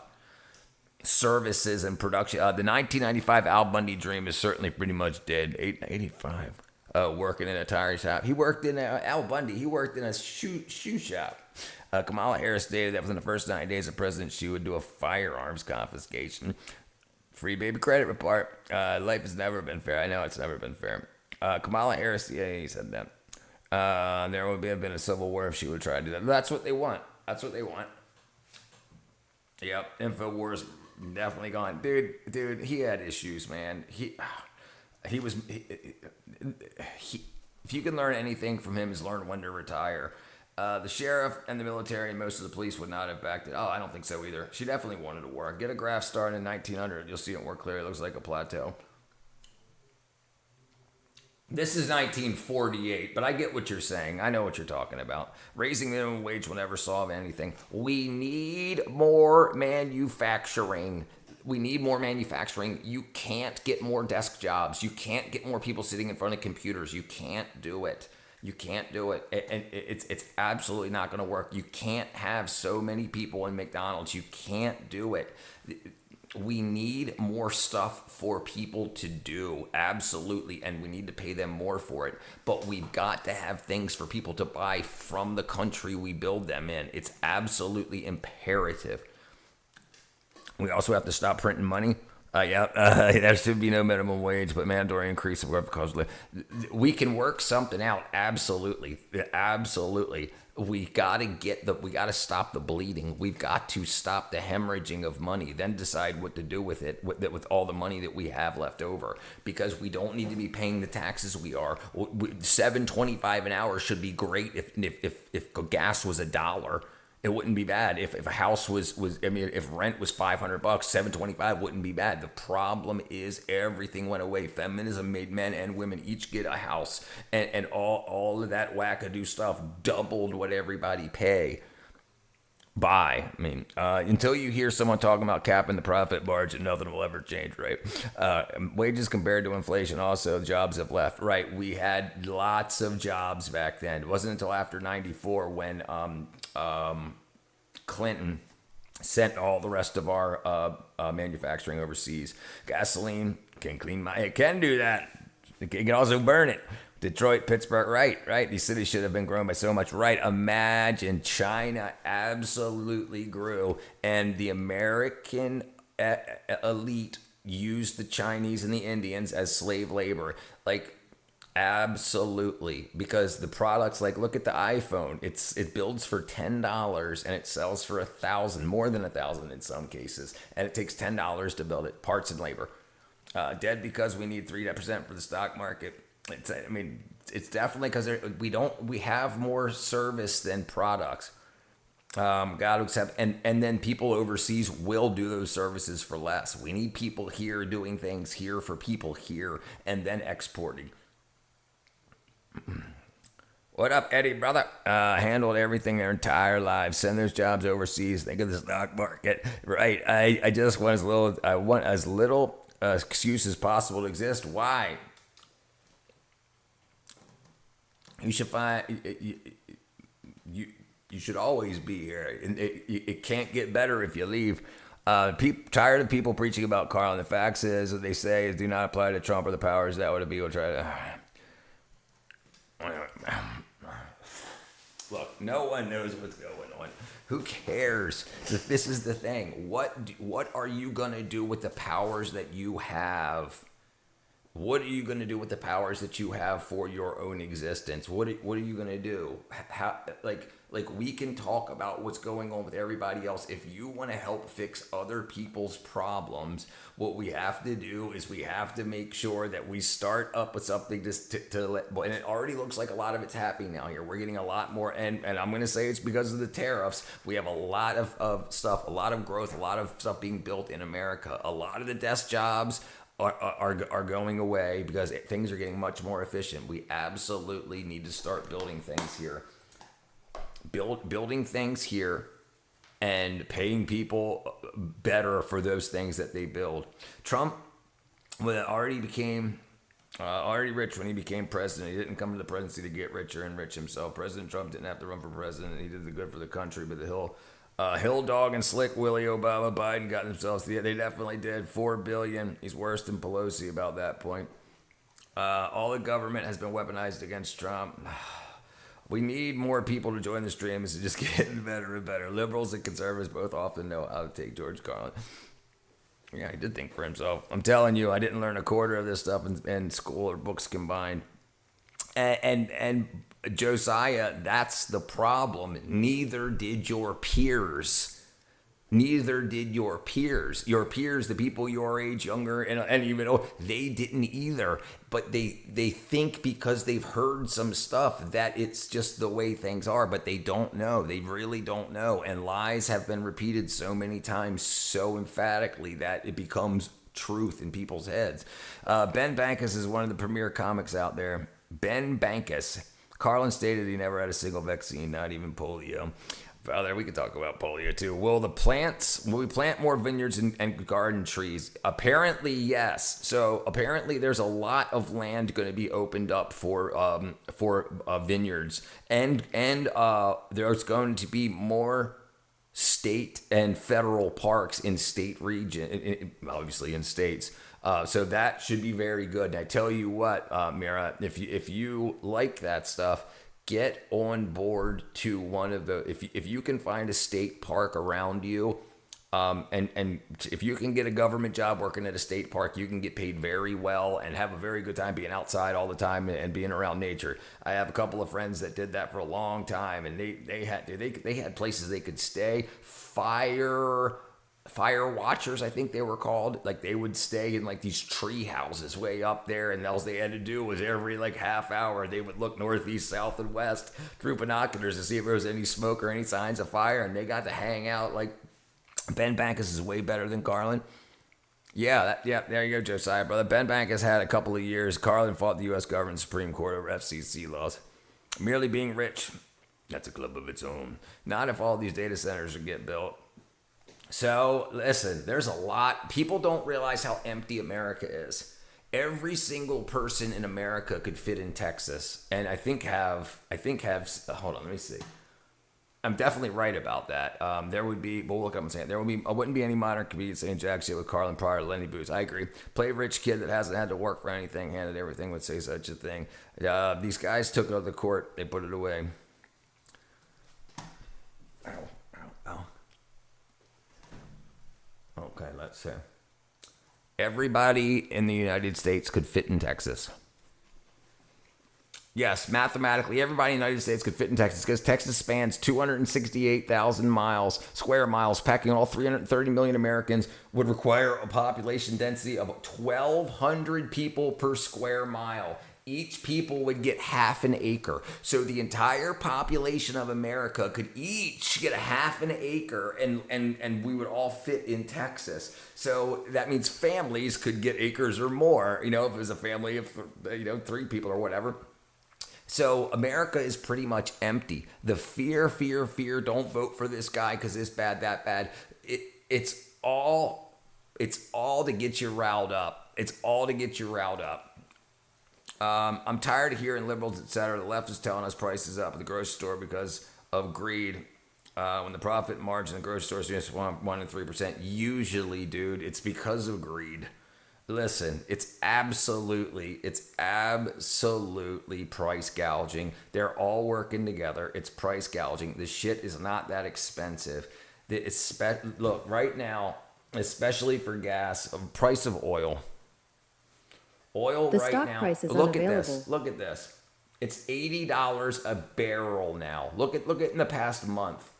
Okay, it was $98. It was $100 during when the Iran war started. It's $82 a barrel. It should be $40 a barrel is $2 gas.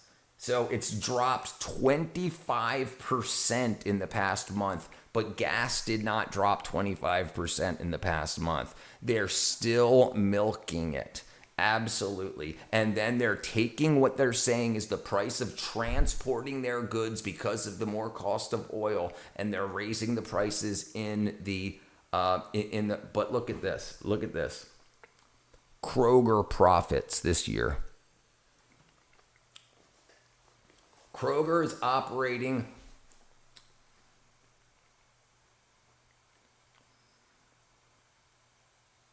$4.9 billion in profits. Okay, and let's see what it was last year. So they surpassed 150 billion. Gross reached for 12 months, January 2.9. So they've made a 3% profit over last year. Over last year, they made a 4% profit. So they're making 4% more than they were making last year, and they could absolutely drop their prices quite a bit. And that's just Kroger. Carlin was not a liberal. He did not like the self-righteous bourgeoisie liberals. George Carlin would not be against Trump if he were alive today. His words, not mine. The best comic out there right now is Ben Bankus. Yeah, it's crazy to know, right? If you're in the northern states, you might see the aurora tonight. I mean, Georgia. For real. Most people don't let any of these politicians think for us the silent majority. Yeah, most people don't vote. So one of the interesting things about what the Democrats do, especially in California, with this extended voting period, what they do is if the person they wanted to win didn't win, they send door knockers out to go door to door and say, hey, we mailed you a ballot. Can you check to see if it's in your mail? Yes. Can you vote for blah, blah, blah, and drop it, give it to us, hand it to us, drop it in the mail. And so they go and do that. So people that would not have normally voted would have thrown it away. They go get knocked on the door and say, hey, we're with blah, blah, blah. And they go out and they pedal for more votes. Does North Carolina make it? Probably not. Why is gas so high, Robert? We don't get gas. We don't get oil from the Middle East. We don't get gas from the Strait of Hormuz. We don't, not in America. Van Bankers and Greg Gutfeld are two of the best comedians out there currently. Ben Banks. Trump has been doing everyone a great service with his lies, that's for sure. Love Greg. Like comparing apples to oranges. Ben Banks is all right, needs more materials to get great. That's the thing. Democrats, leftists are never specific about any lie that Trump is supposedly told. They are wackadoodles. What up? Sorry, brother. In fact, Trump haters with the mental illness, Trump the Major syndrome, never specific about anything. Who is Ben Bankus? Is it Ben Banks? I don't know. I really don't like talking about this kind of stuff, but I'm curious now. They'll just come on here and say that Trump's a liar when they have a little discussion about what he's actually lying about. Because the fact is, they hate Trump because he tells the truth. Can we say someone who's been on for 6 months is great, though? I can't say someone who's been known for 6 months is great, though. Ben Banks. Okay, look, so let's do this real quick. Jesus is king, brother. I agree with you. Is it Bankus? One of the best, if not all, ruthless comments out there. The LA mayor will be boss chick. The whole thing. I hear the LA mayor will be that boss chick. Bass. Yeah. Okay. Okay. Exxon profits this year. Okay, they have a net profit of $8.8 billion. The first quarter of this year was $4.2 billion due to account timing effects of financial hedges, accounting discrepancy. $3.9 billion, whatever the hell that means. Is distributed 9.2. So they paid out $9.2 billion in payouts to their shareholders. This quarter. They're making money. They're not hurting. Can't prove them wrong, brother. Ben Bankus, Bankas. Okay.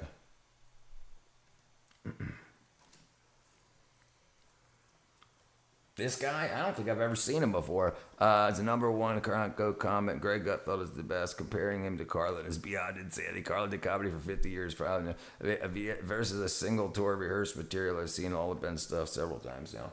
Yeah, I've never heard of him before.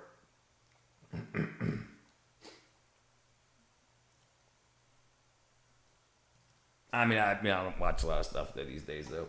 I've been busy with Winston Marshall. Do you remember your first Asian gag? Something about my dog being Chinese, the Shih Tzu, and the Chinese people coming up going, "Oh, so cute, what flavor?" That was probably one of the first ones. Ben Bankers, we laugh at his jokes. I've had Chinese people with thick accents come up to me after the show, being like, "Please keep doing a free speech." But like, it's true. For them, they can't do certain things. Is this him? The Google text-to-speech makes me appear to be drunk. It ain't just the Google text-to-speech. Dun, dun, dun, dun. Sorry. Is that him? Ben Bankus?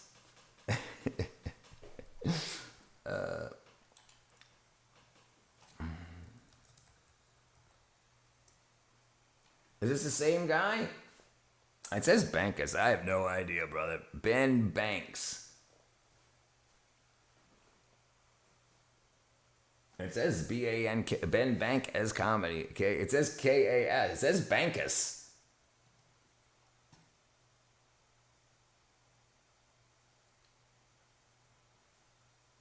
A touring Canadian stand-up comic. He's pretty funny. He does quite a bit of political jokes. It says B-A-N-K-A-S. I don't know who's wrong. B-A-N-K-A-S. Ben Banks, 2012, was a comic. I wonder why. That's why I added an extra name. Latter-day Saints. Latter-day Saints. Oops, I broke something. Oops. What is today? There we go.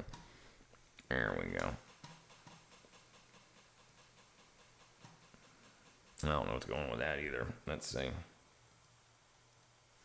Ben Banks. Comedy. It's Bankus. It's Thursday? Thursday. Okay, Thursday. Alright. Bankus. Ben Bankus.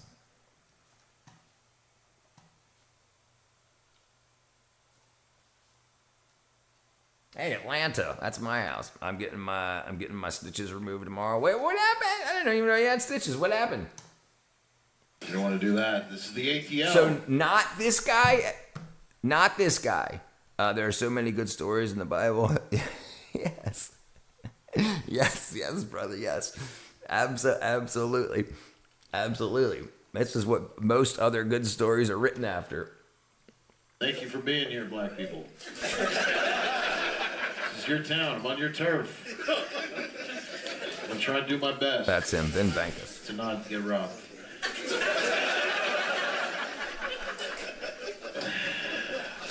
Okay, we got the white side over here.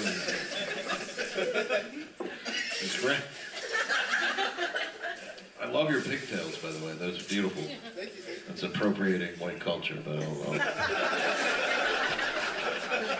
I'll allow it. I'll allow it. Yeah, that's what I have too. Psalm 91. You're halfway? Okay, yeah, exactly. You're allowed. Yeah, you look just like the Little Mermaid.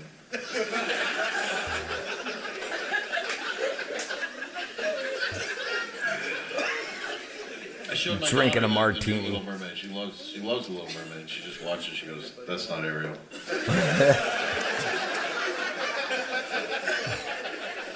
Proudest moment of my life. The barometer for a good comedian is how many people get offended That's for not our Ariel. show. Look how far apart her eyes are. It's more like a dolphin than a mermaid to me. It's not even realistic. She knows how to swim.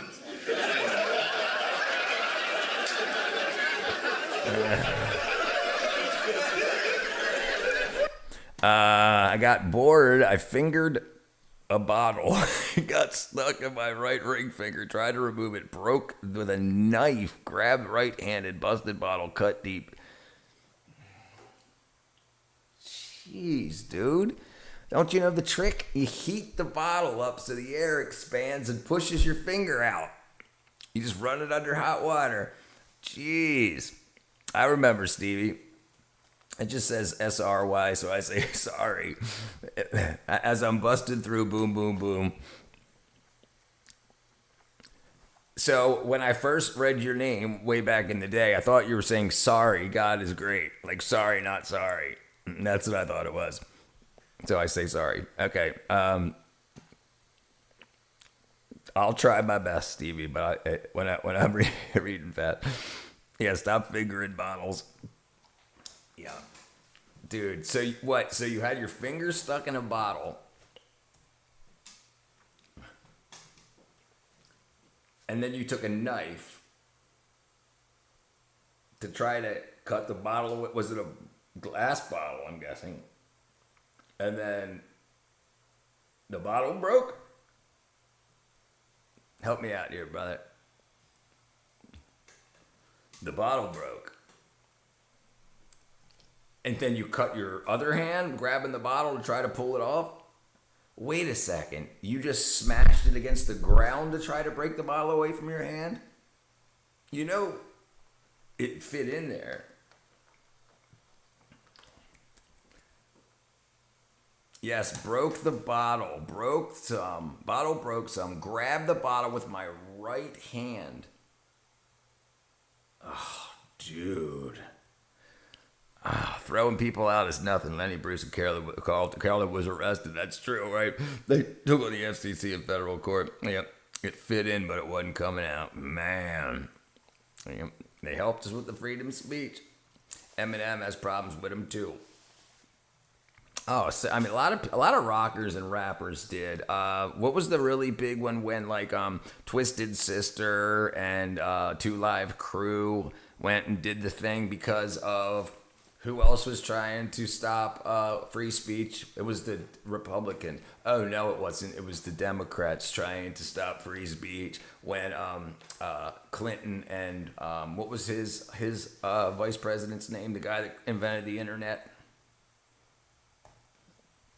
What was his name? The vice president who invented the internet. Al Gore, famously associated with the invented the internet claim. He did not invent it. So this is how they're willing to lie. Saying he invented the internet. You know what else he told us? Global warming was our largest emergency. Tom Willis. No, yeah, so Al Gore didn't really invent the internet. He just said he did.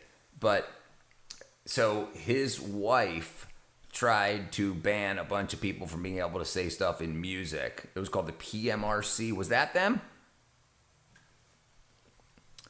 When I heard Ben Bankus, I thought for sure he was an American. I was realizing he was a Canadian speaking like this, and I realized that they are very oppressed over there.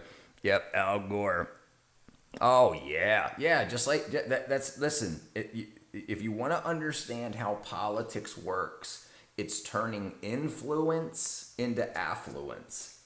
That's what it is. It's turning influence into affluence. If you can get enough people, stupid people, to listen to you, you can take their money. You can absolutely tell them that the world's going to end. So buy this car, buy these solar panels, do this, do that. And it will help you zero, and it will make them a lot of money because they plan the disaster, because they say what they're going to say. It's not really a disaster. It's not really a disaster. You just say there's going to be a disaster. Market manipulation. Here we are using Al Gore's amazing internet. That's right. It's fast. It's fast in 4K. It's in 1080p, 4K, 1080p, 4K, 1080p. 1080p. I think 1080p looks pretty good though, but it's amazing the difference though, huh? It's about control of the money. Yeah, I'm using the text-to-speech of the talk-to-speech thingy. Okay, send. Okay, send. He won't even go. Send. Okay, send. What do you name your phone? Al Gore was the first person to discover Man Bear Pig. He's a good guy. The irony is they're hanging out down there in the Bahamas, dude. And the dude had like a freaking couple of mansions, private jets, or flew on private jets, and freaking had had houses he didn't live in that had people living in them, air conditioned, heated, all this, all that. And he's like, stop using air conditioning, you're gonna destroy the planet. Tipper Gore talking about global warming. Yeah, it was Al Gore's wife, Tipper Gore. She said hearings deep. Yep. Frank Zappa. Yep. And it's so crazy. What do you think they would have done? What do you think they would have done had that worked?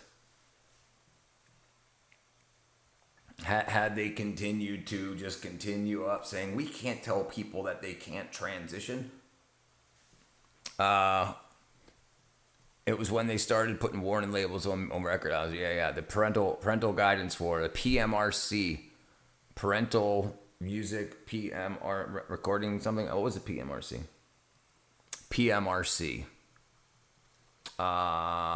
Parents Music Resource Center. So then the Democrats didn't want your kids hearing bad words.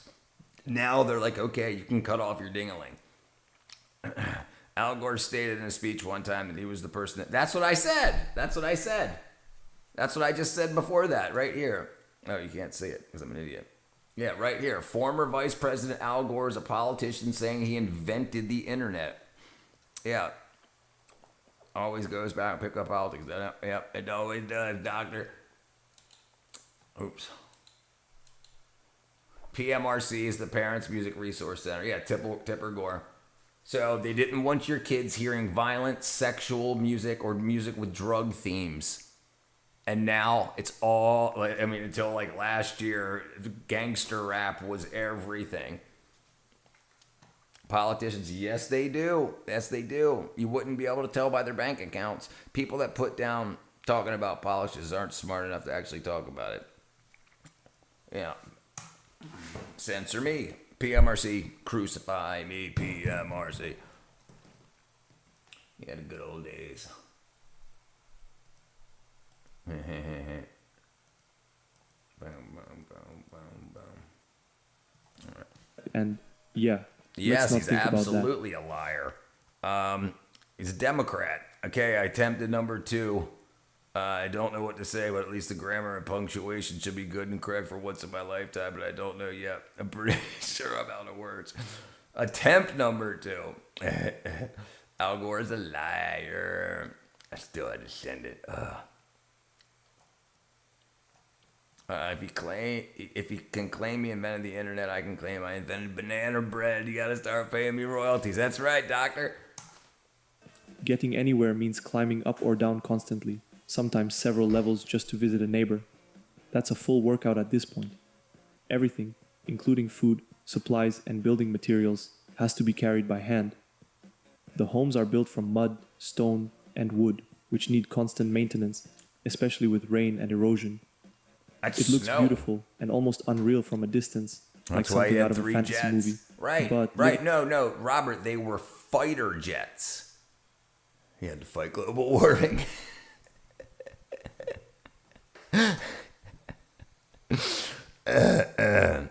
I invented non-inventiveness.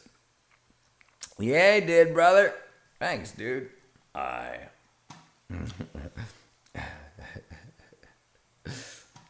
Non-inventiveness.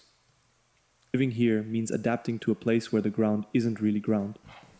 Isn't really ground. Number 9, Chongqing Rooftop Gas Station. Chongqing. Now this is something you don't see every day. Rooftop In gas Chongqing, station. even the gas stations refuse to stay on the ground. This building has a full service station on its roof, sitting several stories above the street. At first glance it looks absurd until you notice the terrain, then it kind of makes sense. That is because Chongqing is built on steep hills and river valleys, where ground level is a questionable concept.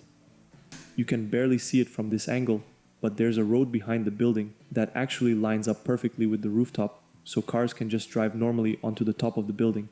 But to them, it just looks like another gas station. People joke about trains going through buildings in Chongqing, but I guess that is not even the weirdest part anymore. Down below, the same structure functions as apartments, parking, and street-level retail. It looks chaotic, but it is actually a very deliberate response to limited flat land and a population of over 30 million. There is something impressive about how efficiently it uses space, even if it feels slightly cursed to look at. Number 10. World's most crowded beach. This is what happens when everyone wants to get a tan at the same time in Rio de Janeiro. It's also the hardest Where's Waldo ever. Oh, there he is. It really just looks like ants from far away. This is Copacabana in Rio de Janeiro, but not on a normal day. This is what happens when a massive event pulls in millions at once. This one happened on the morning of the closing ceremonies of Pope Francis's visit to Rio in 2013, Oh, he got And shot. because Brazil is the world's largest Catholic country on the globe with around 140 million now Catholics, on, I'm using text it's to no speech. surprise Yeah, that dude, that's a good function. I don't know what it's called yet, but yeah, I'm going to use it. I'm also just like save that. I've pretty much been laziness. Yeah, no, I use it all the time. I don't know what I do with the time machine. Isn't what cheating? Time machine? Banana bread. I love banana bread. It's not cheating. I wasn't in love. What did I miss? On inventiveness? Good point, but don't tell. Good point. Don't tell. But I invented banana bread. Loretta invented banana bread. Chocolate chip banana bread. I like banana bread. I don't like chocolate chips. I like my banana bread. Don't put freaking nuts in it. None of that bullshit. Give me banana bread. If I want chocolate chip loaf, I'll make that. I want banana bread. I want banana bread. I don't want to bite into a walnut. I want, ND freaking wackadoo. that there were approximately 3 million people in attendance for the final mass of his visit, which was held at Copacabana Beach. Oops. There is barely any separation between people, and the speaker towers and tents rise in between them like islands. Movement becomes its own challenge, because walking in a straight line is no longer an option. The closer you get to the water, instead of empty space, there's still thousands of people with the same idea as you. But still, it seems like no one wants to go in the water. Well, that's partly because of strong rip currents, but also because leaving your spot feels risky. What's supposed to be an open, relaxing space turns into something closer to a packed stadium with no seats. Number 11, the Great British Fence Maze. Jeez, You're that's looking not at an straight average at all. modern Look UK at that. new build estate, where every square meter is carefully monetized and almost nothing is left to breathe. Each house sits on a narrow plot, and instead of open space, you get a maze of identical purple drank. I never had chocolate chip banana bread, but I already disagree. Good. Already disagree that it should be in it, or already disagree that it's no good. I'm using it again. So whoever invented Nutella, thank you. You're probably my favorite person now because I love Nutella on bread, especially kind of weird. Dude, a lot of people in the UK eat that just like toast with Nutella. It looks beautiful from a distance, but as you get closer, it's something ugly. What are you confused with now, ND? I'm saying no chips in banana bread. No nuts in banana bread. Just freaking banana bread. Butter. Put butter on banana bread. Big old freaking hunk that doctors would say is unhealthy, but what do they know these days? wooden fences. I tell you what, though, thank God COVID happened, or I wouldn't have looked into health nearly as I wouldn't have looked into my health nearly as much. My parents are off of all their pharmaceuticals now. I'm doing great.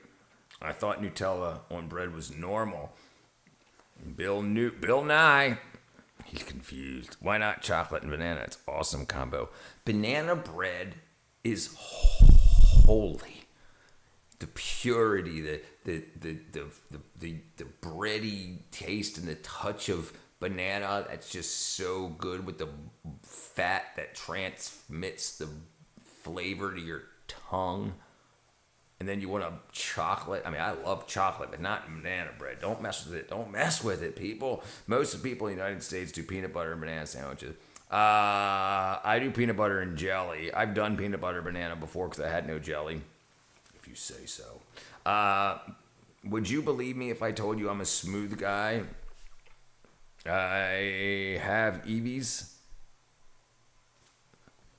Would you believe me if I told you I'm a smooth guy? I have Eevees. Take it up easy in Dubai. Oh, you're singing a song. I don't know. It's just a song. Don't look it up. Probably not going to look it up. I'm not going to look it up. Elvis used to love grilled peanut butter. Right. Peanut butter banana sandwiches. That was Elvis. I think it had potato chips or pickles on it, right? Peanut butter pickle. Elvis's favorite sandwich. Anthony Bourdain, Elvis. Peanut butter banana bacon, the Elvis. Peanut butter banana bacon. Butter, mashed or sliced bananas, crispy bacon, 2 slices of white bread, fried in a generous amount of butter. until golden and gooey for a deeper dive. Fool's gold loaf. Wow. Elvis liked them deep fried. Yeah, in butter. I'm not liking this speech thing anymore. I haven't. I know that they were fried. They were deep fried. Eat your vegetables. Did he like Dairy Queen? Just fried, agreed. I'm not that interested in vegetables unless I grow them, because I don't trust everyone into near identical rectangles. My food. From this angle, the gardens stop feeling like gardens and start looking like livestock pens. But there's something missing. Where are all the trees? I think even Mary is praying for them. Wow. Honestly, if this place had trees, it would instantly look 10 times better. But instead, you get tiny fenced gardens that are often just a few meters deep. Apparently, so did Ellen DeGeneres. Did you hear she's got a disease that's linked to cannibalism? Did you hear that craziness? And she left the country fearing for the Epstein files release. And then there was supposed cannibalism in the Epstein files, and now she's got an eye disease that's associated with cannibalism. Veggies are for the animals I eat. Right. Feed the veggies to the animals. I'm gonna go make banana bread for Richard, but secretly sneak chocolate chips inside. You dirty bird. Are you vegetables? Are you vegetables? So just you know, well, their speech that so I like fried okra. Do you? Cause I do. Also fried mini cabbages, Brussels sprouts. Yeah, Brussels sprouts there. Yeah, maybe you shouldn't do the speech to text thing anymore. Ted Kaczynski lived on parsnips and water. You like crow? I love beef jerky. Never liked okra or rhubarb. I never liked okra till I grew it. And then maybe it's just because they grow it like shit. It's really good though when you grow especially fried okra. Good, dude. It's making me sound dumber than I am. All right, now I forgot what I was about to look up. Something. Oh, right. What was her name? We can't fully rely on artificial intelligence yet. Not fully yet. We grow all our own. Yeah, that's why it's so good. Okay, here you go. Boom. And it's really big. They're like freaking 8 inches. Like, not like those little, like, 3-inch okras. I think because I don't grow them small. Like, they grow freaking huge. So I think a lot of the okra is small. They're trying to get, like, 2 crops in one harvest or, one harvest season. So, like, I think they pick them because they're just different. So different. What up, Robert? Okay, let's see. So, let's see. What was her name? Ellen DeGeneres. Ellen DeGeneres cannibalism eyeballs. Let's see. There's no truth from PolitiFact. Okay, let's see. Let's see what this is.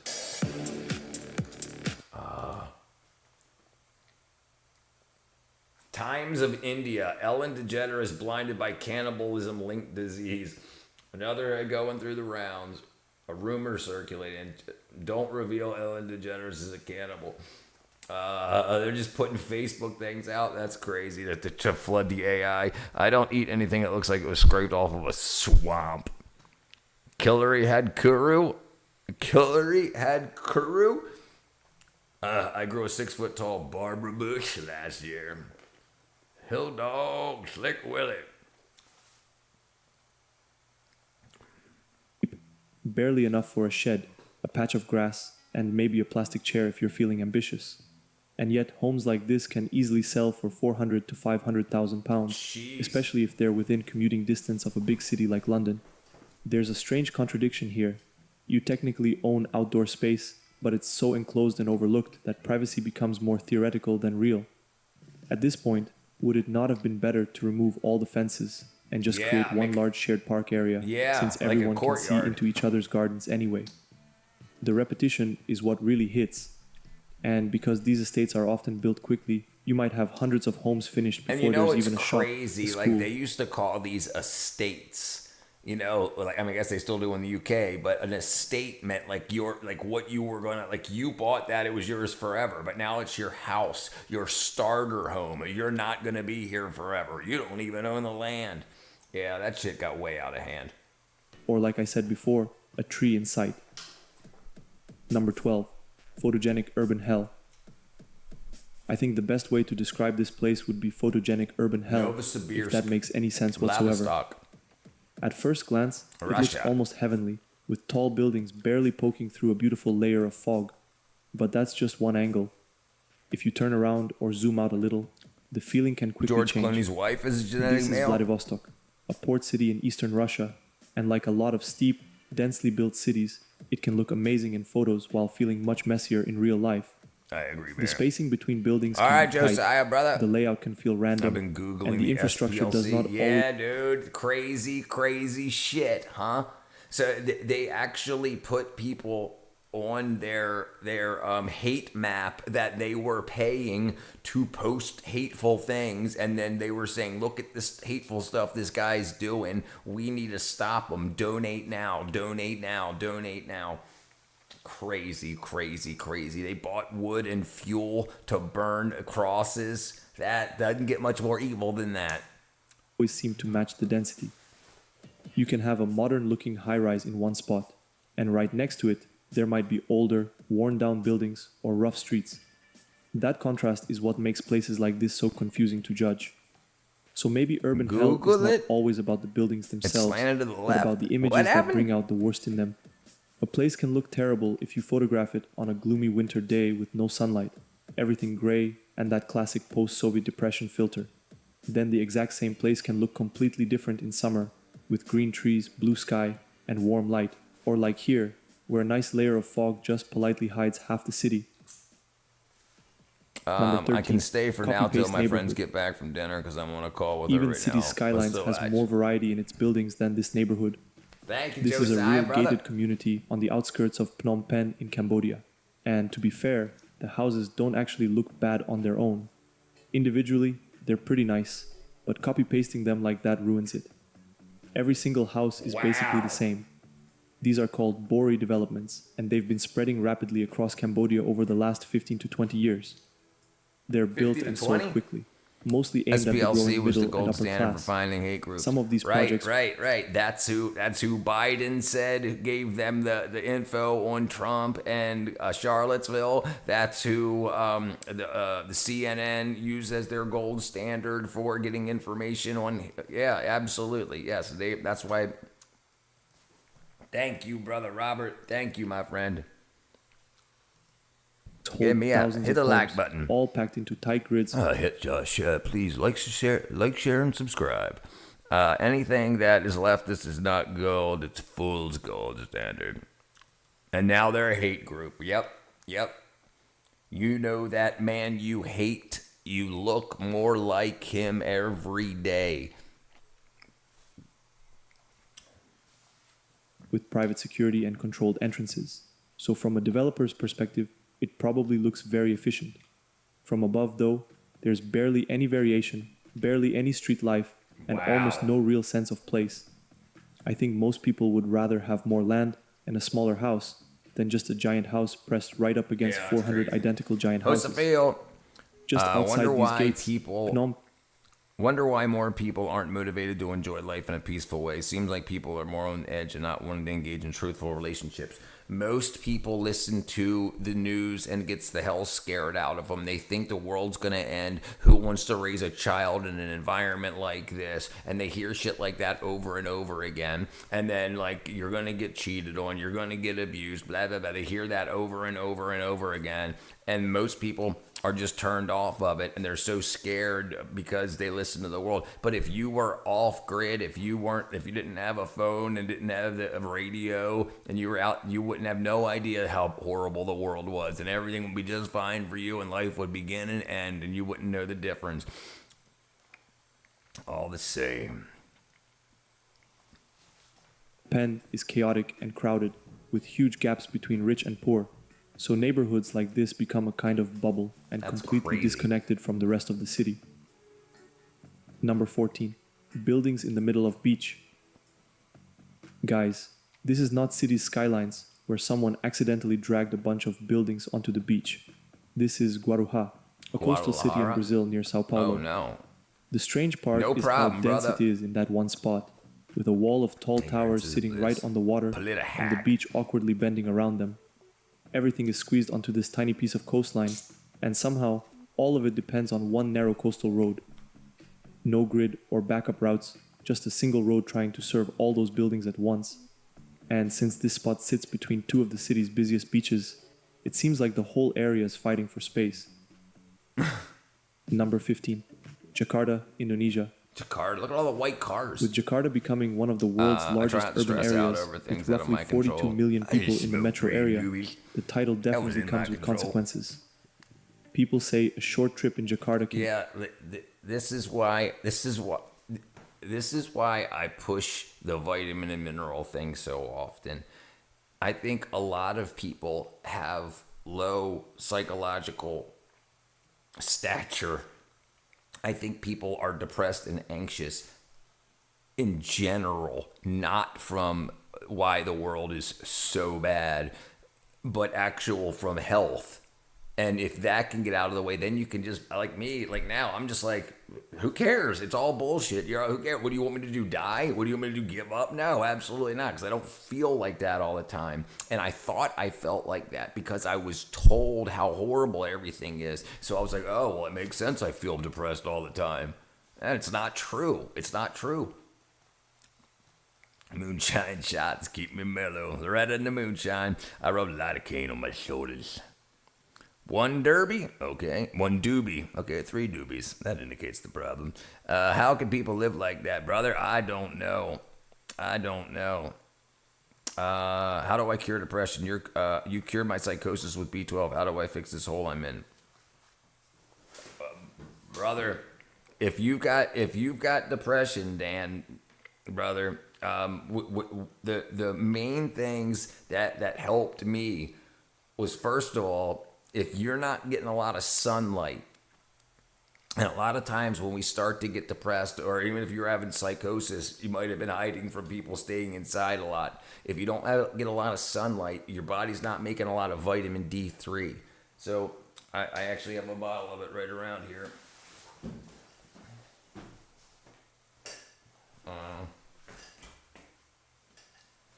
Anyway, but I don't know where my D3 is.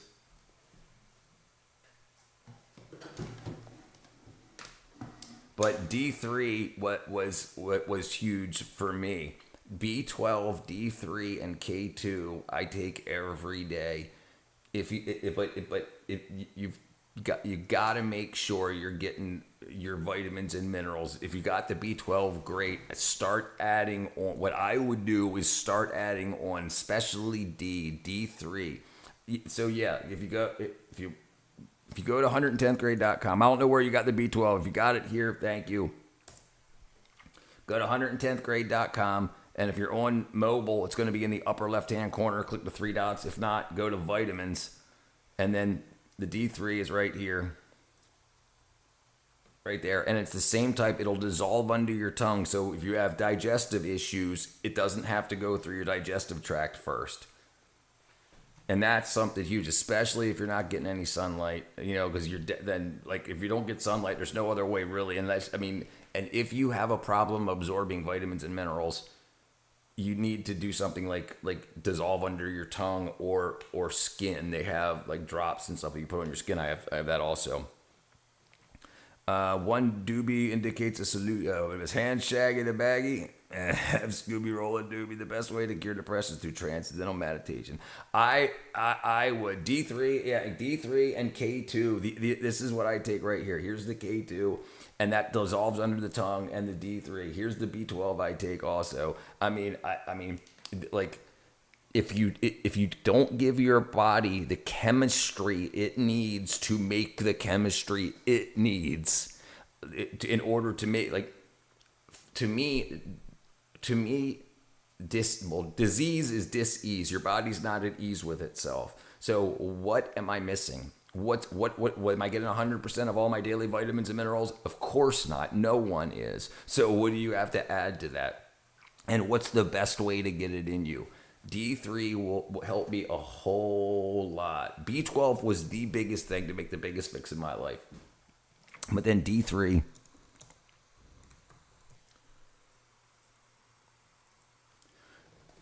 evidence suggests vitamin D3 can help alleviate depressive symptoms in people with low baseline levels or seasonal affective disorder, which is called SAD. However, effects on anxiety are mixed, and it may not be a standalone cure or substitute, but with depressions, it definitely helped me. No problem, Daniel, brother. No problem.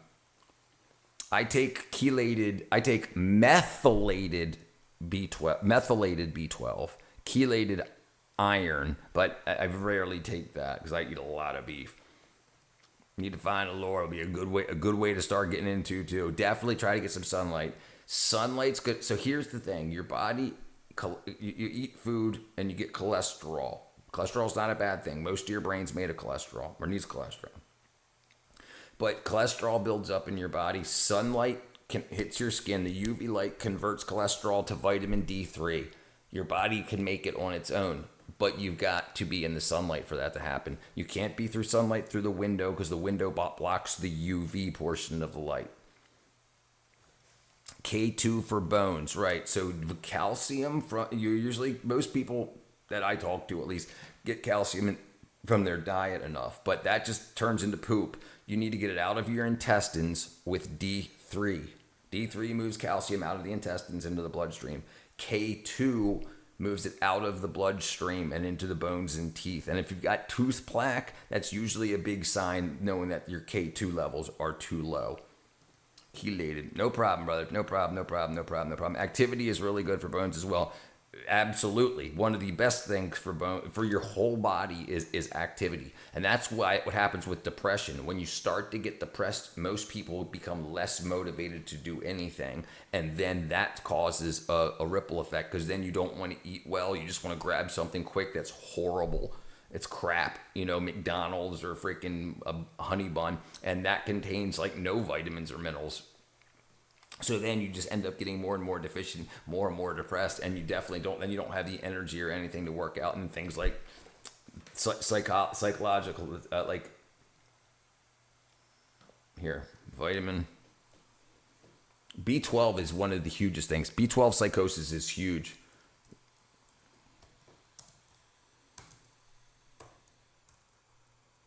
Right here.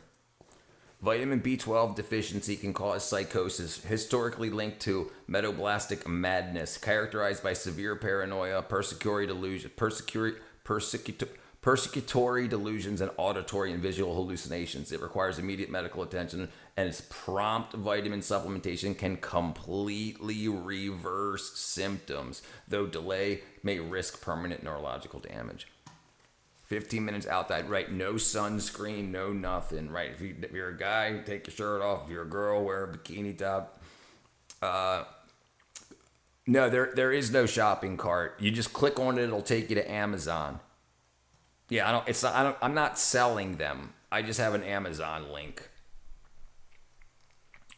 The Diddy giving people vitamin D. Diddy gave them the vitamin D on the oil, baby. I must deliver propane to a nudist colony. Oh, you delivered propane to a nudist colony. What up, Diddy? Oh, I'm way behind. Jeez. I want to join a nudist colony, but the whole thing, it's like HOA. I just hate clothes. I just want to join one. Join one. You can definitely find one near you. Humans are the ultimate apex predator. I agree. What's up, Cody? Which is a good thing for us. Bad news for everyone else. Need to start doing sprints. I tell you what, 10 seconds, 20, 10 seconds. You go outside, look at like a street sign or something, and just run full out for 10 seconds. Then stop, take a couple deep breaths, chill, and then run 10 seconds back to your door. And then however far 10 seconds is, then tomorrow, I got to go to that street sign. And then you don't got to worry about counting and whatnot. I mean, I always count, but there's a reason humans killed off most of the wolves, the entire wolf species, because they were coming for us. B12, yes, is what I had for sure. Yeah, dude, it's bad. B12 and K2 for the win. But my doctor told me B12 was fine when I had it checked, Richard. So So big thing when you have your blood tested, if you have things like you've been drinking energy drinks or having other supplements that have cyanocobalamin in it, that's cyanated B12, you'll test good because you got plenty of cyanated B12 going through your system. Or if you eat plant versions of B12, they're called pseudo B12. They show up like you have plenty of B12, but it doesn't work in your body. It doesn't do anything. It's non-active. And that's usually people's problems. Did he do it or didn't he? Who did he? Did he? It looks like he did it. Looks like he did it. I'm making my own vitamins in my basement. DM me for orders. Yeah, I was taking B12 then. Yeah, that's good. Makes sense. I didn't actually have any in my brain, just in my blood. So this is one of the big things that I go on about. We're told to take 2.4 micrograms, 2.4 millionths of a gram. The pills that I take under my tongue are 5,000 micrograms. So here's the B12 I take, right?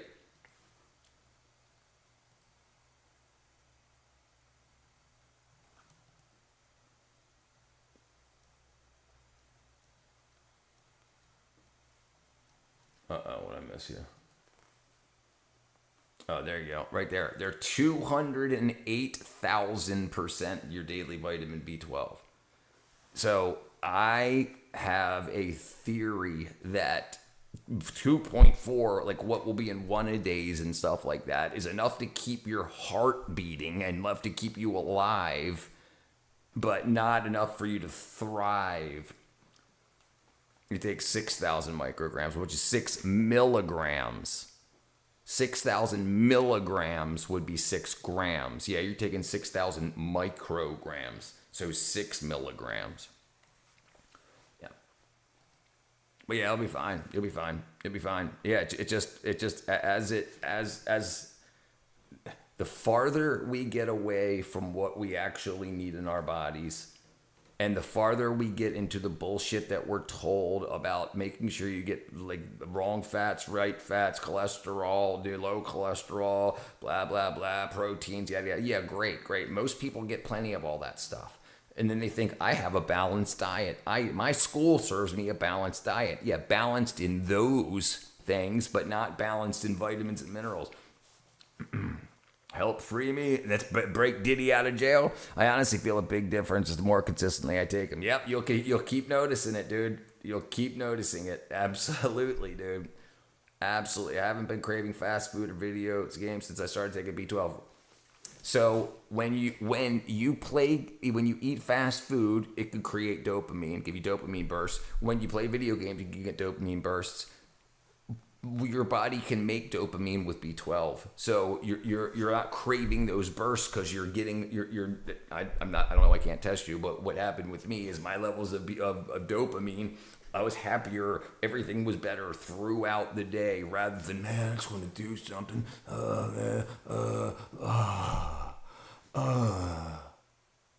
Went away.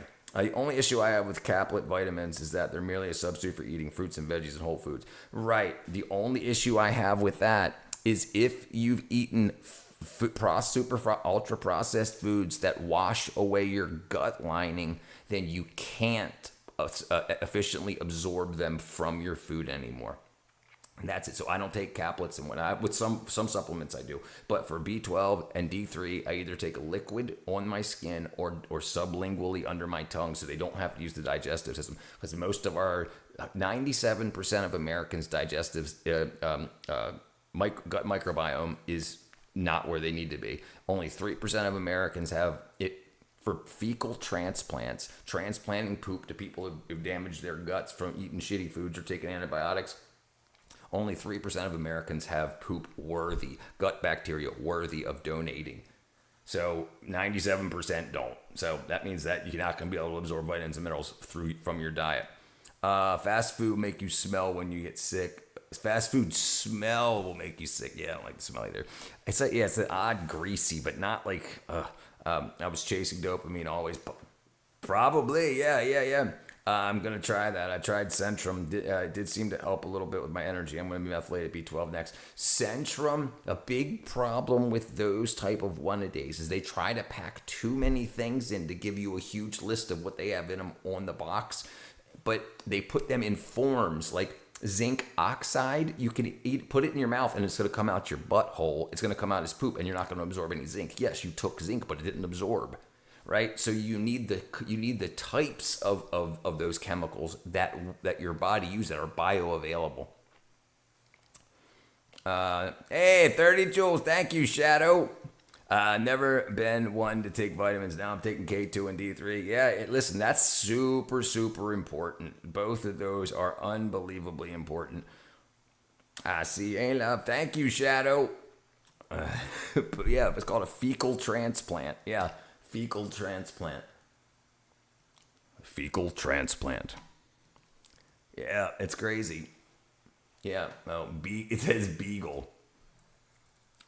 Fecal transplant. There you go. That's dehydrated poop. A fecal microbiota transplant is a medicinal procedure where processed stool sample from a healthy donor is introduced into a patient's gastrointestinal tract. It's used to restore healthy gut bacteria and is highly effective. 80 to 90% health rate or success rate, which means that your gut bacteria is so whacked out that you're missing at least 80 to 90% from what's in other people's guts.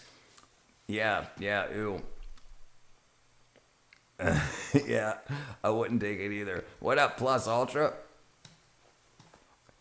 What if she was hot, Tiny? What if she was purty? The smells I'm producing, geez, yeah, you seem to be a big pooper. Eat half your day, because you're not just crossing one city, you are fighting an entire mega region. That's great patriotic spirit though. I mean, even on the highway, they are creating their national flag. I just hope Polish people are not offended. And this is not some special event either, like Ramadan, when traffic often builds up outside the city as people leave for their hometowns. Nope. This is just average Jakarta traffic. At rush hour, the average speed is about 17.8 kilometers per hour, so in some parts of the city, running is starting to look competitive, and even that does not tell the full story. Yeah, absolutely. Fasting is unbelievably good for you. Unbelievably good for you. When you realize that most of the food we eat is poison at some way, shape, or form, unless you're eating very, very well, like good things. Most of the food is putting horrible shit in you, and then if you're not fasting, you just keep putting more horrible shit in you, and you don't have the body time. Your body doesn't have time to process it all out. And the way your body uses energy, going from like the sugar in your bloodstream to like converting fats and whatnot when you're fasting, so then the other fat just builds up and whatnot. Fasting will help your body start burning fats into energy. Too much fiber, it's such a mess. Yeah, it's detoxing, right. I used to fast every Wednesday and Friday. It's not a bad idea. I fast every morning at least, and then it's very rare. If I'm about to do something big, I'll fast for a day, for 24 hours. But often, in most days, I would fast. So I'll probably eat something small, like some graham crackers, before I go to bed tonight, and then tomorrow at like 2 p.m. I'll eat again. 2:30, something like that. What if you just eat T-bone for lunch and dinner? That's really good. Yeah, that's what I would love to do that. Yeah, that's actually really good for you. Because Jakarta traffic is not just cars. It is buses, scooters, motorbikes, delivery riders, and whole rivers of people all trying to squeeze through the same limited space at once. Then there is the air, which on bad days gives the city that lovely apocalyptic filter nobody actually asked for. Jakarta had an average PM 2.5 level of 41.7 micrograms per cubic meter in 2024, more than 8 times the WHO annual guideline. Oh, and by the way, Jakarta is also sinking, which really feels like unnecessary extra drama for a city that already had enough going on. I guess that's why the roads are elevated.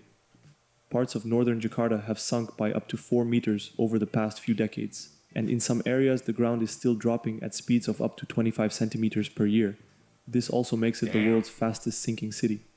Almost half of Jakarta now sits below sea level, especially in the north, where the ocean is basically waiting That's for its moment. 2.5 inches. The city floods no, constantly, an inch and a not half, just inch from and a quarter. rain, but from tides, rivers, and water that literally has No, an nowhere inch, left to 25. go. Some Hold on, projections how say many- that by how many- 2050, Oh, 25 centimeters, not millimeters. 25 centimeters, 2 inches, not 85. 25 centimeters 10 is inches equal to a year. 9.843 inches. Damn, 10 inches a year.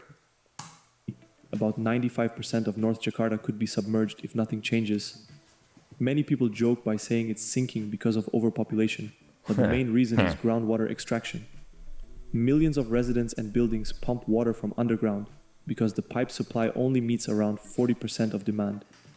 You can actually see it happening in real time, with tilted buildings, cracked walls, and streets that rise and fall like soft waves. Damn.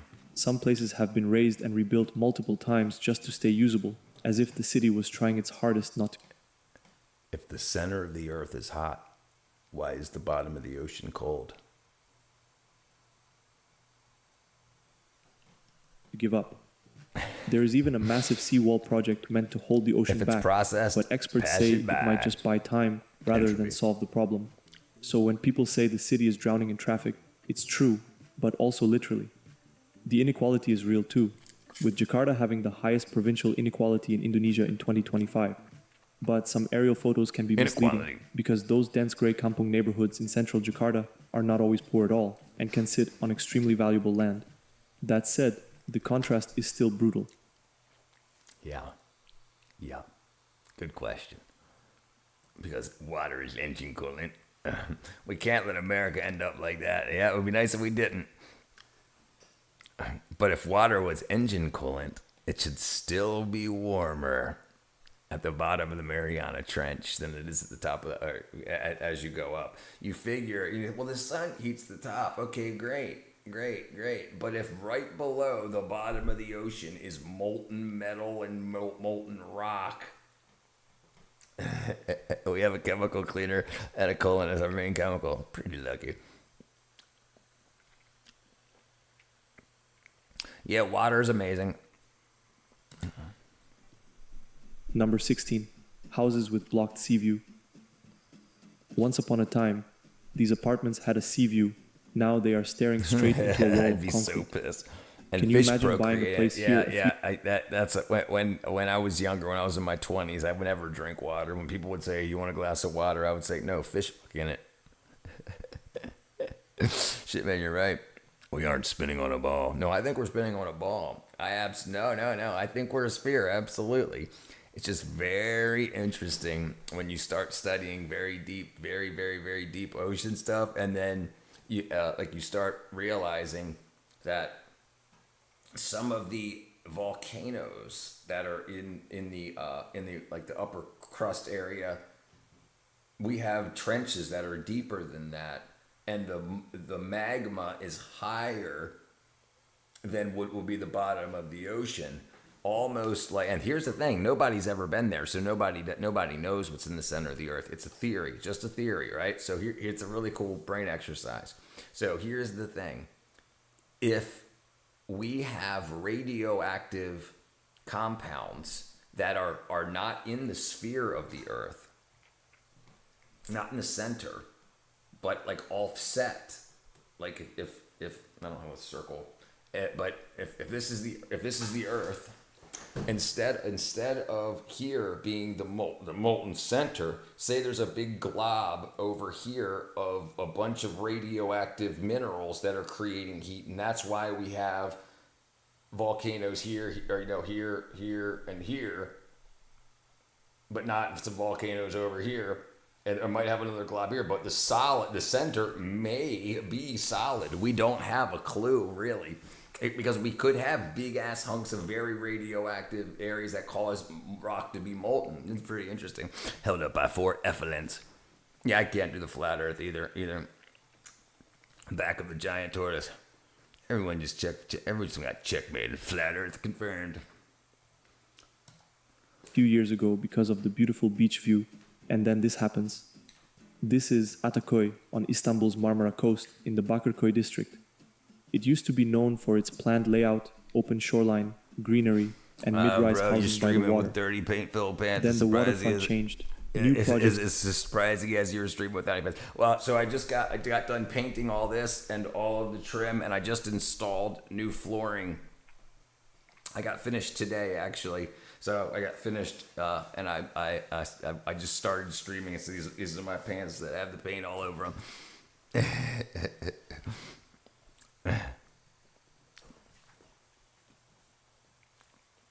Like a chewy chocolate center. It's all right? Isn't it amazing? And like, if you know heat transfer, it doesn't make any sense. Like I can understand that the top layer of water would be warmer because the sun's shining on it, but the sun at that level is nowhere near as hot as the molten center of the earth would be. So theoretically, it should be hotter at the bottom of the ocean than the surface, but it's not. It sure ain't. Moved in and basically took over the seafront with private luxury blocks and high-rise development. The old red roof buildings in front were never detached beach houses or anything like that. They were already apartment blocks, but they had light, air, and a much more open view toward the sea. Me too. That is what makes this Me too. You know what I really like? Werther's Originals with the chewy with the crunchy over outside. You know what I'm talking about? The Werther's Originals that have the Werther's Original complete soft toffees, like soft caramels, are very good. But the ones that have the hard outside with the really oh man, they're so good. Because you can just toss them around in your mouth for a couple of minutes and they're bouncing off your teeth, ding, ding, ding, ding. And then when you're ready for it, you just bite into it and it's just oh, it's so good. Yes, yes, yes. Oh, they're so good. Werther's Originals. Toffee. Have you ever had a Faraday cave? Faraday cage? Heard of a Faraday cage? Are you talking about the cage? I've never heard of a Faraday cave before. Cage, yes. I don't have anything near me right now to show you. But yeah, I mean, a microwave is a Faraday cage. But also, I've used Faraday cages when working on RF. I've got my soldering station right here. Here's the hot air rework station, and here's the soldering iron right here. I do a bunch. Well, I used to do a whole lot of electrical engineering. I walk a mile for a caramel. A camel? A caramel. I love caramel. so brutal. You buy into a calm coastal neighborhood, and a few years later, your horizon gets replaced by giant towers. Oops. And of course, once The those sun buildings go up, shines the underneath the apartments behind clouds them at any lose their point in view time. too, and then the ones behind those. It's an endless God's loop. prepared. That's So right, the lesson brother. is to I got never my buy a props. place because of the view, unless it sits in front of protected land. Or even better, if that view is on your property. The funny part is that the developers will still sell this as premium seaside living. Well, seaside, they are not wrong exactly. They just changed who gets the seaside part. To be fair though, more people technically get an ocean view now, so maybe that's a net positive. And for the people in the old apartments, well, at least they now have a barrier for an initial hit of a tsunami. Right. Number Richard is 17, ready in the all world's potential biggest tire situations. graveyard. Look at this huge tire graveyard. I get Tire? tired just looking at it. It looks less like a dump and more like Wow. Kuwait accidentally grew a second black desert. For miles and miles, the ground is just tires, piled so densely that you can barely see the sand underneath. You know what that's going to be? In another couple thousand years, that's going to become the oil deposits that we drill for. Amazing California has 39 million people, and the Philippines has 117 million people. Mass, yeah, huge difference in land mass. Right? We were just looking up earlier. All right, Loretta, have a good night. Who's a fail? Everybody in America, all 330 million people in America could fit in Texas and each have a half of an acre of land to themselves. The entire country of America could fit in one state with room to spare. I never knew the Philippines had many, but I didn't either. Population of the Philippines. 117 million people, 117.7, 108 million people.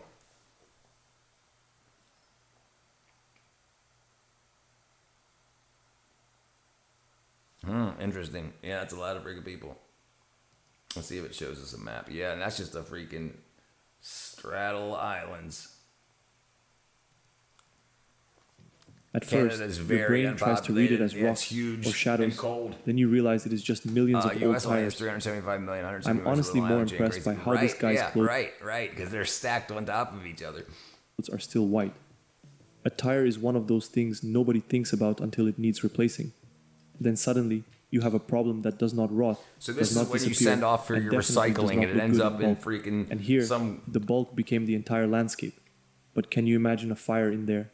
Well, turns out the site suffered from multiple severe blazes, and the high desert temperatures didn't help whatsoever. It's going to turn it back into oil. As of August 2021, Kuwait hauled away all 42 million tires to a recycling plant and is now building a brand new smart city on the newly cleared land. So hey, maybe there's hope after all. But still, don't forget to recycle, guys. Right, there's a throw. Number in the 18, freaking throw Maldives in the, isolated neighborhood. This is Kandolhuru, a ghost island in the Maldives. From above, it looks less like a town and more like someone placed concrete boxes on a dinner plate and pushed it into the sea. This tiny island once held around 3,700 people, packed onto a strip of coral sand barely above the water. Then the 2004 Indian Ocean tsunami arrived and made the island's biggest design flaw very obvious. The wave tore through homes and left Kandolhuru too damaged to keep living on. Its residents were eventually moved to Duvafaru, a newly developed so-called safer island. The country has about 1,200 islands, 80% of which are less than 1 meter above sea level, which is not a lot of wiggle room when the planet starts warming up. So sea view here is not meant as a luxury, but more like a warning. should've built the They are walls. already testing adaptation. Big but if you ever get a tsunami higher than the walls, the water's got no place to go. You got island wood. With raised artificial land like Huhumalay built higher than many natural islands. Number 19, Tampere, Finland. Tampere.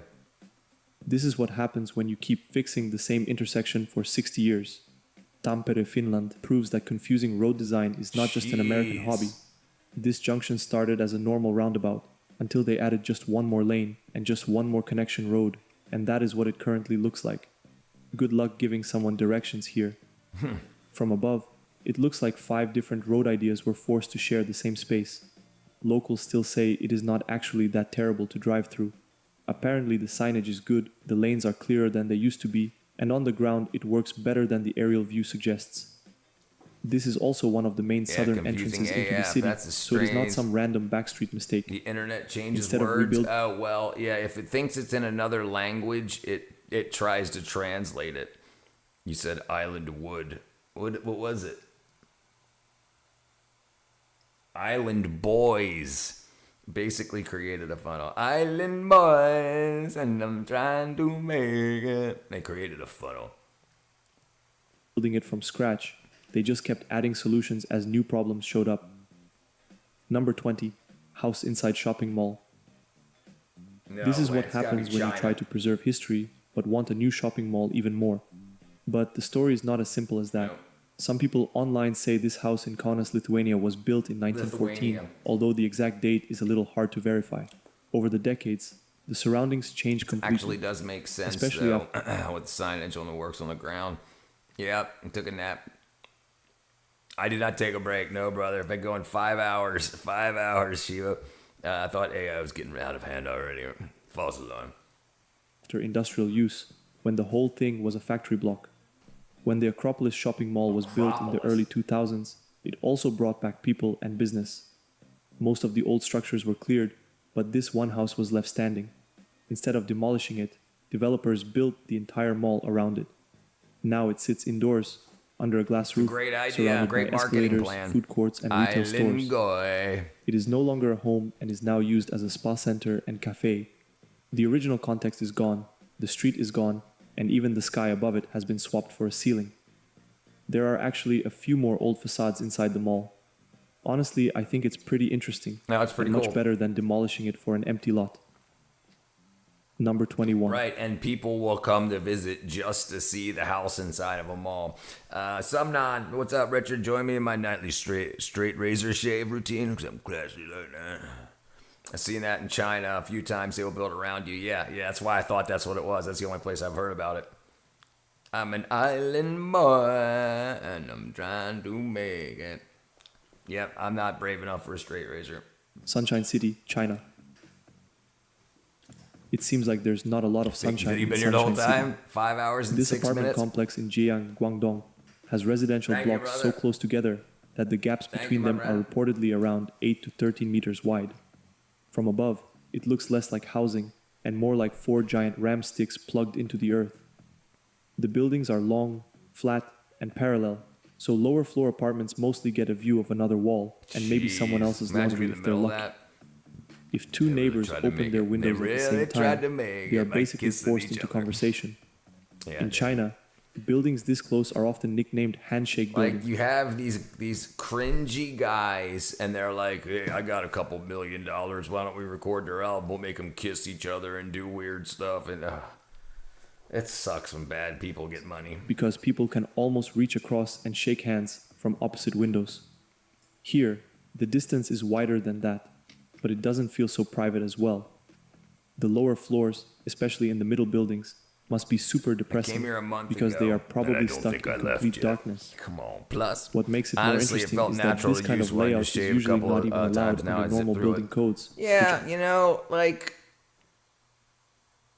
yeah, like as with anything, you get used to it. You get your technique down. Weird as shit. Have you ever heard of Bevo?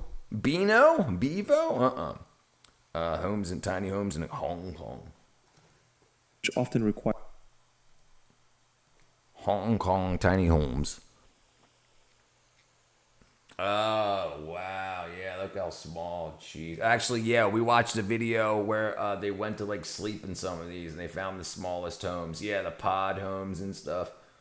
Yeah, look at that. The toilet, the washer, the cooker, all, a rice cooker and then a wok, all within freaking pissing distance. Check out the making of Pum Generia next. It's amazing, man. Okay, yeah, we'll check it out next.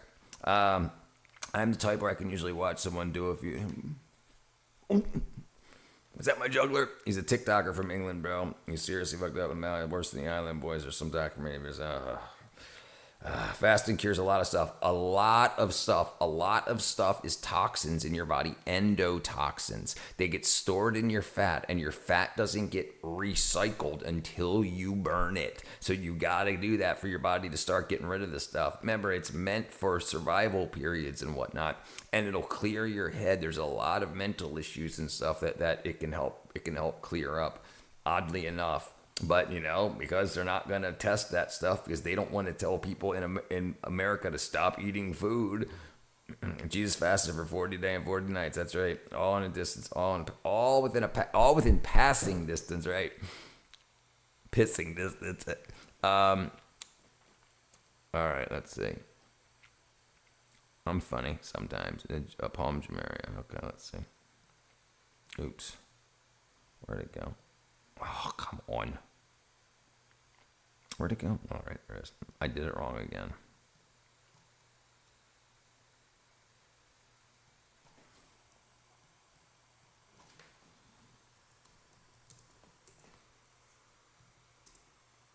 All right, we'll look that up next. All right, bam. Speaking of a rice cooker, get Nordic or a rice cooker. It's a microwave one, really useful. Makes my jasmine rice in 12 minutes. He was able to give the power to heal and cast demons after he fasted that long. Right? Maybe you can too. Give it a try. I don't know if I can do 40 days, 40 nights, but I might give it a try at some point. And most I ever went was 5 days. Require minimum Water sunlight fast. hours for homes. One workaround people point out is that all the towers share a single ground level structure. So technically, it can be treated as one giant building instead of several. You know, you wonder when you Situations like feel this bad. often You wonder happen. when you feel bad. You never think, is it because I ate today? You never wonder that. You never wonder. You think, oh, food is energy. What part of food? What part of the food you ate is actual energy? It's the calories. No. My favorite rice, probably jasmine or basmati. But I like basmati a lot. I like jasmine a lot. And if I had to have one, it would probably be jasmine. In so-called urban villages, where local landowners develop like land basmati themselves too. and push density Quite as a far bit. as possible to maximize rent. The upside is that units here can be pretty cheap, sometimes serving as a first home for young workers just starting out. The downside is obvious the moment you look up and realize your sky is a narrow strip framed by concrete on both sides. I've been finding out about New Grange, just down the road from me, 5,200-year-old tomb in Ireland. Wow. Let's look that up. Listen to your body sometimes. My body will crave random stuff like watermelon or fish. Right, that your body does that. When you're deficient in particular things, your body will crave them. Jasmine #1. Basmati makes you feel heavy. I like feeling heavy sometimes. Looks like I've always been mad. I destroy it when I eat something. It becomes part of you in a way. Then the rest of it becomes pee or poo. That's exactly right. That's exactly right. And so make sure you eat stuff that you want to make part of you. All right, what's it called? New Grange.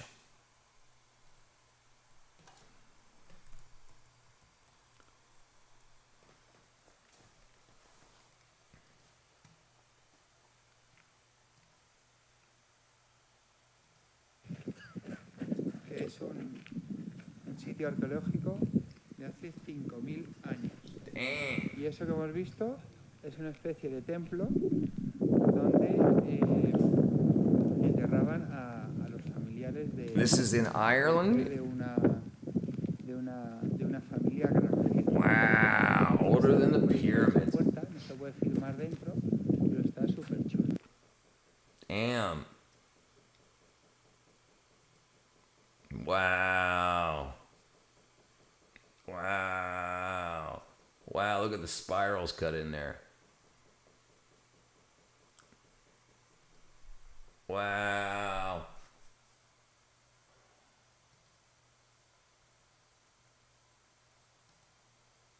Wow. That's freaking cool stuff, dude. Wow. I love stuff like this, man. It's precisely lined up with a winter solstice sun.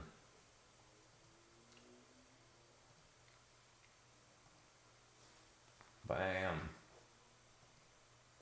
That's so cool looking. I love how it's got grass on the roof, built by space crabs from outer space.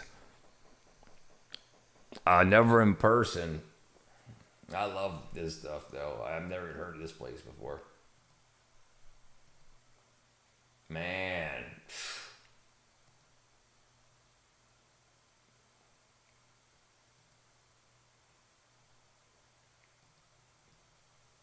That's so cool. Vibro compaction. Yeah, that's, I wonder how they would have done it back then. Wonder how they would, especially like how all these rocks here, how do they have like no gap? You know, it's like they just happen to have a perfect fit for each one. There's no mortar. It doesn't look like, unexplainable how they made it. A couple theories that somehow the rest cast rocks. It looks like cast stone, right? Most of the buildings around it aren't that old. It was all unearthed. Wow, that's freaking cool. It is efficient and crowded, so I guess it's good for building neighborly relations during community window-to-window laundry hanging. And somewhere deep in the middle, one apartment is probably advertised with partial sky view, right, meaning a blue rectangle visible for a few minutes a day. I just hope it's protected against earthquakes, because otherwise, one strong shake and the whole place would go down like dominoes. Equals ancient river system. Number 22. Good question, right? We've been around thousands of years. If we got bored, Muslims will trash it if they get a chance. Be careful. Better keep it safe. Well, aren't they all there? Well, aren't that old relative to New Grange? They take a deep dive sometime. Oh, definitely. Yeah. I wanted to. Yeah. Tianshan overpass. You can melt rock stone and mix it with a resin. Sometimes I truly wonder if China gets help from aliens. I mean, you can criticize the Chinese regime, but you can't ignore its growth. The Tianshan overpass in Guiyang stacks highways on top of highways until the whole thing feels like a 3D maze. At its tallest point, there's about a 55-meter height difference, which is basically a 15-story building made entirely out of traffic lanes. From above, it looks like someone tried to solve congestion. You would be able to tell if you melted it to glass. By adding more ramps over and over again. Imagine having to sit down and draw a plan for this.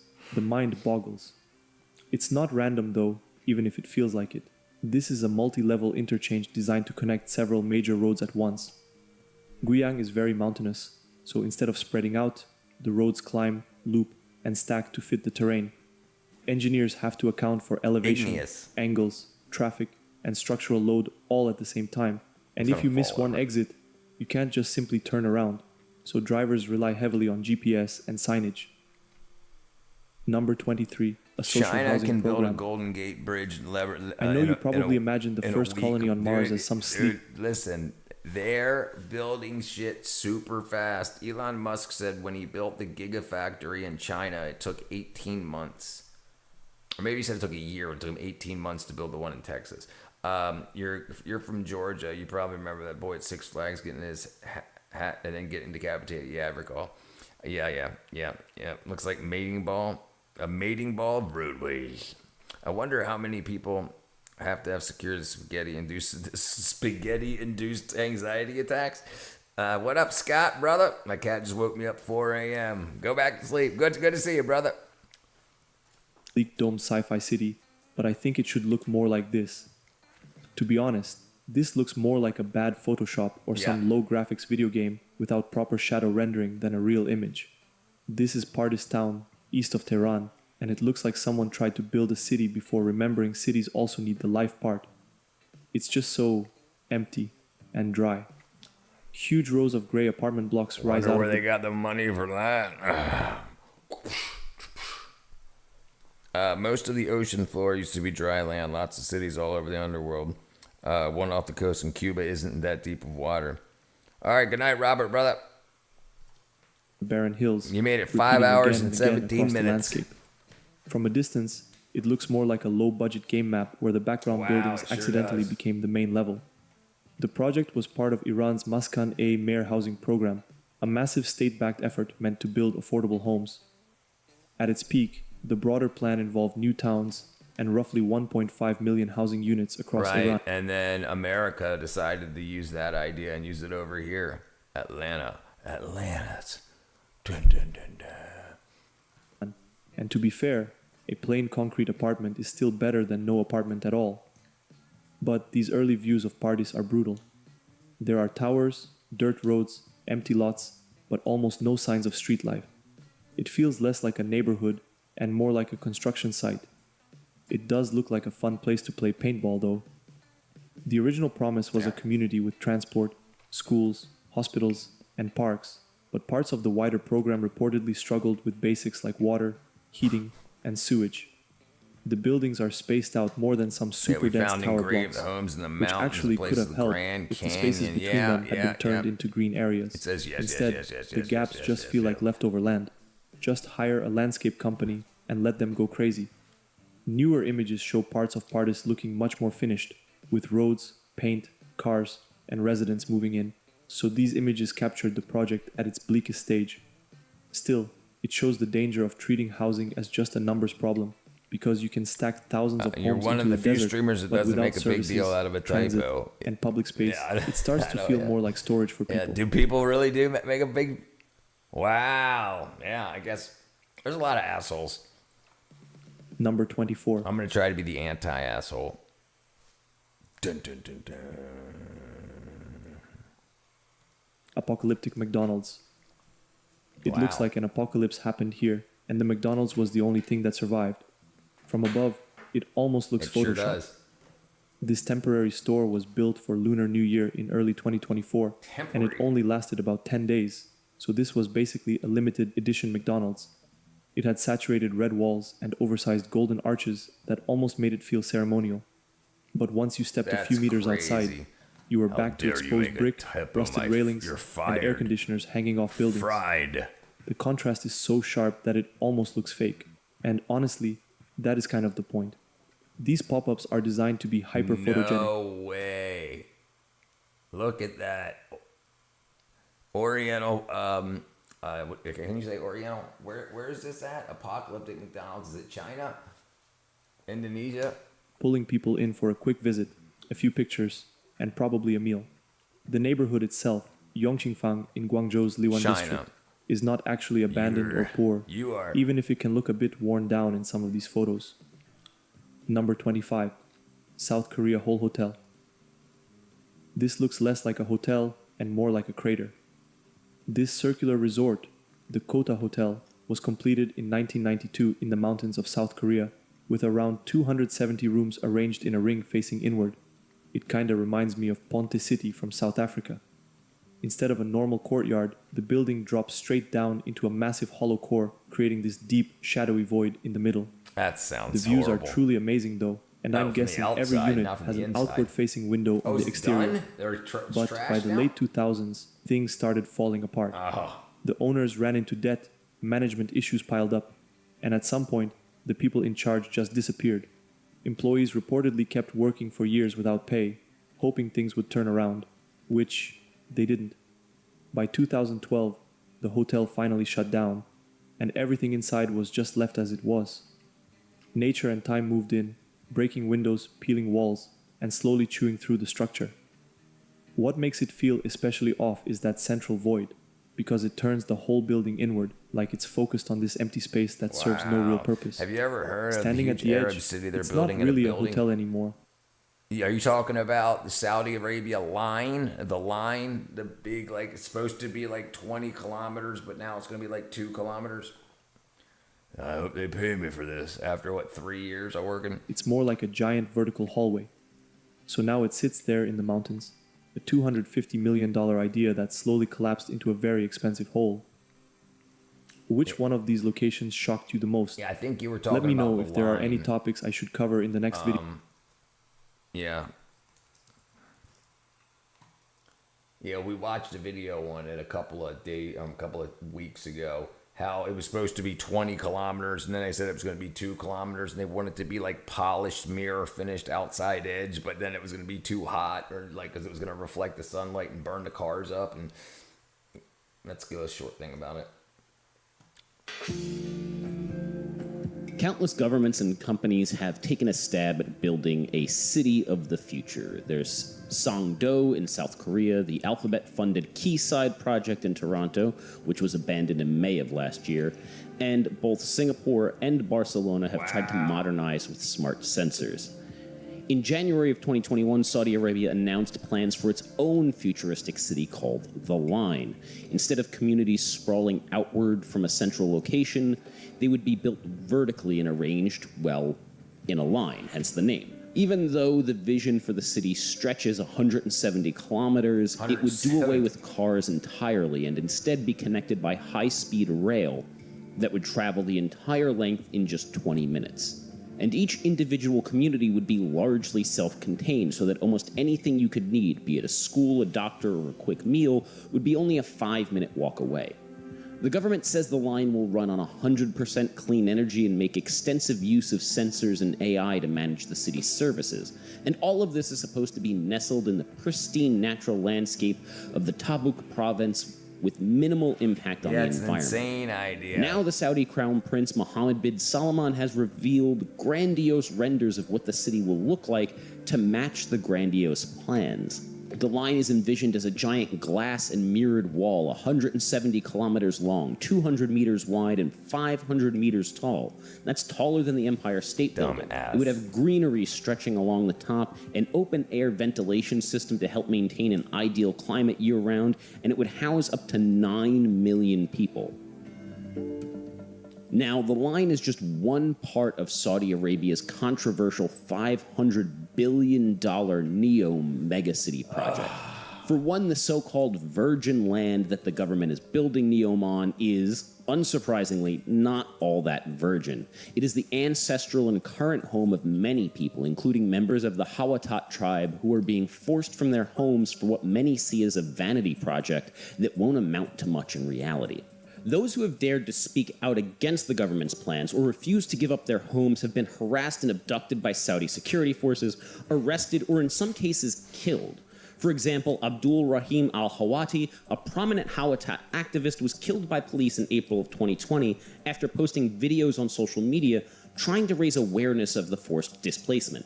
All of this controversy has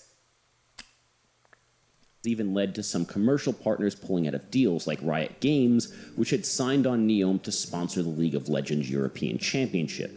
Backlash from the gaming community caused that to quickly unravel. Now, even if NEOM is eventually built and lives up to its lofty promises, there will still be plenty of more cause for concern. The line is expected to be loaded with countless sensors, cameras, and facial recognition technology that, in such a confined space, could push government surveillance to almost unthinkable levels. Now, that would be troubling in any nation. Yeah, well, he said $500 billion. How is high-speed rail going to cover 170 kilometers in 20 minutes? It's not. It's not. They're going to spend a lot of the government's money, and the people building it are going to make a shit ton of money, and it's going to fail. It's going to the same thing with that 32 lane road that they built in the middle of the desert that only 2 people use. The people that got into government said, "Hey, I'll make all of you guys rich. You'll build this. I'll give you billions and billions and billions of dollars from the government to you," and then they're just moving money from the government to private. I can't see anything. Nothing can go wrong. A country like Saudi Arabia, where homosexuality is outlawed, LGBTQ people are persecuted, and women hold almost no rights, it's downright terrifying. Oops. You're not supposed to say that. How do I invest? Go to Saudi Arabia, you'll be fine. Alright, what was the next thing we were looking up? Palm.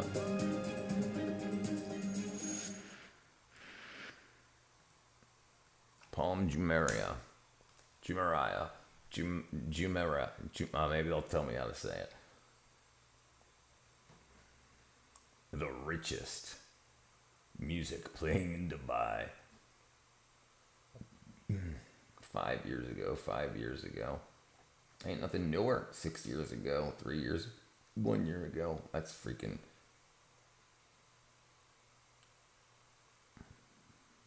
Walking tours. Dubai Travel Guide, 4K tour. Khaleesi Times. 11 years ago. And now it's sinking 2 months ago. Now it's sinking. All right, which one do we want to watch? Yeah, the Iran one side. The Iran on one side project ain't going to happen. Let's straight left for views. All right, let's see the whole thing. Let's see what they got. This is 2 months old, so we'll see what's up now. I heard the palm is sinking. Yeah, that's what we're going to watch In 2001, engineers were handed a problem that had never been solved in human history. Dubai had run out of beach. The city's coastline was 72 kilometers long, every inch of it developed, every inch of it full. But Dubai's ambition had barely started. So they did something that no government in the entire history of engineering had ever attempted at this scale. They picked up the phone, and they ordered more ocean. What followed was the most audacious act of geography in modern history. A fleet of ships, 120 million cubic meters of sand, GPS satellites positioned in orbit, and 6 years later, where there had been nothing but open water, an island had risen from the sea. So that took 6 years. Like a palm tree, visible from space. But the story of Palm Jumeirah is not just how it was built. It is the story of what building it cost. And not just in dollars. In shekels. But it's a great architecture. No, it's beautiful, yeah. But, you know, it's man versus nature. $12 billion. It got That's what it officially recently? cost to build Palm Jumeirah. Since completion, it has generated over $50 billion in property transactions. In November 2025, a single plot of land here, not a villa, just a plot, I think that's actually, sold for $1.86 Hold on, that sounds billion familiar. dirhams. Are you putting it in my brain? Simpsons Palm Jumeirah.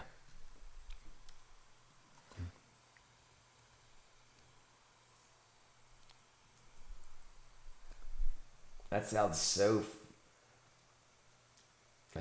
familiar for some reason. Okay, maybe not. All right. That is over $500 million for a piece of land that did not exist 25 years ago. Today, 80,000 people live on this island. David Beckham has a home here. Shah Rukh Khan has a home here. But they were But underneath given all them. of that luxury, They were given those homes. Yeah, no, it didn't look like it was real. Schizo Bob. underneath the villas, the Atlantis Hotel, the restaurants and beach clubs, the island is slowly sinking. 2 to 3 centimeters every year. That's about an inch. And the engineers knew it would. They built it that way on purpose. This is the full story. To understand why Palm Jumeirah exists, you need to understand the problem Dubai was facing at the turn of the millennium. The city had built its entire economy on oil, but the leadership could see clearly. The oil was running out. Dubai needed a new engine, and they had decided that engine would be tourism. The problem? Tourists come for beaches, and Dubai had almost none left. Every kilometer of coastline was already developed.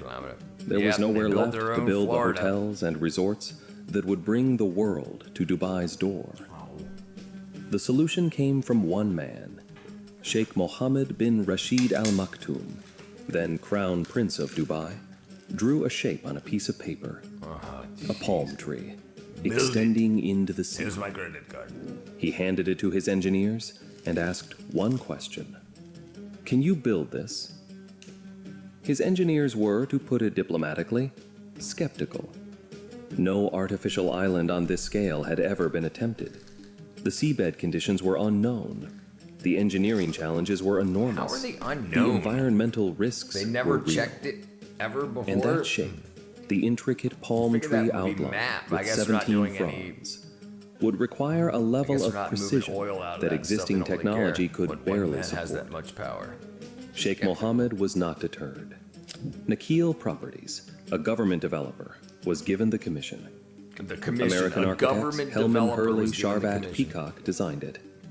Belgian and Dutch marine engineering giants Jan de Newell and Van Oord were contracted to build it. Over 100 separate feasibility studies were commissioned before a single grain of sand was moved. Construction began in June 2001, and immediately, the real problems began. First challenge was the sand. You You cannot build an Chinese island does with better shit than any anybody. sand. They do a lot. They seem to do a lot, but a lot of it's been seeming to fall apart. The tofu drag stuff, but they do a lot of really, really fantastic, beautiful, amazing engineering work. Dubai grew really fast. 80% of Dubai is owned by others outside Dubai. Sure, absolutely. Chinese bridges are made from graham crackers. Yeah, that's a problem, and their dams are too. Yeah, it's a lot of sand, and they pumped it like 24/7. Desert sand, the kind that covers most of the UAE, is too fine, too smooth, too uniform. They had to dig it up out of The grains they had slide to pull past it each out other. of the water and They move cannot it next to where interlock. they wanted to go. They China wash turned away.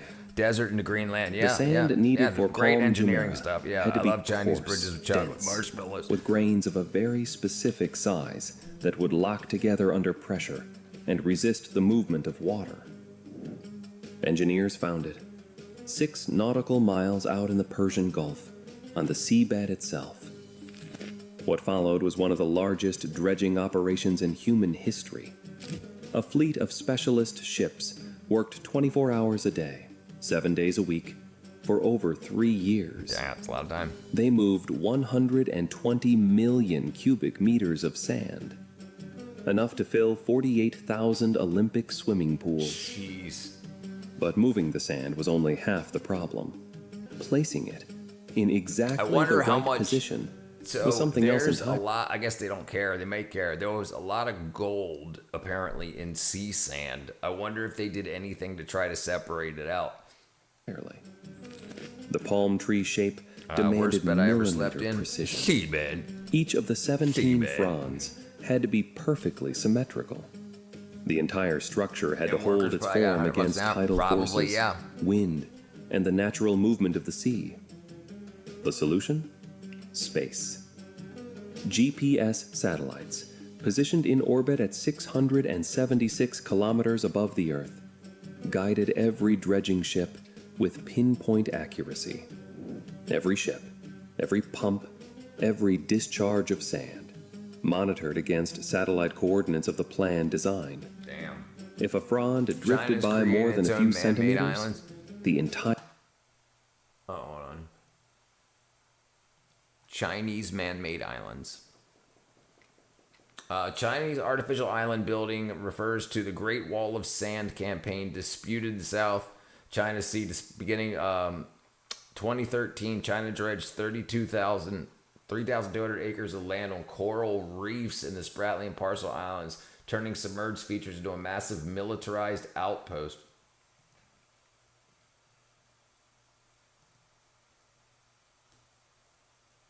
Oh, it's a military base?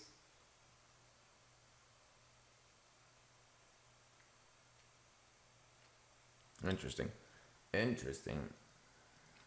entire concept fell apart. And then there was the protection. An island built from sand in the open sea needs a shield. Palm Jumeirah's answer was the breakwater, an 11.5-kilometer crescent of rock, arching around the entire island like a protective arm. 7 million tons of rock, sourced from the Hajar Mountains and 16 quarries across the UAE. Wow. Each block weighing up to 6 kind of military tons. base. Gotcha. Transported by Castles barge, made out of sand, eventually placed by crane on the seabed, one by one, with the same GPS precision as the sand. And here is the detail that most people miss. There is no steel in Palm Jumeirah's base, no concrete. It is built entirely from rock and sand, natural materials, held in place by physics, gravity, and engineering alone. Amazing. The only concrete in the project is the tunnel. So I wonder if, like, how big the mount. I wish I could see a before and after of the quarries.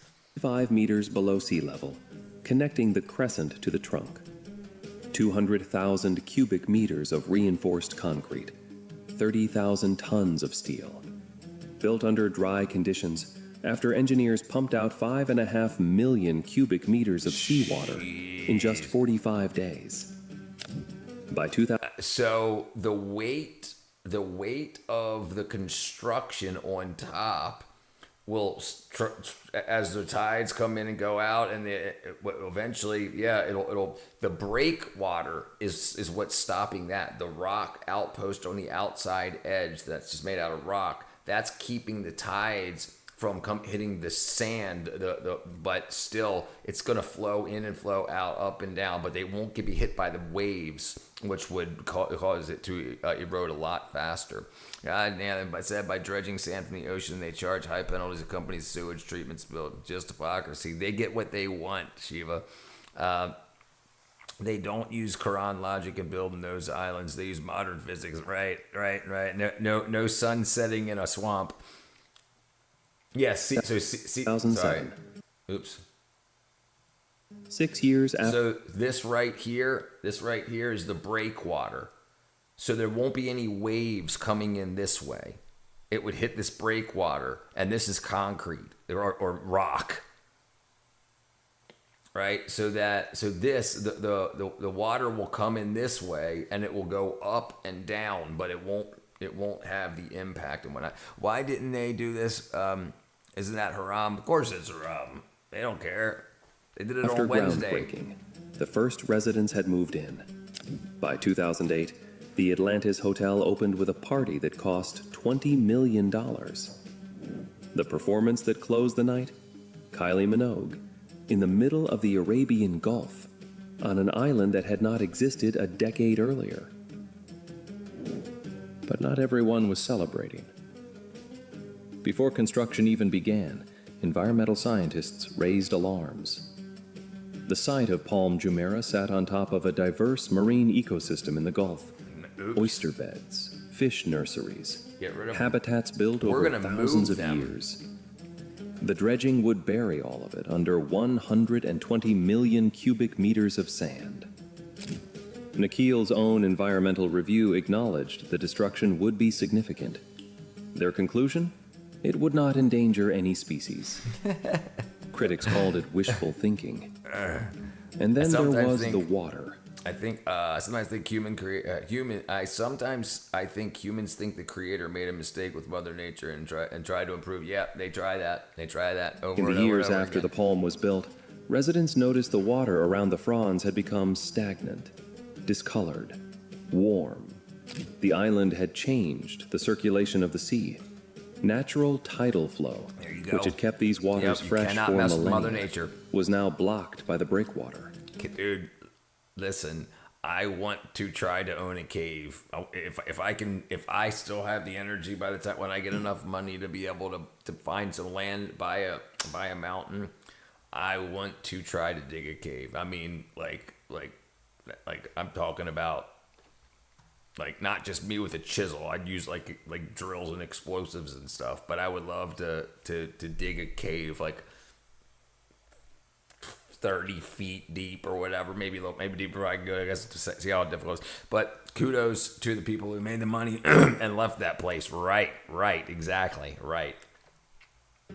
Engineers responded by adding openings in the crescent. Circulation improved. And in 2020, during COVID lockdown, dolphins were spotted in the waters around the palm, a sign, scientists said, that the ecosystem was slowly recovering. And then there is the sinking. Palm Jumeirah settles by approximately 2 to 3 centimeters every year, as the sand That won't stay compacts for under the long, weight but of nice everything try, built yep. on top of it. Little caves, little cave in the mountains with a nice waterfall would be awesome. Yeah. Like, I would love something like that to, like, do my ultimate retirement in.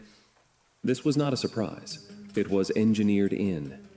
Every building was designed to accommodate the gradual settlement.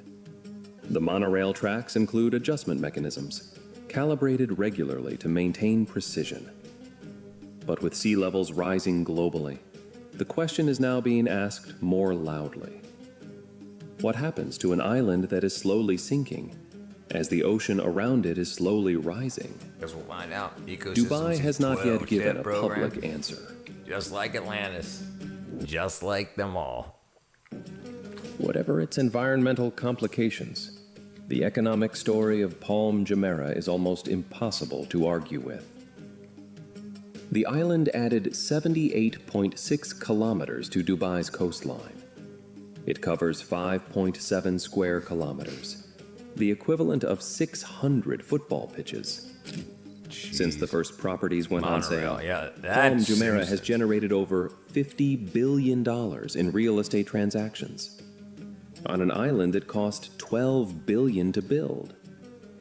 Today, 80,000 people live here, in more than 10,000 residential units, And 100 hotels. They'll all be buying another home when this is underwater. Michelin David starred Beckham juggling restaurants, his ball and beach plays sinking clubs, Jumeirah. Just the saying, world he got it. I'm almost positive it was gifted to him to help try to bring more people in. Like some of like the world's most popular people, they got gifted places.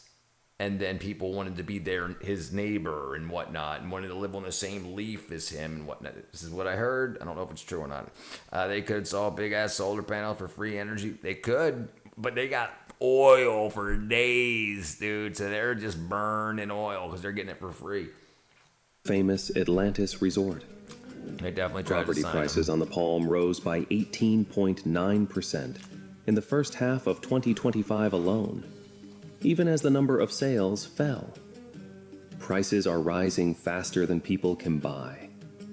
In September 2025, a villa here sold for 161 million dirhams, the most expensive resale villa on the island that year.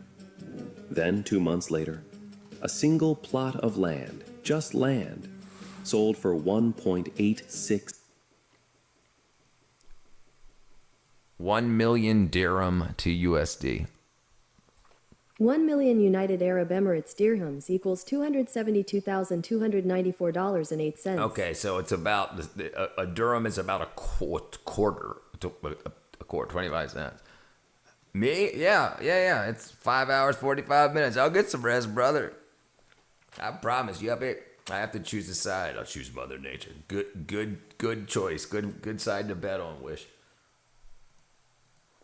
6 billion dirhams. So that would have been almost half a million. Hold on, a billion. A billion would be a quarter of a billion. So it'll be $500 million. $500 million. Jeez, I can't do math. That's Over 500 million US properties. dollars. 272. For land that in 2001 was 20 meters below the surface of the Arabian Gulf. Palm Jumeirah accounts for 34% of all prime residential transactions in Dubai. It is not just an island anymore. It is the most valuable piece of engineered land on Earth. Palm Jumeirah is not the only artificial island in the world, but it is the one that changed the world's thinking about what was possible. After Dubai, China built entire artificial islands in the South China Sea, some with military installations. Singapore has been expanding its territory through land reclamation for decades, and is still going. The Netherlands, Bahrain, Hong Kong, non-binary nature. Using I the can only same afford logic. to get Scott Baio to move next to me. The world population is I growing feel you. by Half the 83. homes are vacant and not purchased in Jumeirah, all purchased by billionaires for quick escape from prison time. Yeah, I'm sure. And no, yeah, I wonder how many people are actually living there, not how many people have bought property there. Million people every year. Coastline is finite. Demand for it is not. Palm Jumeirah was not just a hotel development. It was a proof of concept that the answer to running out of land might be to make more of it. Whether that is visionary engineering or the kind of thinking that will one day be judged very harshly by this planet is a question that gets But he'll have louder already cashed the check well before that's determined. every year. What is not in question is this. In 2001, a ruler drew a palm tree on a piece of paper. 6 years later, it rose from the sea. And today, you can see it from space. Wow. Next week, we go inside the Burj Khalifa, the world's tallest building. That's pretty crazy. That's pretty crazy. What's next? What's next? What's next? We probably got another half hour in me.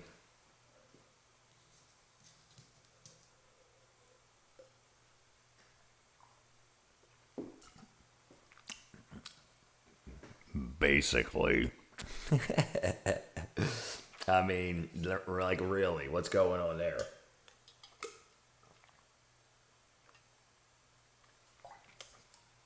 You know? How to ruin a city.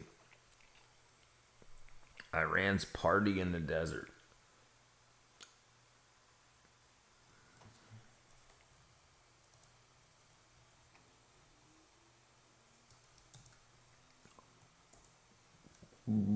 Let's check it out. The Colombian forest. All right.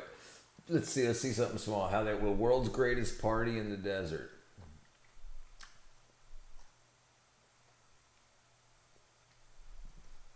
All right, and then we'll do the Colombian forest. They say a party should be unforgettable, the kind people talk about for years, the kind that grabs headlines. But what if I told you there was once a party so extravagant, so beyond imagination, it shook an entire empire to its foundations? 1971. This wasn't just a party. It was a spectacle hosted by the Shah of Iran, a celebration so grand it shook an empire to its very core. Dang. A party attended by kings, presidents, royals, and power players from 65 countries. Over 600 hand-picked guests partied in the middle of the Iranian desert for 3 I guess this is their great goodbye days, with representatives from the US, UK, France, India, you name it. The cost? Hundreds of crores of rupees, gone in a blink. This wasn't just the most expensive party in history, it was also one of the most cursed, because this one celebration would ultimately destroy an entire dynasty.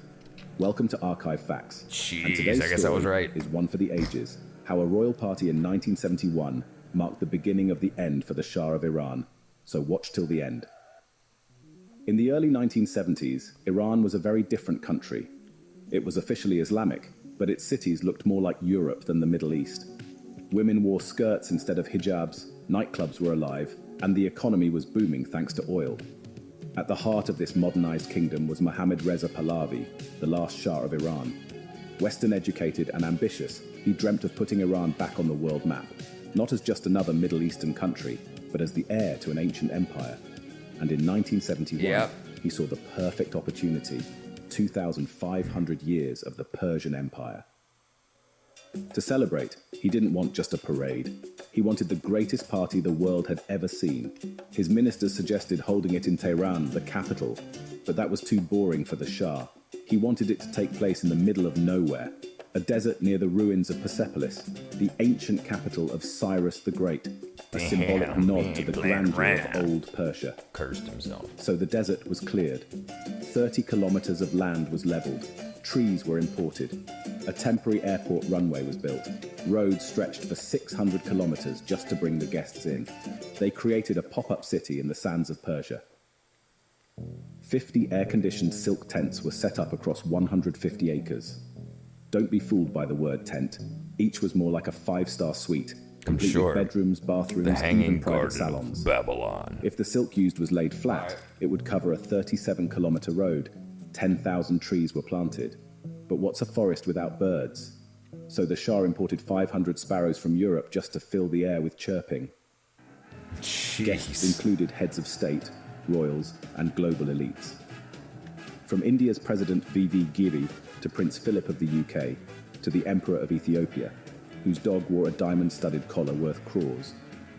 To feed this elite crowd, the Shah flew in the top chefs from Paris, 200 Swiss waiters, and tableware from France, so heavy it took the Iranian military to deliver it. The menu: 2,700 kilograms of beef and pork, 1,280 kilograms of poultry, 30 kilograms and pork. Uh-oh, that's why you can't be eating pork as a Muslim.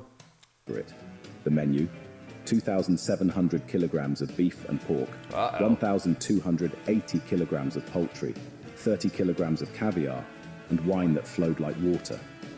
Some say over 25,000 bottles of whiskey were consumed. This wasn't just a feast. It was history's ultimate royal binge. But as champagne flowed in the desert, the Iranian people starved. Can't drink champagne either. The average citizen had no idea that their oil wealth was being blown away in this desert fantasy. While their schools crumbled and hospitals failed, their king danced with global elites. And in the shadows, one man watched from exile Ayatollah Khomeini, a powerful Shia cleric exiled by the Shah himself. He saw an opening and took it. He used the party as ammunition, broadcasting it to the world as a symbol of the Shah's cruelty and arrogance. While you starve, he said, your Shah feeds foreign kings. And people listened. Soon, Iran erupted in protest. 30 kilograms. The Shah tried to suppress the voices with police crackdowns, but it only made things worse. Even women who were once empowered by the Shah's liberal policies took to the streets in full burqas as a symbol of rebellion. Burqas became a symbol of protest. In just 8 years, the unthinkable happened. The Shah was overthrown. Khomeini returned. Iran became an Islamic republic. The Shah, once king of kings, died in exile. His grand party had become his ultimate downfall. This is the strange irony of history. Video is not the best on the subject. Sometimes one party is all it takes to collapse a kingdom. The Shah wanted to remind the world of Persia's ancient glory, but all he did was write his own empire's obituary. So the question is, are today's leaders making the same mistakes? Yup. Let us know your thoughts in the comments. They sure are. All right, what's the next thing we're doing? Hanging Garden of Babylon.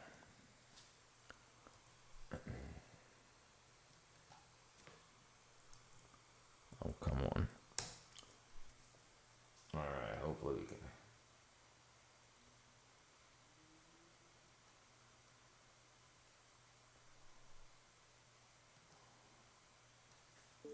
Among the 7 wonders of the ancient world, the Hanging Gardens of Sounds all AI-y. Babylon stand as one of history's most intriguing marvels. Described as a breathtaking fusion. Something about sand. Find a topic, Chris, brother. I'll do it.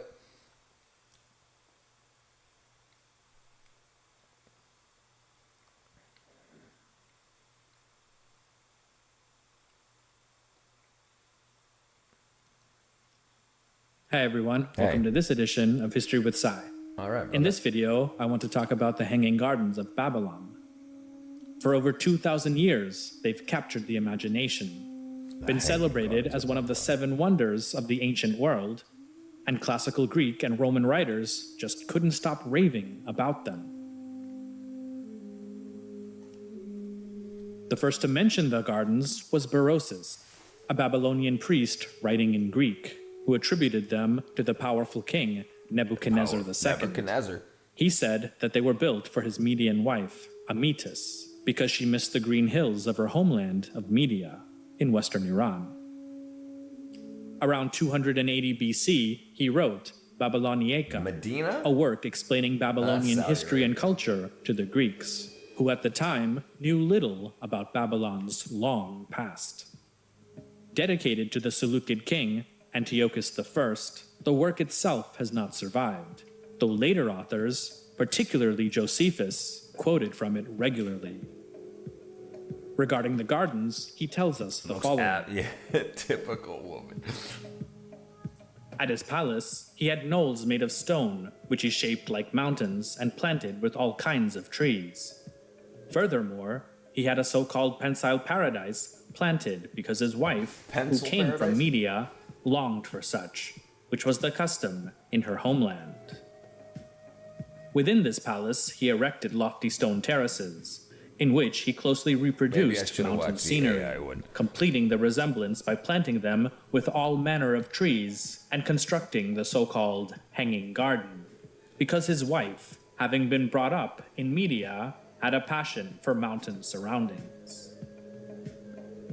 Writing in the 1st century BC, the historian Diodorus Siculus provided a... There's my opposite right there.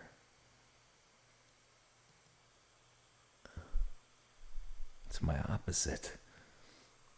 Detailed architectural account of the gardens, describing their terraced mountain-like structure and advanced irrigation system.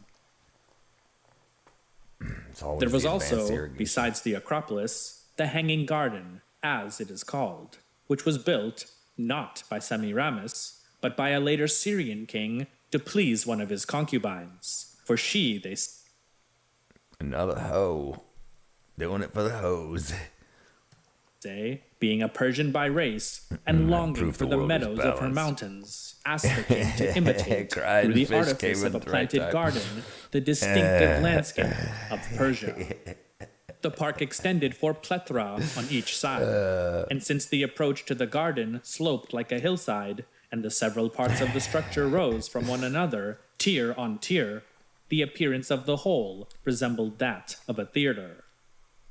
When the ascending terraces had been built, there had been constructed beneath them galleries which carried the entire weight of the planted garden and rose, little by little, one above the other, along the approach. I want to see some freaking graphics, dude. Here you go, AI. There you go. Let's see what they think it looks like. iStudio Myths and Facts.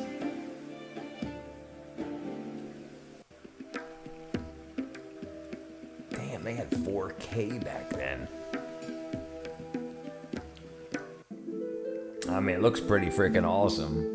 We have a place kinda, nothing like this, kind of, but something like it. Move with the rhythm of the wheel.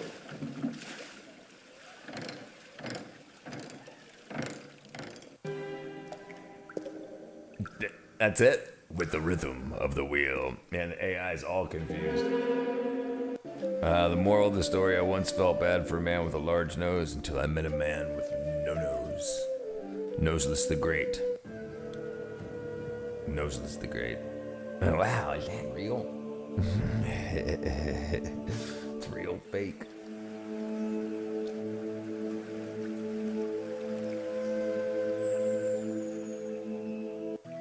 It can't even keep the music going. Good water rendering, though. I mean, it's a very, very, very well done video game, Behold, basically. Our legacy. A testament to our glory. Man, AI, boys. 1.8K views in 8 months. Fantastic. He probably had it posted himself. All right, let's see. What was the next thing we were doing? Oh.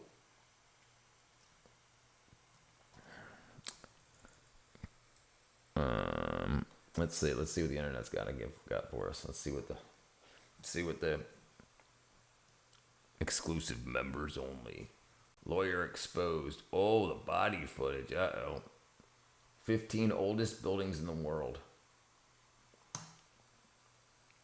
Hey everyone, you know there are some buildings and structures around the world, some of which are still relatively intact, that are as old as time itself.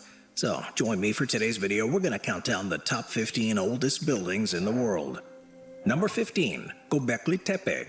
While there may be some gaps in the timeline of humanity... Alright, we'll do that. Great Wall. I'm...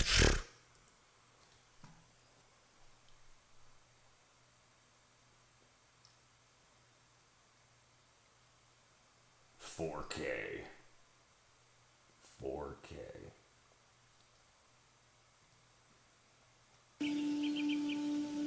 On my 10-day trip to China. I filmed 768 gigs of footage. All of that footage was lost when my hard drive failed. The hard drive had been sent off and recovered. I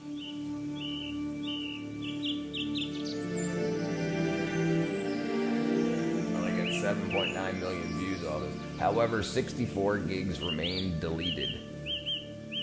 Remained on a card I forgot to delete. And hold on, what do I miss here?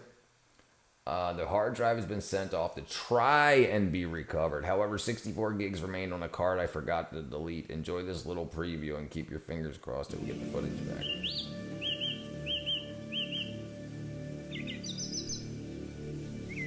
Day 65.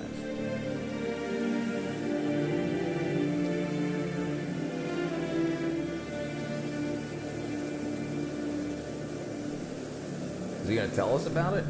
Oh, it's on his drone. I thought he was gonna tell us about the footage.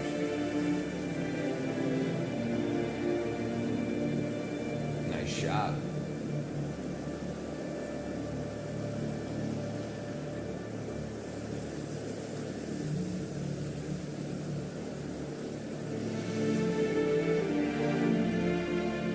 I guess he ain't gonna tell us about it. Alright, let's find something to tell us about it. Free school. Yo, happy free school!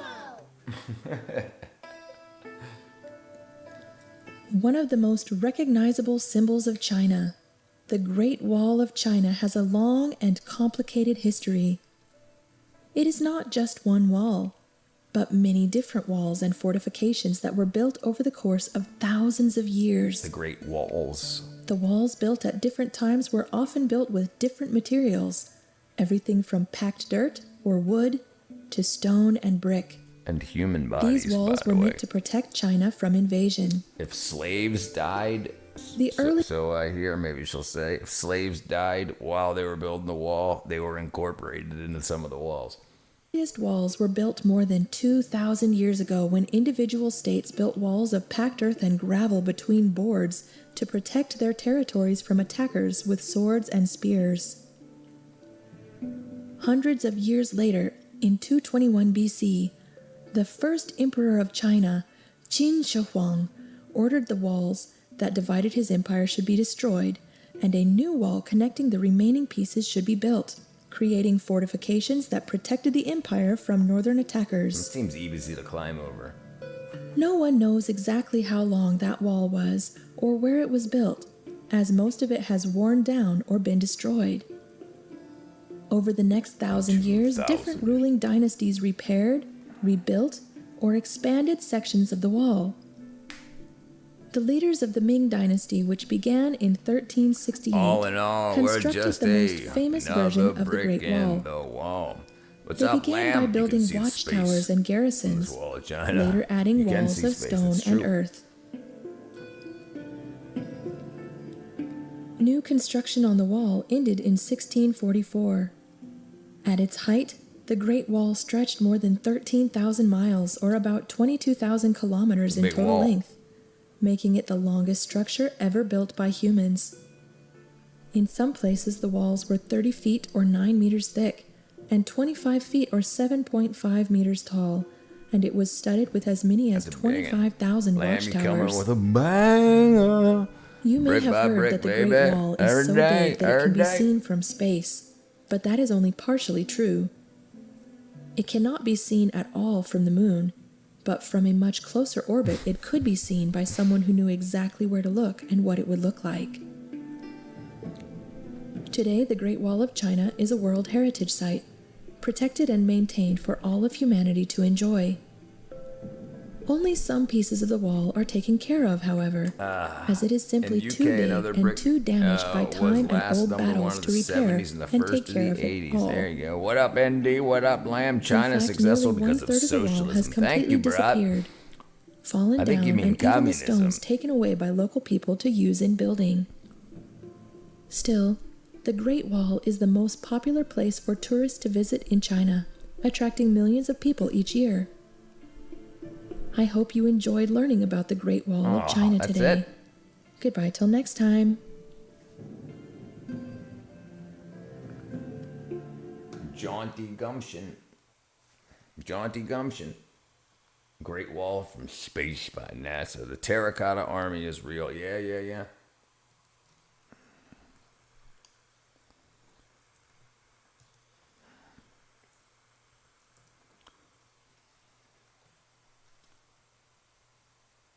Fascinating.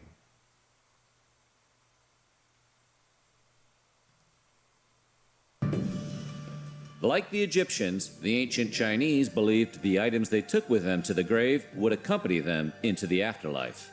In 246 BCE, work commenced on what would eventually All become right, the mausoleum socialism. of Chinese Emperor Qin Shi Huang. The Do you prefer anti-socialism or all-right socialism?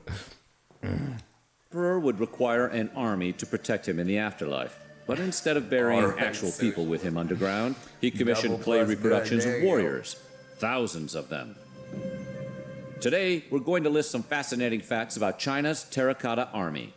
But before we get started, be sure to subscribe to the Weird History channel and let us know in the comments below what other amazing archaeological finds you would like to hear about. Okay, Amazing we're going ones. to China. China. Qin Shi Huang was born February 18th, 259 BCE, and lived until September 10th, 210 BCE. At the age of 38, Qin, who was then known as Zheng, king of Qin, conquered the other warring states and became the first emperor This of is the the king of chin. I'm the king of nose.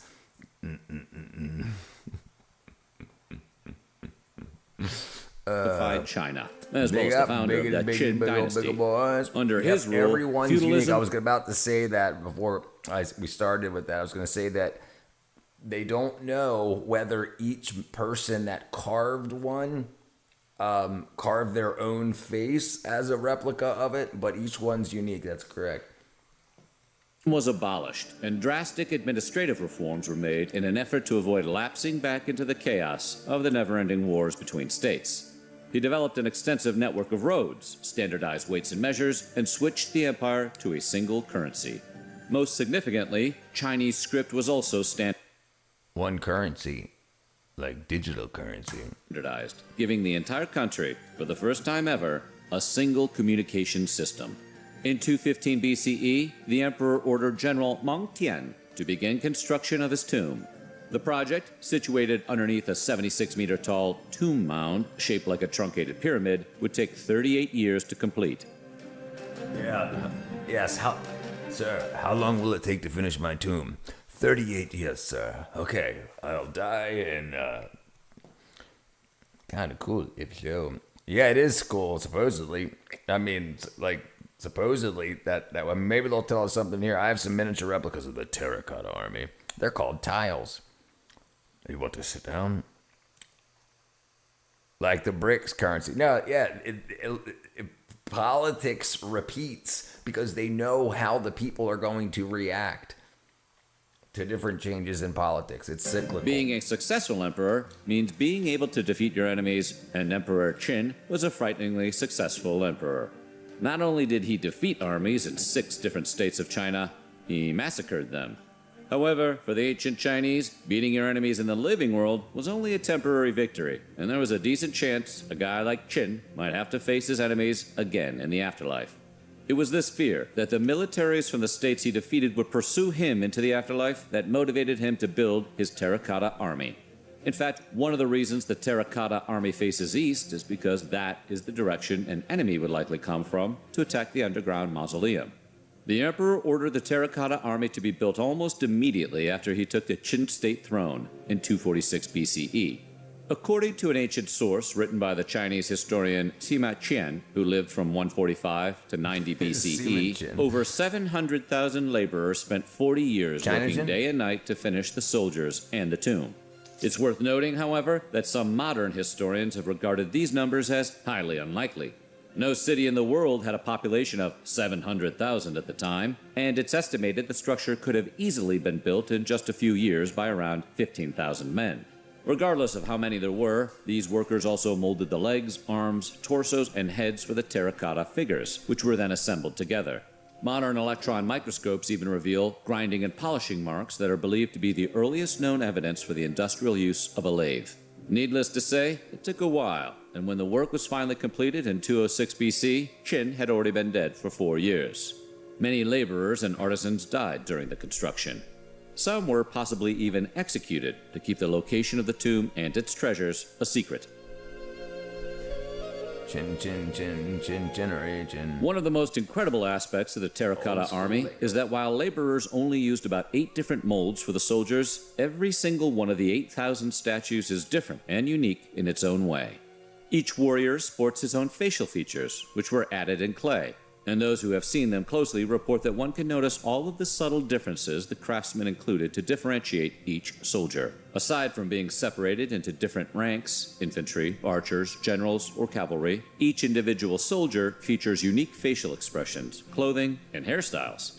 They also have varying heights, with the tallest ones, of course, representing the generals. Most of the statues are 5 feet 11 inches tall, but some actually stand as high as 6 foot 7. One of the most surprising aspects of the terracotta army, at least to historians of ancient China, was that the horses in the army are depicted as wearing saddles. This was a surprise when first discovered, because it means that the saddle was invented by the time of that Qin dynasty, which is much earlier than was originally believed. In ancient armies, the cavalry and war chariots were extremely important, and the terracotta steeds, accurate in size to living horses, are depicted as well-fed, with erect ears, wide eyes, and open mouths. Some believe the horses resemble the Hochu horses who live today in Gansu, while others posit they're based off Hutian horses from Xinjiang. Whatever the case, the animals are good at climbing hills and racing, and are very strong. In addition to the 8,000 soldiers, archaeologists They're the best steeds. just also uncovered 130 chariots pulled by 520 horses, along with 150 cavalry horses, most of which were buried in pits near the emperor's mausoleum. But surprisingly, these pits also contained non-military statues. Apparently, the emperor feared boredom in the afterlife as much as he feared the armies of his enemies, because he elected to be buried with statues of entertainers such as acrobats, strongmen, and musicians. Bronze ducks, waterfowl, and cranes also appeared among the human statues, a sign most archaeologists have understood to mean that the emperor hoped to be surrounded by similar animals in the afterlife. As far as anyone can tell, the terracotta army remained untouched underground for over 2,200 years. In fact, despite occasional reports of pieces of terracotta figures and roofing tiles being discovered in the area, nobody really knew about them until 1974. But in March of that year, a group of farmers, 5 brothers and their neighbor, discovered them by accident while digging a well in Xi'an, about a mile east of the emperor's tomb mound at Mount Li. What up, Naturally, the Chinese government investigated the area, and it quickly turned into one of the country's greatest archaeological finds. Afterlife? Yeah, brother. While excavating the pits, archaeologists uncovered about 40,000 bronze weapons, including battle axes, crossbows, arrowheads, and spears. Amazingly, however, even though they had remained underground for over 2,000 years, the weapons emerged in excellent condition and free of rust. This is likely because they were covered in a protective chrome plating. While this technique was once believed to have been pioneered by the Germans in 1937, the discovery of the Terracotta Army and their weapons proved how ancient Chinese metallurgy was far ahead of its time. In modern times, tourists can get a look at the Terracotta Army, but unfortunately, they can't see it in its original form. Why not? Well, after being molded, the statues also received vibrantly colored paint jobs with pigments made from various materials. Intensely fired bones provided white pigments, while iron oxide was used for dark red, azurite provided the blues, malachite the greens, and charcoal was used for black. However, once buried underground for several centuries, most of the statues lost their color. When archaeologists excavated the area, the dry air took its toll and disintegrated the paint right off the statues. The lacquer beneath the paint curls in the exposed air, causing layers to flake off within minutes. Fortunately, since those original excavations, scientists have developed a solution with polyethylene glycol, known as PEG. This chemical, which guards against that kind of air damage, is now sprayed onto any statue the moment it becomes hunger unearthed. baiting me because I've been hunger baiting you for a couple days now. Today, we know that mercury is one of the world's most toxic chemicals, but the ancient Chinese, they considered it to be the elixir of life. In fact, Emperor Qin, in his quest to live forever, ingested mercury pills regularly. Pigged. Not only did this not help him take 5 fenugreek leaf curry with potato and rice dal. Eating the cocktail. I definitely plan on trying to get some this week. Forever, it very likely contributed to his death at the age of 50. The emperor's belief in mercury may also mean his unexplored tomb is surrounded by rivers of the metal. Chinese historian Sima Qian even claimed that 100 flowing rivers were created in the tomb and filled with mercury. While his account makes no mention of the terracotta soldiers, there's good reason to believe him on this one.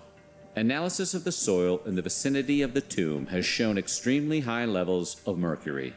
Even though the Terracotta Army was discovered over 40 years ago, only about 1% of the emperor's tomb has been excavated. At first, archaeologists worried an excavation would damage the emperor's corpse and artifacts in the tomb. But the biggest concern today is safety. The rumored rivers of mercury have left archaeologists struggling to find the safest way to excavate the tomb, if they can at all. It's almost like he knew it was going to make it toxic. The terracotta forces of Emperor Qin, the warriors, horses, chariots, and even the emperor's tomb itself, are spread out over a compound that is over 20 square miles in size. Jeez. One pit, roughly the size of an airplane hangar, contains the soldiers. A second contains the cavalry and infantry units. And a third holds high-ranking officers and chariots to represent the command center. And if all that doesn't impress you, keep in mind that there was originally supposed to be even more. The tomb is believed to be incomplete, largely due to the discovery of a fourth, empty pit that wasn't finished even after the emperor died. Between 2009 and 2019, Chinese archaeologist Shen Maosheng headed a new excavation of the emperor's mausoleum, and in January of 2020, the Chinese information site XinhuaNet announced that Shen's team had uncovered 200 more clay soldiers. According to Shen, most of the newly discovered sculptures are either holding pole weapons, bending their right arms with half-clenched fists, or carrying bows with their right arms hanging naturally, indicating each soldier's own task within the army. The new excavation is about 750 feet long, 200 feet wide, and 16 feet deep, and in total there are more than 6,000 clay soldiers and horses. The carved armor on each of the newly discovered soldiers seems to indicate their rank. According to the archaeologists, the new excavation greatly expanded their study on the military service system and military equipment of the Qin dynasty. It also provided new ideas for the research on the artistic style, characteristics, and manufacturing techniques of figurines in the period. Bam.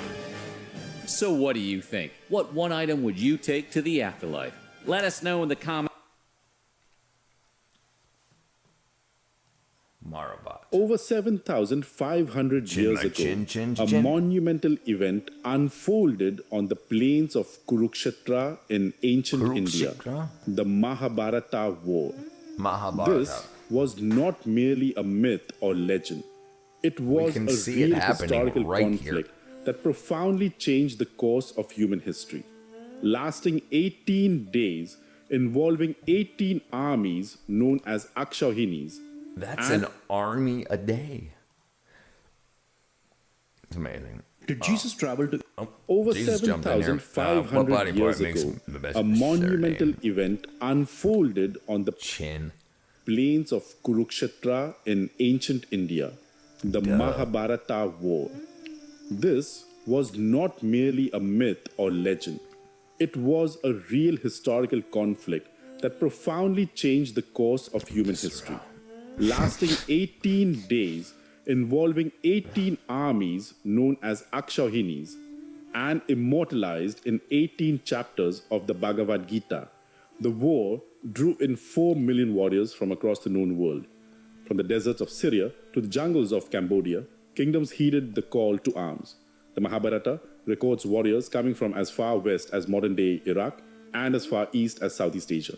This vast mobilization reflects a high level of societal organization and interconnectivity in the ancient world. No internet, no telephone, nothing like that, but 4 million people ended up getting armed and had weapons and everything else, the food, all of that, transportation was all put together that quickly within 18 days. At that time, the global human population is estimated to have been between 5 to 20 million people. Using the high estimate of 20 million, the death of 4 million men, a significant portion of the world's male population, in this war would have had catastrophic demographic consequences.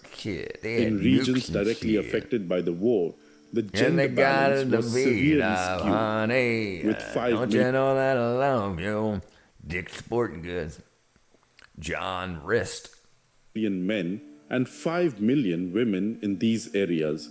The death of 4 million men left only 1 million men to 5 million women. Let's get busy. A 5:1 female to male ratio. This sudden imbalance had profound implications for future generations.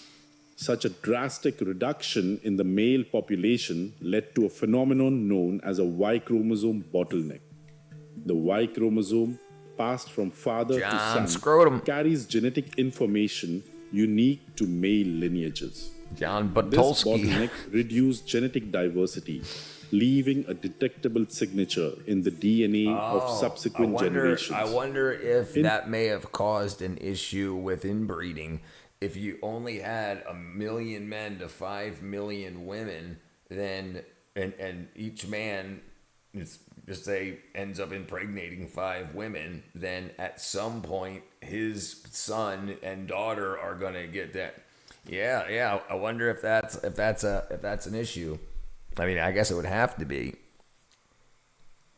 In 2015, a groundbreaking genetic study analyzed Y chromosome sequences from men around the world and uncovered a significant bottleneck in male genetic diversity dating back 7,000 to 5,000 years ago. Remarkably, this bottleneck was most pronounced in South Asia, the very region where the Mahabharata War took place.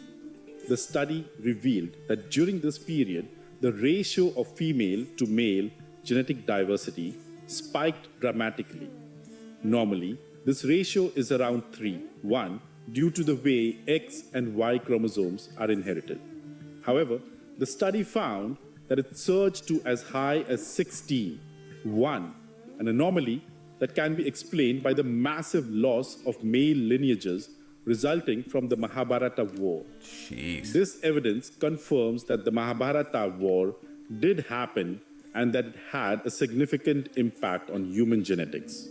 The timing of the genetic bottleneck aligns strikingly with the date of the Mahabharata War, around 7,500 years ago. The epic's descriptions of a devastating conflict resulting in the deaths of millions of men are supported by modern genetic findings. Further evidence supporting a mass movement of people comes from studies of animal migrations. Zebu cattle, native to the Indian subcontinent, began appearing in the Middle East and Africa around the same time as the bottleneck. Similarly, the 5 to spread of 1, the baby. domestic mouse 1 from to 5. No one here gets out alive. You do yours, baby. I'll do mine. India into the Middle East and Europe mirrors human migration patterns. The genetic bottleneck's impact wasn't confined to South Asia. Over the following millennia, the effects rippled outward. Regions like the Middle East and Europe show similar, though less severe, bottlenecks occurring later. This pattern suggests that people migrated from India Why carrying is the Taj genetic Mahal the seventh wonder of the world? signatures with them. The Mahabharata isn't Taj just Mahal, a tale seventh of wonder of war. the world. It's a historical account of an event that reshaped human genetics. Yeah, unfortunately for the women, all the hot warrior types died. All the guys that weren't fit enough to go to battle were the ones that left behind to make all the babies. Uh-oh, don't talk about that. Let's see. Little known facts. Andy's Awesome Adventures. Hi, this is Andy Teach, host of Andy's Awesome Adventures, and welcome to Agra, India, home of the magical, mystical, and magnificent Taj Mahal. This is the Royal Gate, a beautiful piece of architecture.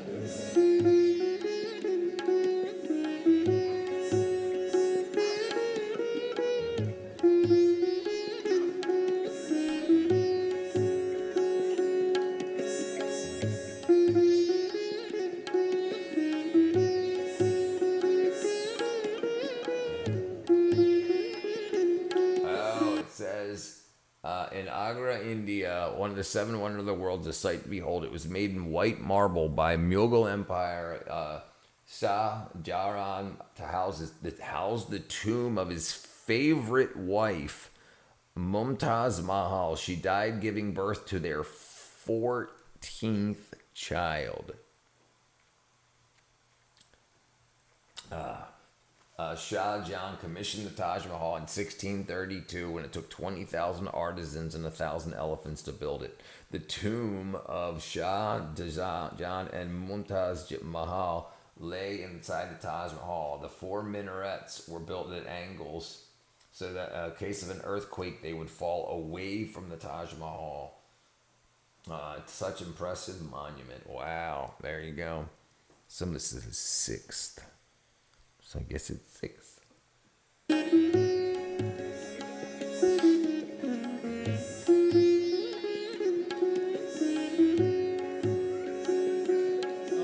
And it has been made by the 5th Mughal king known as Shah Jahan in memory of his 3rd wife known as Arjuman Bano Begum. Later on the title have been given to Mumtaz Begum.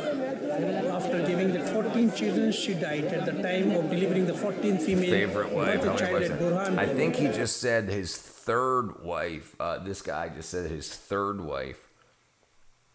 I could have built it with just 500 elephants. The title have been given to Mumtaz Begum.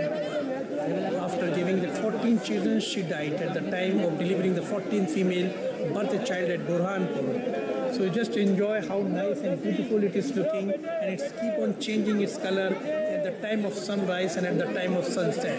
Thank you for coming.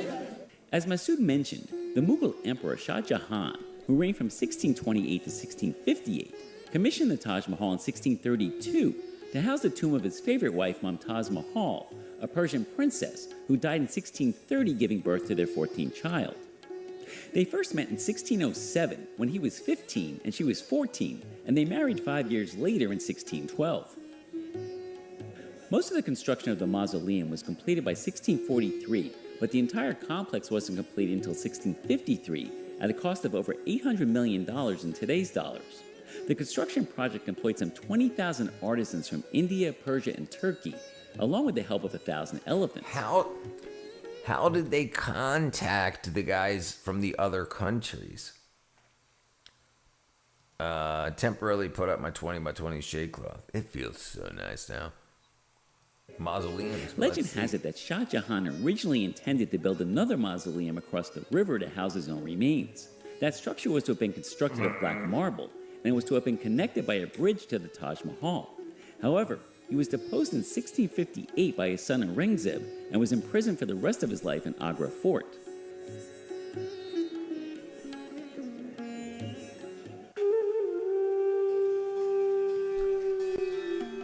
What's in the basement?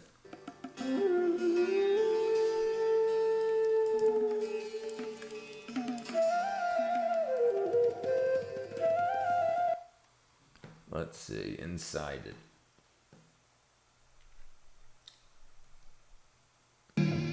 Patience is waiting.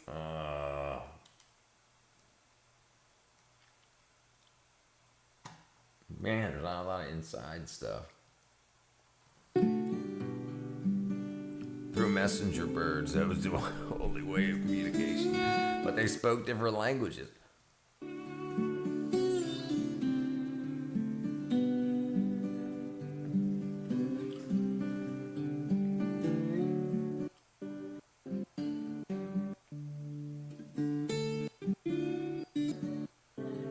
There you go. Here's the inside plus. Love me a good messenger bird, but I can't stand typos.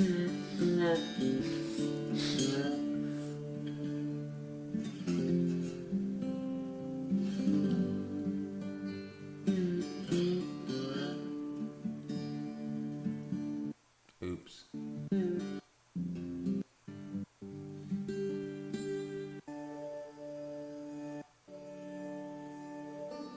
Oh, there's a guest house.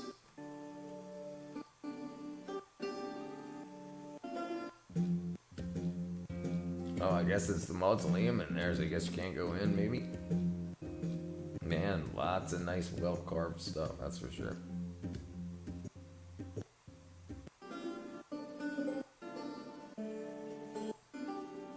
I can't read it. Monkeys.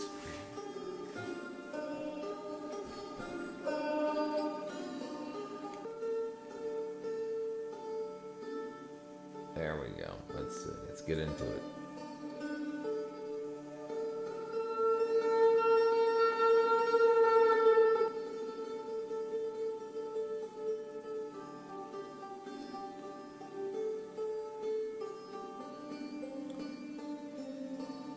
Oops.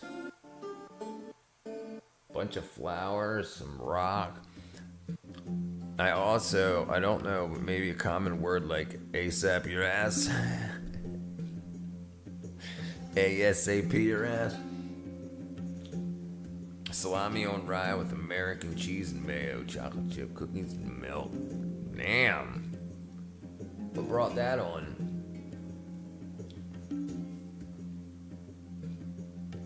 Oh, okay, there you go. I guess that's their mausoleums.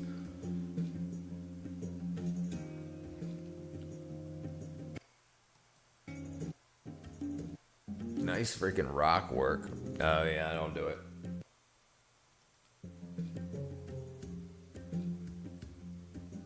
That's pretty interesting. That's pretty interesting. Bam. Bam. Okay, let's see what the internet's got for us here. Wow, it's 1:45 in the morning. Saudi Arabia built a $16 billion clock tower.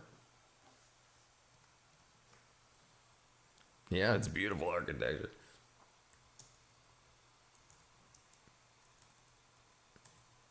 Damn.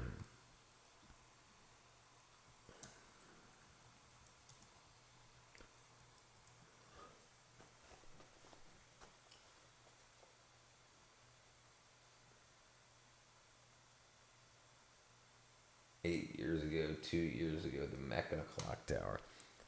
Imagine you fell asleep in there. As the Mecca Imagine you fell asleep in there and you woke up 1,033 years in the future. Yeah, we're watching interesting clock tower in reference to its gigantic clock. This huge tower dominates the city of Mecca from the top of its 601 meters. Mecca high, oh. With such a height, it joins the very select club of megatall skyscrapers, meaning those whose height exceeds 600 meters.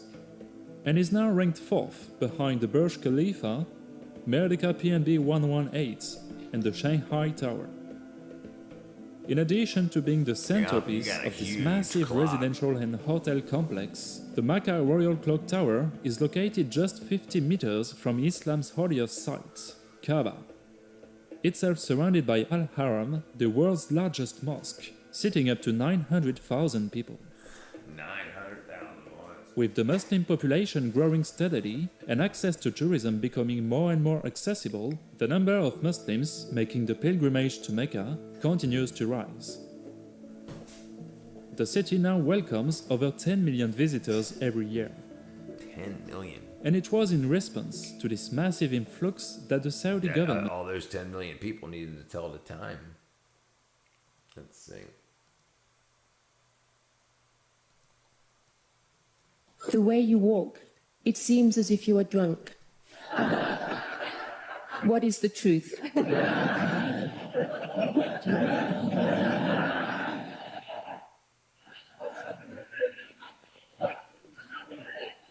Man, I am drunk.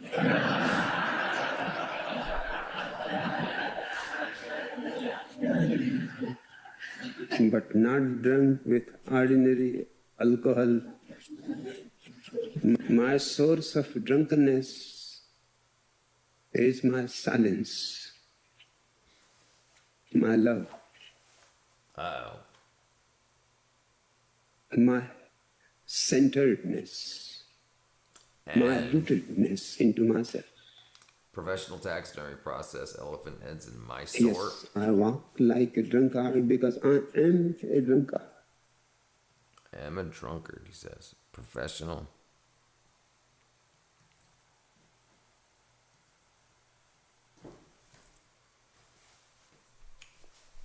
Elephant head mounted Mysore Palace are authentic taxidermy trophies from 1955. They belong to wild elephants that were declared rogues for destroying farmlands.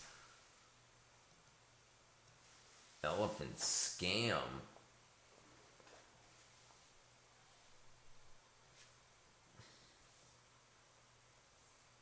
Taxidermy timeless. Yeah, he seemed like he was hammered. He seemed hammered.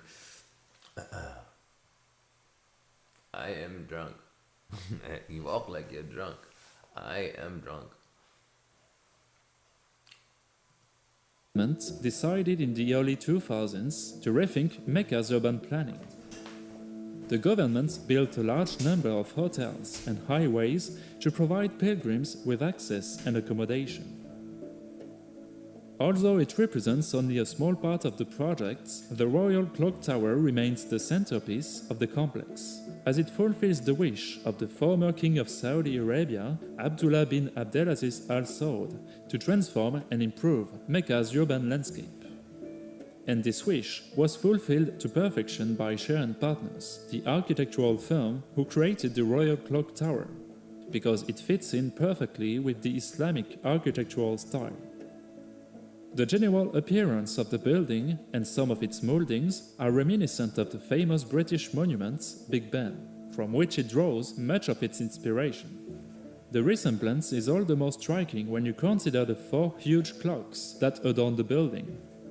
These clocks are also the largest in the world. The figures literally make you dizzy. Each dial measures 40 meters in diameter, 7 times larger than Big Ben's. These extraordinary dimensions enable it to tell the time within a radius of 11 kilometers during the day and up to 17 kilometers at night. What's more, the minute hand measures 22 meters in length, the equivalent of half a wind turbine blade.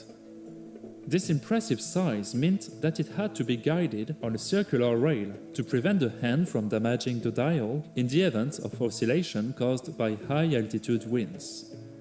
Finally, the center of the dial is 425 meters above the ground, making it the highest clock in the world, and for the record, known that the developer requested that the clock be guaranteed for 500 years. In addition to its remarkable height, the building has a truly impressive volume. The Abraj Al Bait complex features the largest floor space of any skyscraper, with 7 towers accommodating up to 65,000 people. These towers, which stand alongside the clock, measures between 200 Good night plus, brother. 130 meters and 280 meters in height, and form a set of giant buildings with an impactful and extremely imposing visual identity. Yeah. Just like that's crazy. They spent so much money on that stuff. They want to attract more people. I mean, I understand they got lots of money, but they got lots of people that could. Good night, my brethren. Let's see what else we can see here. Let's see what the internet's got to say goodbye to us.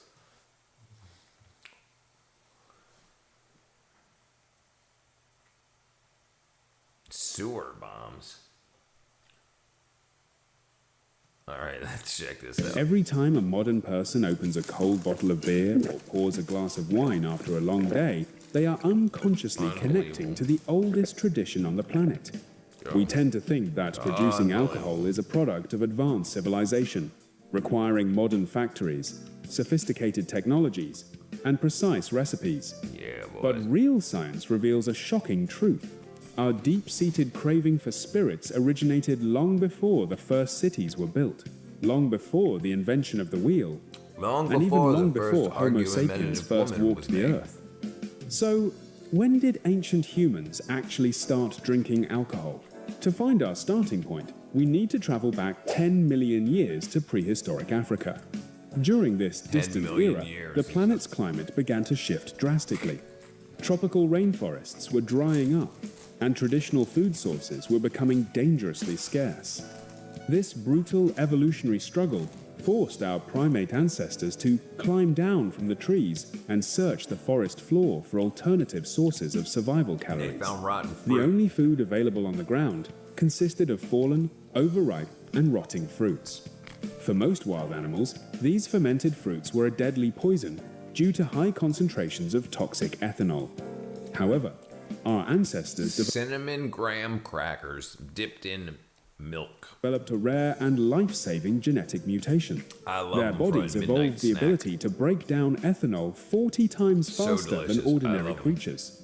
What was a lethal toxin to others became a high-calorie gold mine that saved our lineage from starvation.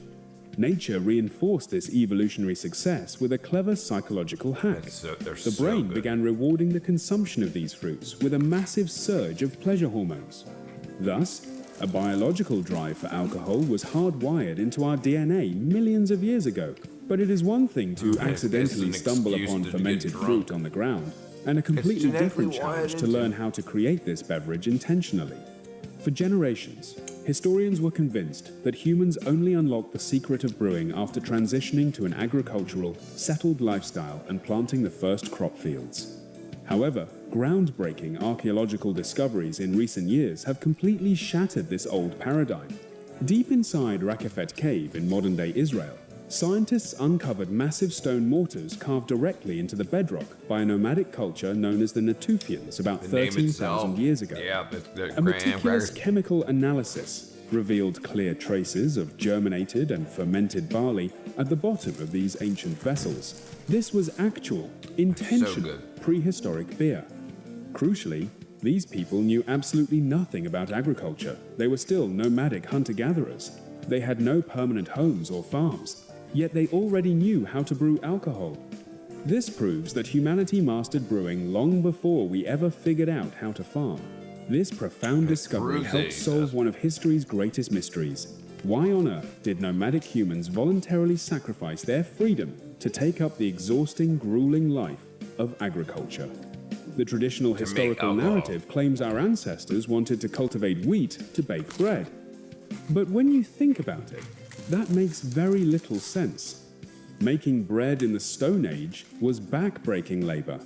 You had to gather wild grains by hand, spend hours crushing them into flour on flat stones, knead the dough, and construct primitive ovens, all for a piece of dry, unrisen flatbread.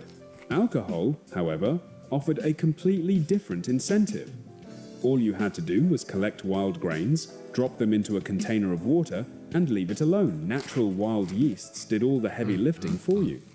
The result was a thick, highly nutritious beverage that didn't just fill stomachs, but also provided a powerful psychological escape. It melted away accumulated stress, numbed the constant fear of apex predators, and helped everyone relax inside a cold, damp cave. It was this burning desire for a stable, reliable source of liquid relaxation that ultimately forced nomadic tribes to settle down and lay the foundations of human civilization. Roughly 12,000 years ago in modern-day Turkey, prehistoric... Why did the late Egyptians do the mummification process? So they thought part of their tradition, religion, was that they would, when they died, they would go down to the river Styx. Well, we can find something to talk about it. But they would be reborn. They would be reincarnated or brought back from the dead in the underworld. So they wanted to stay how they were.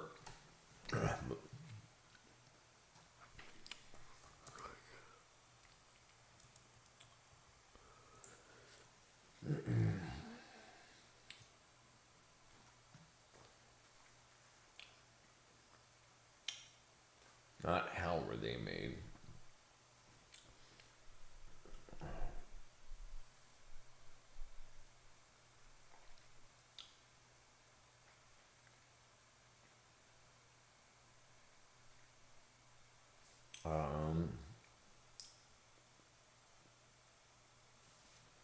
Let's see if I can do this.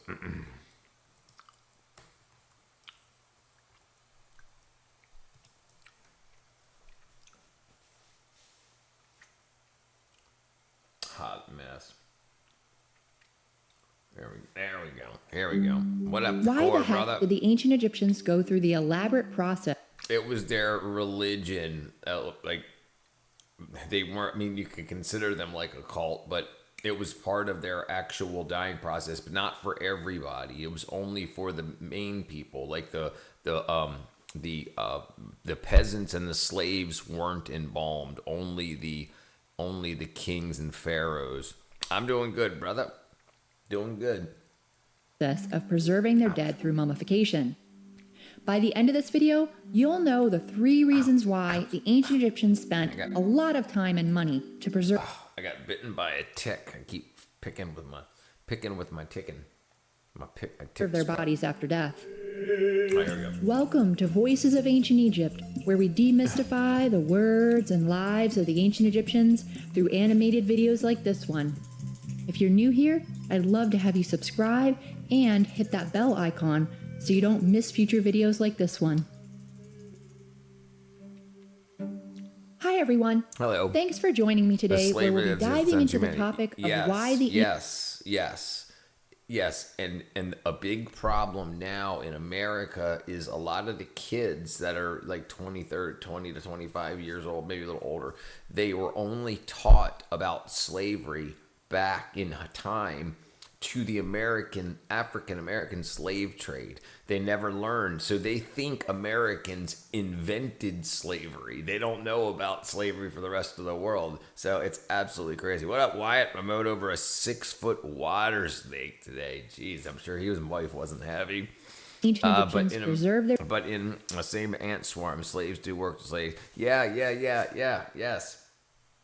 Some people are slave-minded. Some people in history, even in Egypt here, people that were running out of food, like they went to one of the pharaohs and they said, "We will be your slaves. We will do your labor if you feed us because we're starving." So they sold themselves into slavery.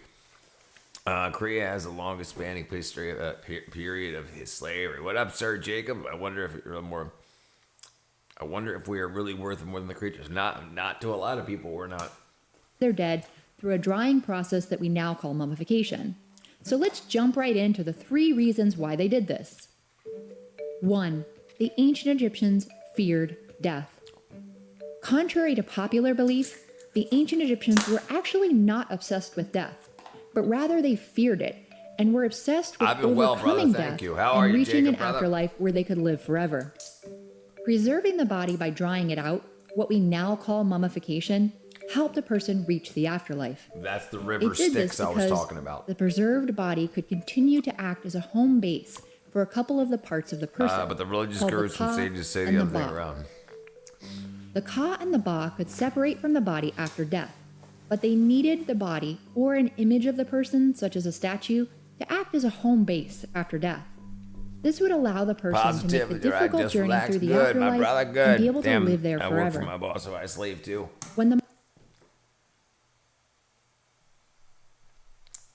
What do you get out of it besides money? If money wasn't a thing, you'd be a slave, right?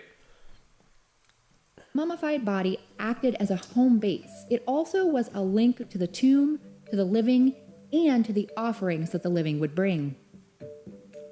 2. Everyone wanted to be like Osiris.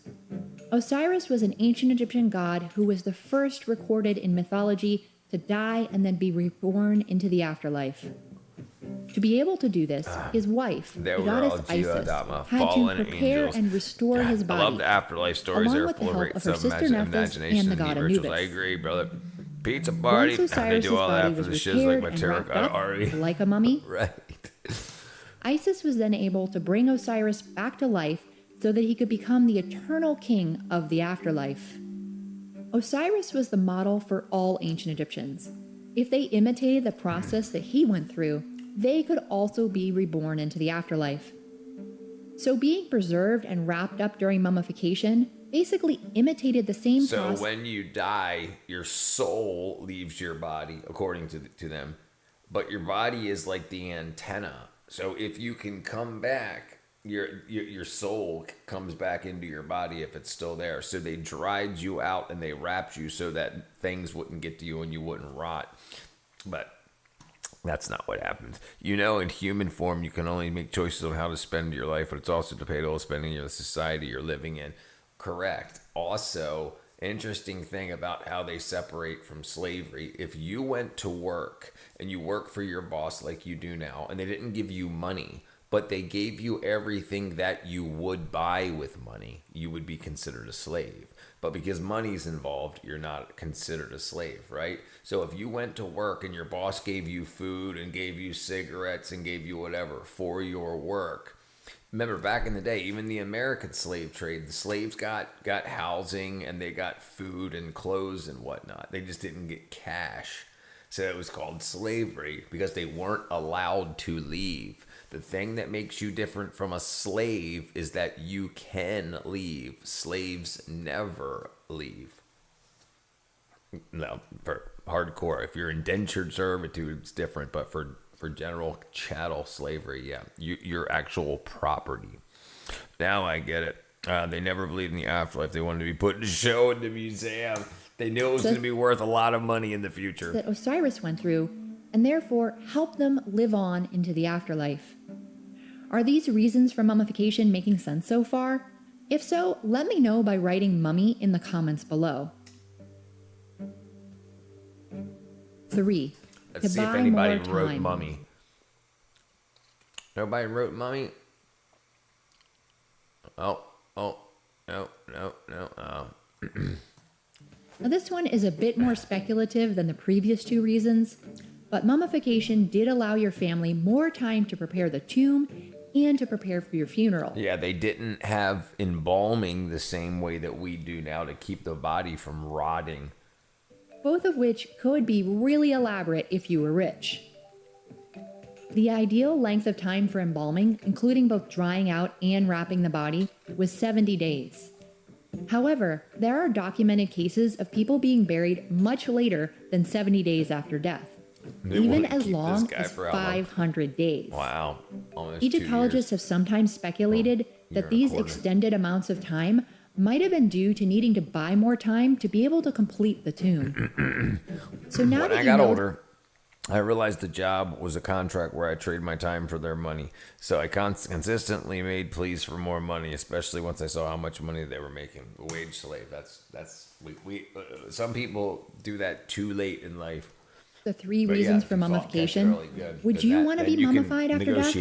Let me know by answering the poll in the top right-hand corner. I don't see no dang poll. Also, She's everybody. Yes, that's it. That's him. Pretty freaking cool. Pretty cool.